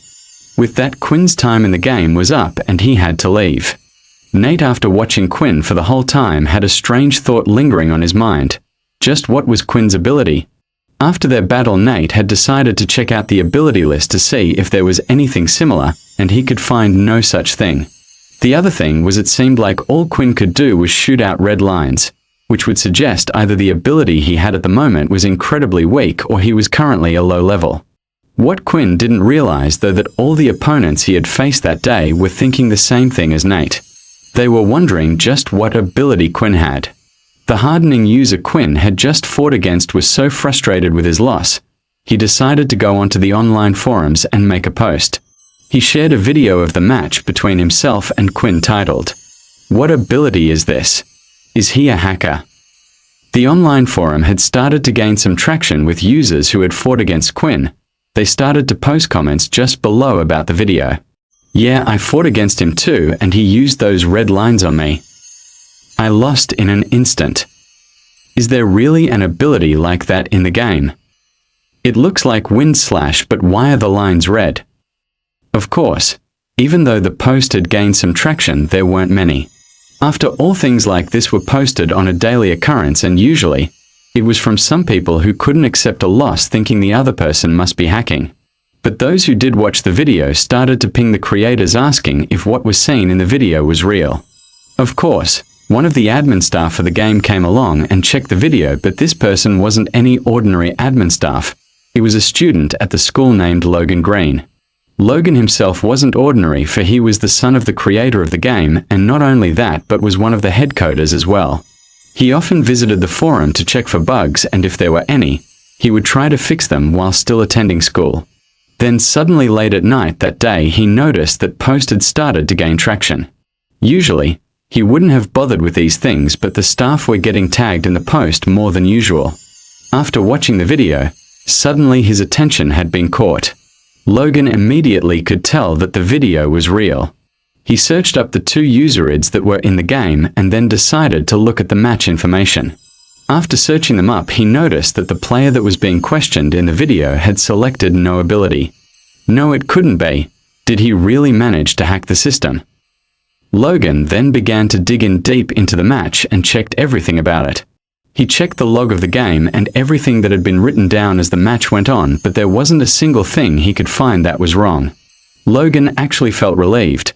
The game so far had been successful not only because of how it was able to accurately replicate abilities, but also because the game had yet to be hacked. After finding out this information, Logan had no choice but to think it had something to do with his ability. Although Original's abilities weren't able to be copied into the game, this was the only answer he could think of. But one question remained, and that was just who was the user behind ID Blood Evolver. It was company policy to not keep records of any of the users in the game. The data was scrambled so not even he could get access to it. But that wouldn't stop Logan. The next day combat classes had resumed back to normal. Layla the other day had gone to register the team with Dell, and even he was surprised at who was written on the list. The group became the talk of the class. After all, they were the only ones with such a huge difference in power levels between the team. Something that hadn't happened in the school before. In the combat class, the group were told to continue training independently, and if they wished to spar with a partner they could politely ask. Leo would go around giving tips to the students when he could. In the afternoon, after classes were done, Quinn would head the VR room to continue his daily routine. He continued facing low-level ones and used the second half to train. But the more people Quinn played against, the more traction the original forum post was getting, and all of this was unknown to Quinn. He didn't even know there was an online forum for the game. Quinn had never had any of these things in the past. He had access to the TV and internet but didn't really know much about games. It was only thanks to Vorden showing him everything he knew what to do. Another day had passed and Quinn repeated the process. Not only was Quinn quickly gaining EXP, but he also felt like he was getting a hang of his abilities more. He knew when was the right time to use Flash Step and also learn how to combine his 2 skills, so he would be able to disappear and reappear while using Hammer Strike. In 2 days, Quinn felt like he would be ready. Inside the second year's office, a group of first years had been called into the General Duke's office. Standing at the front of the first years was Earl, the same boy who had recently been hanging around with Peter, as well as the one who had broken his fingers. I have made sure that the room will be empty for you tomorrow. Make sure you do as I asked. I need you to get rid of them. Duke said. Yes, sir, we promise. Good, Duke replied as he threw over a couple of beast crystals as well as a skill book. You should be able to progress to level 4 with that skill. Carry on working hard and there will be more. The next day after combat classes had ended, Peter had messaged for Vorden and Quinn to come to the training room on the east side. This room was usually off limits to students since it was also used as a room to store portals. But after reading the contents of the message, both Quinn and Vorden had rushed offer. The message simply said that Peter needed their help. While heading over to the room, Vorden and Quinn had bumped into each other. Did you get Peter's message? Quinn asked. Yeah, that's why I'm here. I knew those friends of his were bad news. Vorden said, Quinn, you stay behind. I can deal with this myself. No way, he's my friend too.